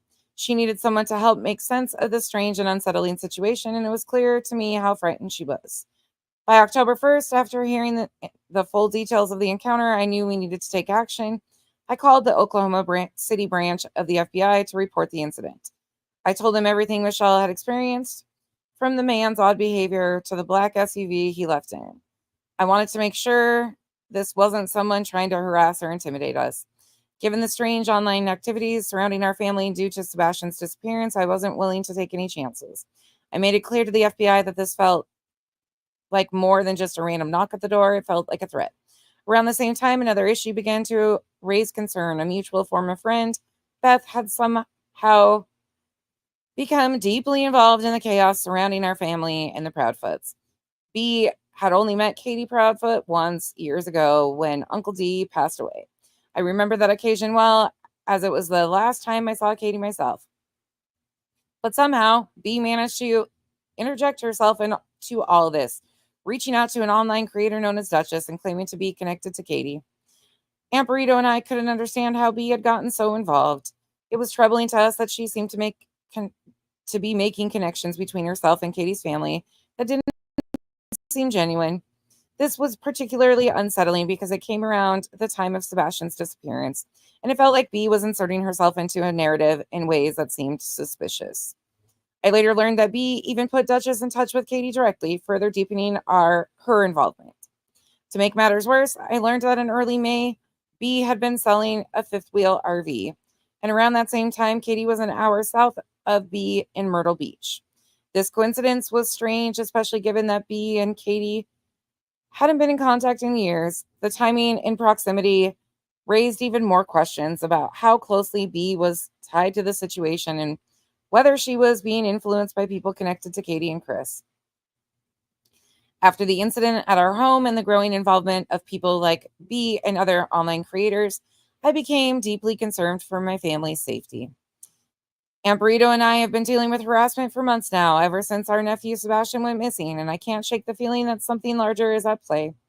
The man at the door, the odd connections with B, and the online activity from people trying to interfere with our lives all point to a coordinated effort to intimidate us. Your Honor, I'm just a man trying to protect my family. I don't know why people are targeting us, but I do know that we are in danger. My wife has been harassed online, and now strange men are showing up at our home. We've tried to live our lives quietly, but this situation keeps getting worse, and I fear for what might come next. I am fully prepared to testify under oath and provide detailed accounts of those organized and sustained attacks, including the incitement of harassment and violence, the continuous threats to my life, and the severe emotional and professional harm I've endured as a direct result of their actions. And it continues to the perjury stuff. Okay, well, here you go. I'm not going to play much of this at all because this one probably grosses me out the worst. So on June 28th, 2024, he makes another appearance, this time on Brittany J's, which she did edit this video out. So you're just going to get the first couple moments, but I want you to take note of what name is on the screen so you can also understand that in the StreamYard, it gives her full name. What you have to give? You know, something that most people don't realize is that the average lifespan is 70 years. So at 35 is when you've actually hit midlife. So at 40, you're already over midlife. And our government's got us really fucked up thinking that we can work until 65 and then have 5 years of retirement and die. Yeah, no. No, I'm not going to be able to do That's that. BS. I got like 6 retirements. So are you nervous about your surgery, Seth? No. Alpha male, this was probably one of the worst interviews so far in all of the interviews. This one right here was horrifying. I've reviewed it before. It's bad. It's real bad in my opinion. No, I'll be nervous if I don't wake up. Oh, you're gonna be fine. You're gonna do great. You gotta try to pull back on smoking. I know you're not supposed to smoke before the surgery. I'm gonna lecture you. Am I on somebody's chat? Because I'm about to get off. You're on somebody's what? Said you're trying to do what I need to do. Yeah, Alpha it is. No, I honestly think that it's gonna be I think it's good because didn't you say that you've been having this issue since like Sebastian was a little baby? I've got the full unedited. This is the edited version that she left up, but I've got the full thing and it's horrifying. Your shoulder? See, the thing is that no, I don't know where that rumor came from either. between my C5 and my C6, I blew out the whole disc. Oh my God, my So goodness. it's sitting on the nerve, and as the neurosurgeon stated, he was like, "You're an awful strong person." I'm like, "I think you're supposed to buy me a drink first." But I blew out the whole disc, and it's just sitting on the nerve, which runs down my right arm. Oh my goodness, that's scary. So is when you go in for surgery, that anesthesiologist will serve you up a really nice cocktail, and you are not going to care about anything. Yeah, you're gonna be. Yeah, Remy, she edited out portions of it. You're gonna be feeling good, and then asleep. Yeah, There you, that's what you need, Seth. And I'm actually really happy to hear that you're getting it, because this is going to help you immensely with all this stuff. Stress is probably obviously a horrible factor in all of this too, but I think we're all going to keep him in our prayers for sure. Absolutely, definitely. My grandson, he has spina bifida, and it was on his L5. She cut out the part where they joined, where they're fully on camera too. So basically, when he was born, his spinal cord was on the outside. So at 16 hours old, they had to do surgery, put it back in. He's 6 years old, and he can kind of walk with crutches and assistance, but he's never going to be able to like run or do that kind of thing that we do. He don't feel Kenna, it is. his feet at all. We're not going to listen to much of it at all. I'm just trying to prove a point. So that day on the 28th, he went on numerous streams, from the vault to Jay's to this one. It was a whole shit show, but now they're making these declarations that they've had targeted hate and harassment, and did these declarations for this filing. 6 months old and almost bit off his toe because he didn't feel it. And Well, we can always pray for a miracle. oh, absolutely. But you know, this child gives my life so much perspective, because he's already been through 10 surgeries. He's 6 years old and had 10, 11 surgeries now. And Shit, I'm in my 40s. He's had more than me. exactly. Oh, Debbie, I sure as fuck did. But not one person on the panel. No. He, like, every time you see him, he has the biggest smile. Like, he is always happy. He's never jealous that the other kids are running and playing, and he isn't. He's out there in his wheelchair just, enjoying what he can. He's always got that smile, though, no matter what life throws at him. At one point, they had to cut his Achilles tendons, and they had both legs and they had pins sticking out of his toes to keep him straight. And I go in the day after surgery, when I finally got to go in to see him, and he goes, "See my boots?" He just decided he was wearing boots that went clear to his hips, where the rest of us would be mad. We would hate the world in that moment. And for him, it was just Point in time, you got to remember, Tattooed Mama. I'm going to fast forward. Another team member actually joins. Wow. I was always called trouble, so What's up, Josh? What's up, dude? Life. So I feel like such an asshole, because Seth actually came up to kind of pep talk me, and it's supposed to be the roles are reversed. Like, he's over here trying to make you feel better. He's paying it forward, right? So I've always wondered that about Sebastian's room, because obviously, was he in his bed? Just, there's so many questions, but that really kind of makes me angry that they ripped his room apart like that too, because like, investigation, hello, that destroyed a lot of stuff potentially. Well, the only thing I can say is at least they were taking pictures. So hopefully that means they took pictures there too. Surely, right? Hey, Brett, somebody is saying Mama Bear is blocked. There's a whole What surgery are you having? Okay. Okay, I don't even want to do anymore. You guys get it. You get it. This whole, I don't even want to watch that stream. Like, that stream just, it will boil my blood again. And there's no purpose of it. But you see their active involvement. You see that he's got Aunt Burrito's phone name as his name. He was on that panel. There's a whole shit ton of things that are said in that are disgusting. I've reviewed it before. It's horrifying. There's no way around it. But it went from this into, he disappeared for a while. I think they both got told after this from Tony to knock it off. And then they cycled back around in September. I actually texted somebody and said, we're doing a taco panel tour again. And everybody was calling it the fall tour. It's weird. It's makes no sense. But now seeing that they're a part of this filing, I guess here we are. Oh, Lucy, thank goodness we're done. Yeah, he's a part of the team too. He's a part of the team too. It's really interesting. Thank you all for hanging out with me tonight. I'm not going to keep you any longer. Oh, I guess I could close it out with what she said last night about me. That's kind of funny. Just to give you guys a laugh, because I don't give two fucks. She's pissed. She's pissed at me. Imagine that. Hold on. we'll listen to this, just a little piece of this, because it's kind of funny. It's kind of funny. This is from last night. You'll hear she's not pushing back on what I'm pushing on her about, though. All the things that she said about her co-plaintiffs. She can't push back on that, but listen to what she's about to push on. Today. All right, where are you, Reality? You're always in my chat. Right? Right, Remy? She'll get over it. The jury's third. Wow. Hope she's okay. Sorry, I can't do regular speed. That's just nope. I'll message her. She Well, was there's been a adjusting. lot going on in the streets. I hope she didn't watch it and get upset. you know. Oh God, we can't watch these people. You I just hope she didn't watch it. Me replay her own words, Reality's own words of accusing people of child abuse, saying horrific things, going along with saying that Julia was treated so poorly, meanwhile sitting next to the person that put a bunch of this out there. Oh, yeah. So terrible. just can't. Okay, just they're not worth it, guys. They are not. They You are know not what? worth it. I watched it for comedy. I think it's funny. I can't. I just can't listen to her say. Nana, I thought you came in here and fucking told me off the other day. I thought you were so proud of yourself because you told me off and bothered me so bad, even though I didn't even notice that you were telling me off. Can you pick a lane here? Brittany. I know. I don't. For the sake of families, these victims and their families. Yeah, when you're using the victims and their families as an excuse to trash and rip people apart. Yeah, that's rich, right? That's really rich. If I wanted to just rip you to shreds, I could rip you to shreds. I don't need to use anything. I review your commentary and your content, and that's what it is.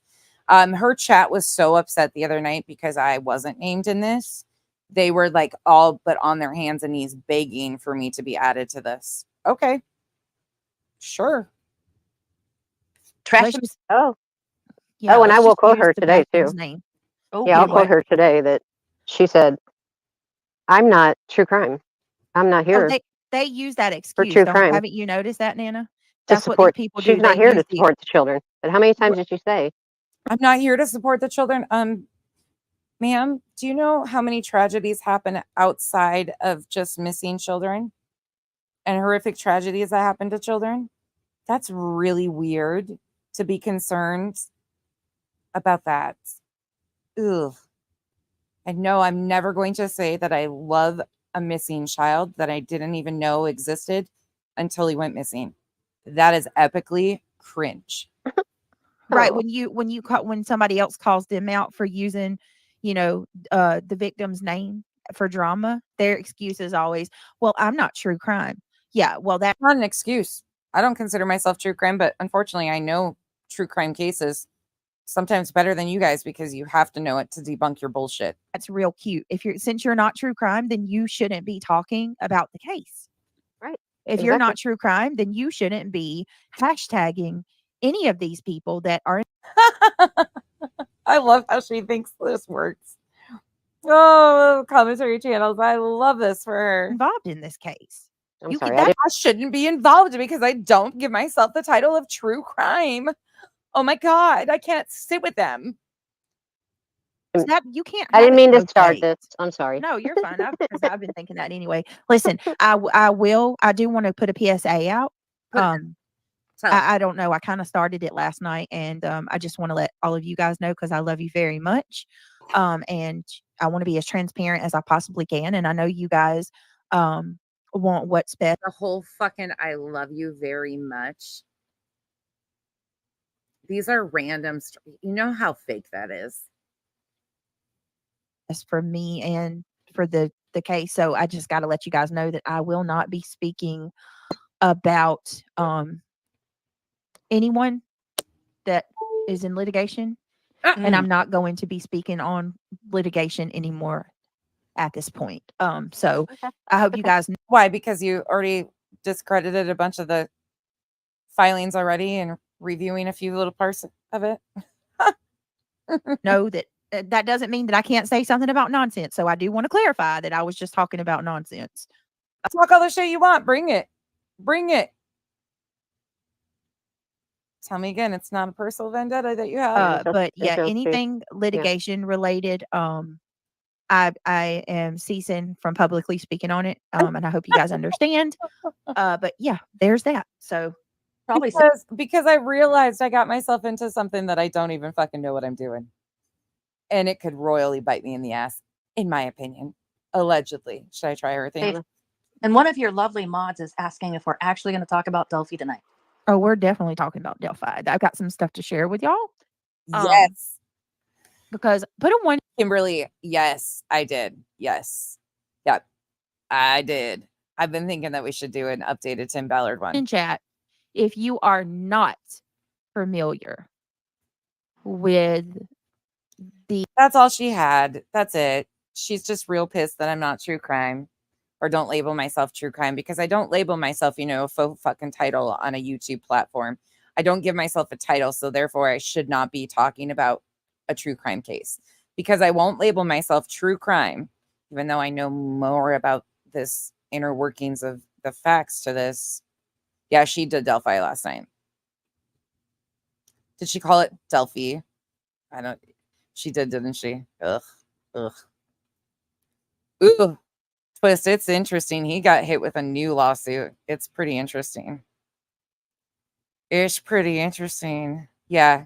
So I guess as long as you label yourself true crime and have no fucking clue what you're talking about, we're all good to go, right? It's not about the misinformation. Who cares about that? If you don't label yourself true crime, how dare you speak on it? It's like, why do you people need labels? I don't understand this. Like, you got to pick a fucking community, pick a box, pick a whatever. That's all weird to me. Oh, Kenna. Debbie, right? Right. Oh, Seymour, we are done. We are finally done. Thank you guys for hanging out with me for 4 hours again. But I hope that you guys remember what Uncle Taco and Burrito really were like. And now you see these declarations that they're in fear for their life and all these things. They said they had cameras. I'm sure they got video and everything else to go along with it. They made some pretty hefty allegations against Chris and Katie. Meanwhile, they're upset because, anyways, Vivian, I'm embedded under that skin. But you notice she will not review any of the things I put out here because I'm using her own words. She says this shit about all these people. She won't review it. Seymour, thank you for hitting replay. Spitfire, thank you for hanging out with us today. I know this was a lot. I don't think it will either, Lucy. I don't think so. If it was, it would have to be parsed way out, like bits and pieces of it, maybe. I don't know, though. I'm not no legal anything. Y'all know that. So, right? There's not a single Pika, even on Hongs. Oh, we got to do Hongs. There's not even a police report attached. Like, there's pictures of this supposed person peeping in his window, but no police report. I guess when you're above the police report, you don't taco torture, right? Taco Tuesday. I should have saved it for Tuesday. Up to Good. Thank you so much. Yes, please do. Up to Good. Up to Good. We got to give Up to Good a shout out. Up to Good's been finding some good shit too. Good shit. Thank you all once again. I hope you guys have a wonderful rest of your night. I always say this. I said this yesterday that I was probably going to take today off. And then I was like, I'm fucking bored. I did all my self-care, got my house cleaned, got all my groceries done, had dinner ready, everything. I even got the kids. I made a roast today and Kyle and the girls ate French tip and French fries for dinner tonight. I got that all done while we were doing this. I'm a multitasking. I got all my laundry done, all my bedroom cleaned up, everything done. Tomorrow I got to go get a few other groceries at the other grocery store because there's some meat products on sale. I'm a weirdo that buys things when they're on sale and then freezes it. That's how I work. Mal. Hey, Elizabeth. It's good to see you. Yeah. Genevieve, I've got so many freaking videos. I need to do another power dump for you guys on that and go through. I think I'm going to do this video. I've got like 7 or 8 minutes all together and I'm just going to dump it with the background. It's me talking and like baby talking the cows, but they're so freaking cute. Angie, I don't sit still. I am constantly on the go. Like it's a bad thing at times because I'm constantly having to find something to do. Hey, Beth, it's good to see you. Hey, Lollipop. Oh, Lee Michelle. Yeah, if you missed the beginning, that's probably the best part of this. Oh, Music City Mom, I hope you're having a good night too. Hey, anybody see Terry Lynn? Is she still silent out here? That's kind of interesting.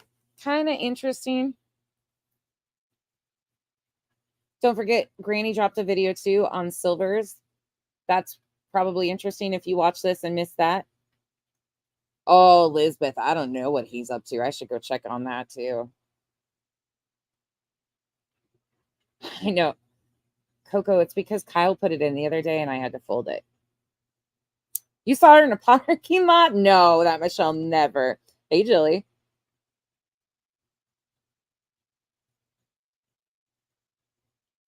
Oh, yeah, Genevieve, you don't need a whole lot. Music City Mom. That's what I thought too. Gonna dye your roots while listening this evening. I'm gonna watch. Yeah, I want to watch the silver stuff too. Him being in. Yeah, none of that surprises me. Good night, Casual Art. Oh, you had to hit your inhaler twice. Ugh. Tumbleweeds rolling through the true crime streets. Well, Chaz, we're not true crime over here, and people are really pissed off that I talk about true crime because how dare I? Because I'm not true crime. So they're just rolling through the asshole part of YouTube, I guess. That we were walking around. Now that's scary. That's scary. If you fell a dream and had a dream that we were or you, I'm sorry. I'm haunting people's dreams. Okay, y'all. I'm out of here now. Oh, Tracy. Next time I visit the cows, you know, a house I could clean. Anytime. Thanks, Jenna. Oh, Lucy, please keep us updated. I'm excited to hear how your experience was. Barbie, it's hard. It is really hard. Twist. I guess so, Viv. I guess we have to be sworn in. You dream about me too, Marcy? Oh my gosh. I'm so sorry, you guys. Okay. I'm getting out of here before I take any more of your dreams. Please don't do that. Good night, Terry. Good night, Kay. Good night, that Michelle. Lucy, please keep us posted on your trip. I hope it goes amazing and you guys have the best time ever. Anybody else that's doing anything fun this weekend, please go spend some time, enjoy yourself, and do some self-care. All of you matter. I did talk about Trev. Yes, I did. But put some time away for you this weekend. Do that. Thank you once again to all of the mods hanging out with me this week. It's been a lot. See you all soon. Bye.